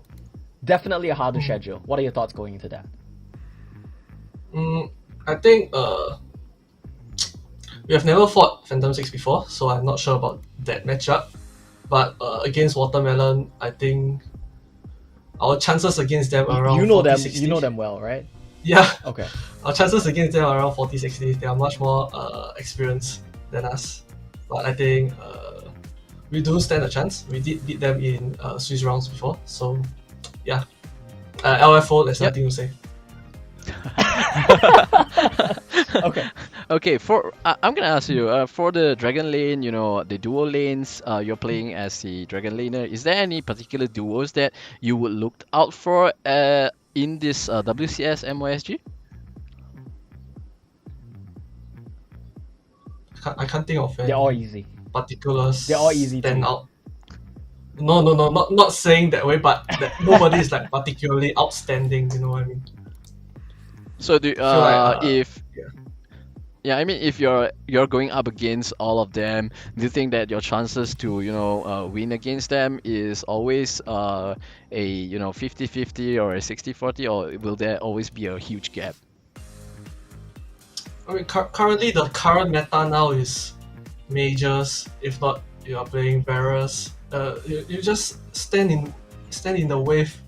Stand in lane and you just focus on wave clearing. So you can't really win lane at bot lane anymore, like you used to when like it was marksman versus marksman. So yeah, it's just like always gonna be even.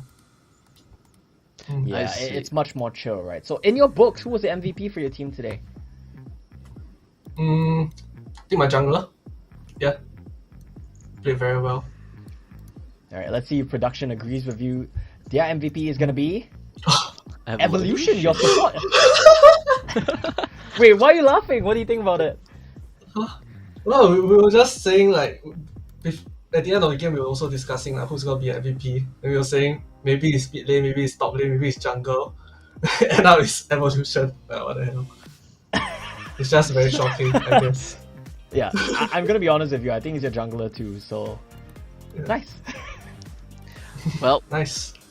I do think that his trash play was really good, Not bad. and a lot of his plays, a lot of his death sentence actually hit the mark, and a lot of his lanterns as well was saving the entire team. So I believe that he got the MVP, and it's well deserved. Yeah, support needs some love too. I think that's it for the interview. Thank you again, Swift. All the best for your matches Thank next you. week. Have a good rest. See ya. Bye bye. I think something we noticed from that interview as well is if you look at the background a little bit, as well as you look at the shirt he's wearing, it's all Singapore National Service stuff. Yeah, I So was that guy, busy man. I was about to ask him actually, what's that? That army looking thing at the end and on the National left Service, side. Yeah. Pretty sure it's all his national service stuff. So busy schedule for him, but still managing to win 2 games in this week. Not bad.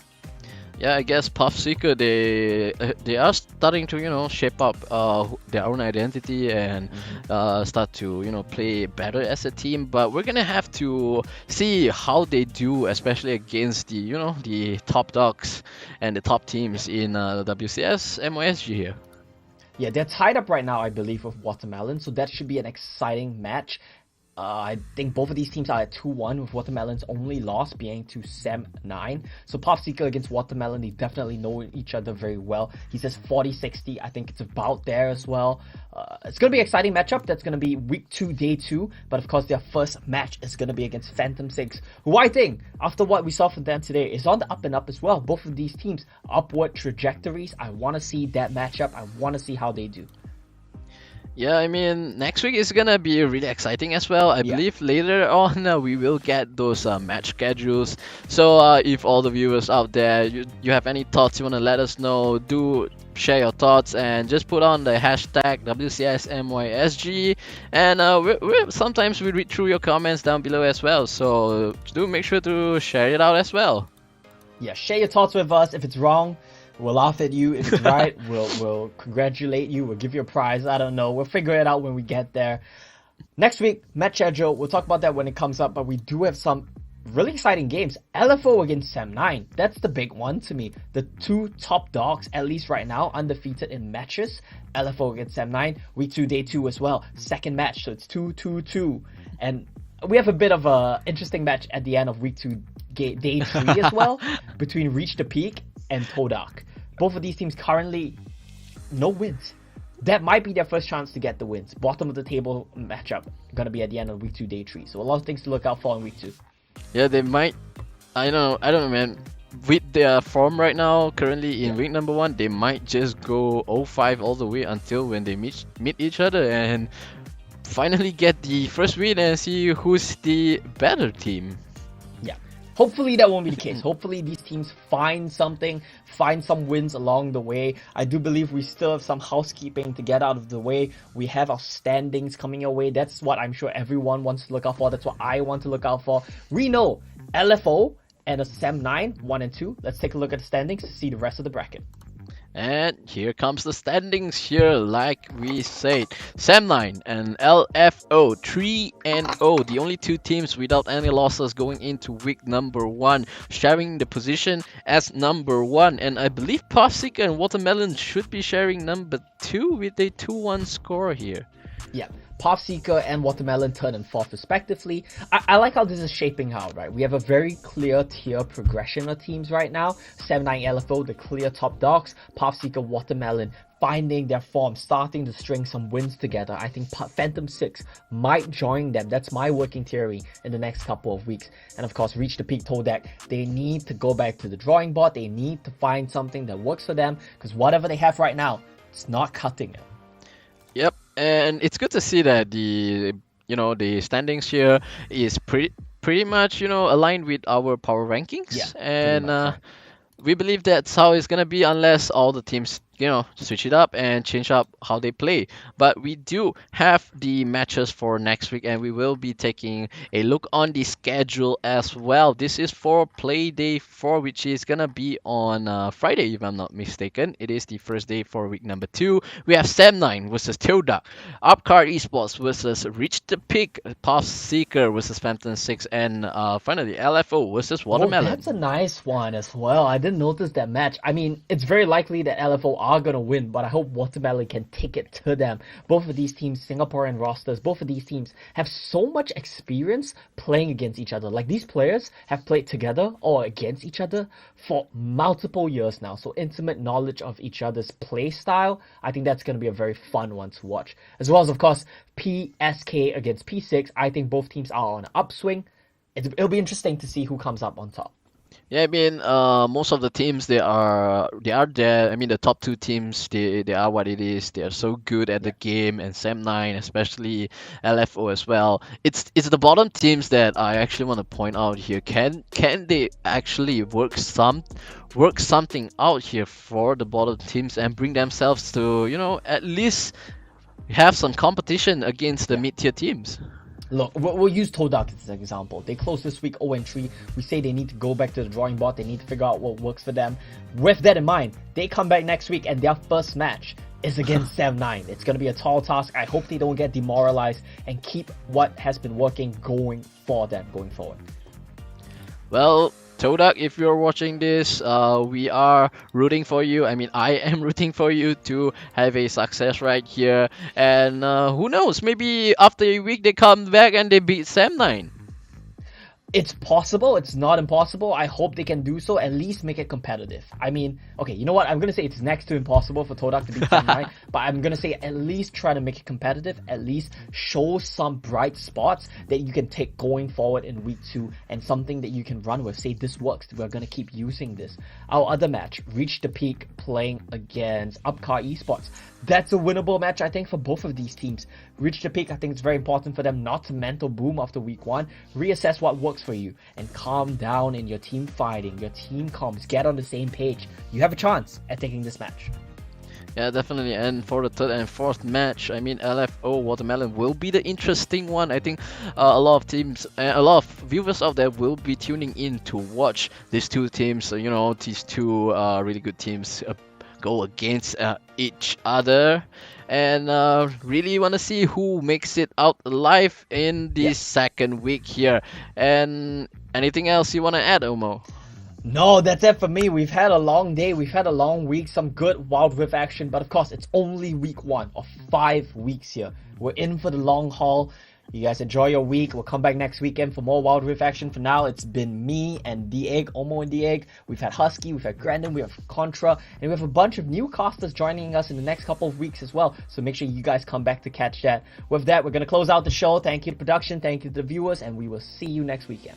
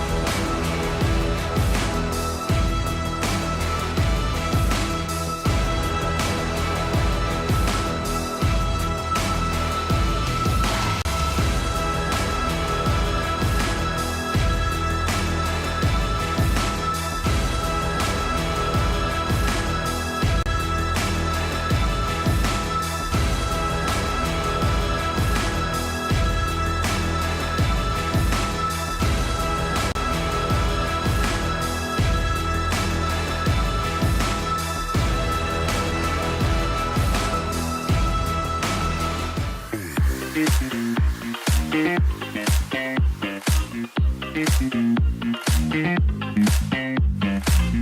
we go now.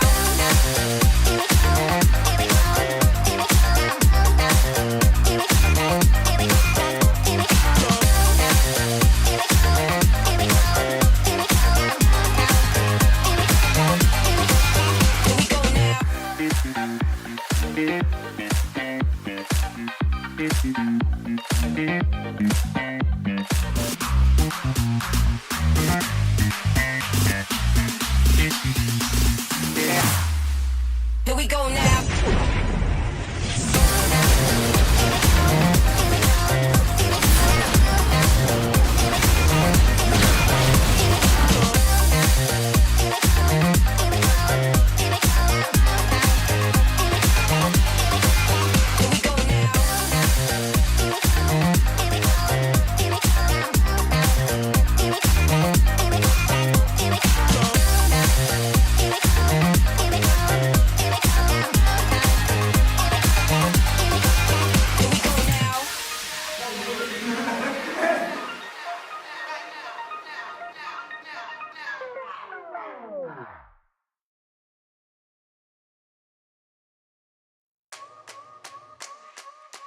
Yeah, show me my opponent.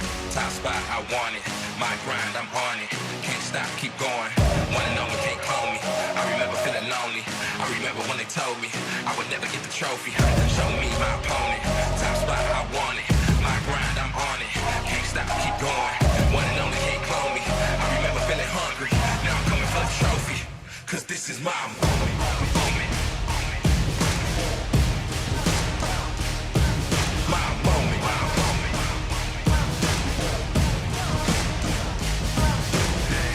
I'ma ball till I fall, I'ma answer the call. I'm a beast, I'm a dog, and my back against the wall. I accept every challenge, had to battle for my balance. From a peasant to the palace, treat the trophy like a chalice. Stayed on my grind, great things take time. Now how I shine, you might go blind. Come along for the ride, cause I'm headed to the top with it. Going is my only option, they can never ever stop this. Show me my opponent, top spot, I want it. My grind, I'm on it. Can't stop, keep going. One and only, can't clone me. I remember feeling lonely. I remember when they told me I would never get the trophy. Show me my opponent. Top spot, I want it. My grind, I'm on it. Can't stop, keep going. One and only, can't clone me. I remember feeling hungry. Now I'm coming for the trophy. Cause this is my moment.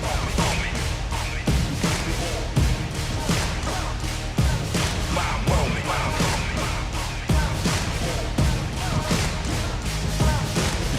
So many days, so many nights. I had to fall, I had to fight, I had to find the strength inside, keep hope alive.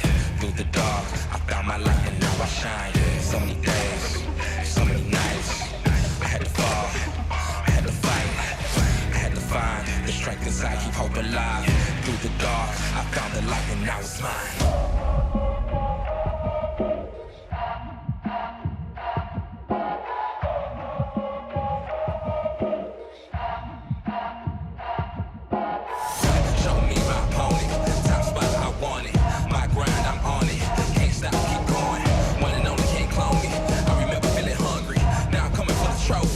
Cause this is my moment.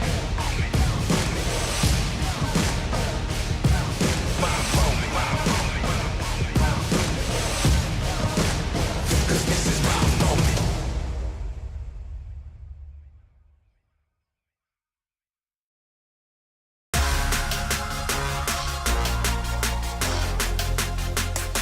Ayaga ya ya, ayaga ya ya, ayaga ya ya. Hey yo, we do it for the passion. They say that we the next attraction. We give you pure satisfaction. I'm talking lights, camera, action.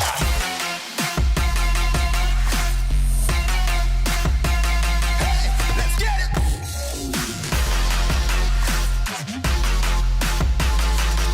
Let's go.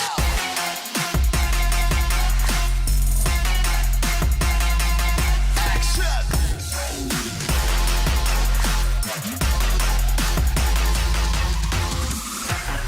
I'm talking pure satisfaction. We give you pure satisfaction. Hey yo, we do it for the passion. They say that we the next attraction.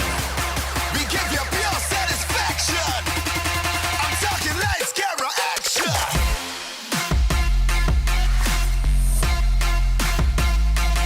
Hey yo.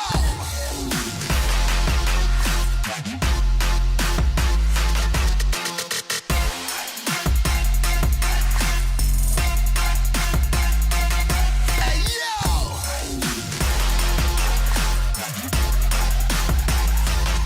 You don't know, we the pros. Take over every town and city we go. It's the final show, here we go. Lights, camera, action, we playing the role. Watch the story unfold, truth be told. We coming out and know we big and we bold. From we young and we old, we bad and we bold. From we heart to we soul, we conquer these goals, yeah. Hey yo, we do it for the passion. They say that we the next attraction. We give you pure satisfaction. I'm talking lights, camera, action.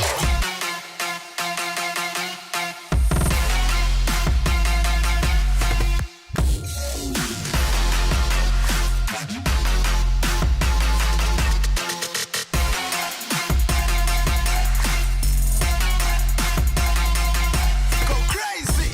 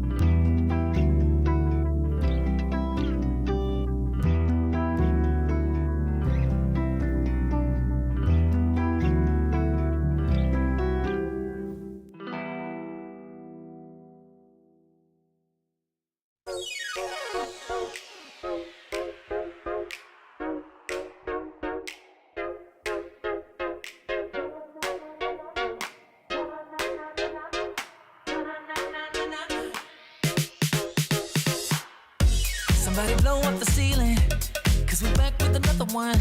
Can't get enough of this feeling. I can't sit around. Don't you wanna start over? Don't worry about a thing now. We were born for this moment, but we gotta go now. There's nothing you can't do if you want it. Dreaming day and night, yeah. Gonna get it right, yeah.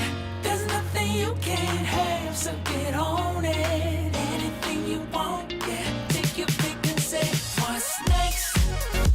I wanna change it up. I can't get enough.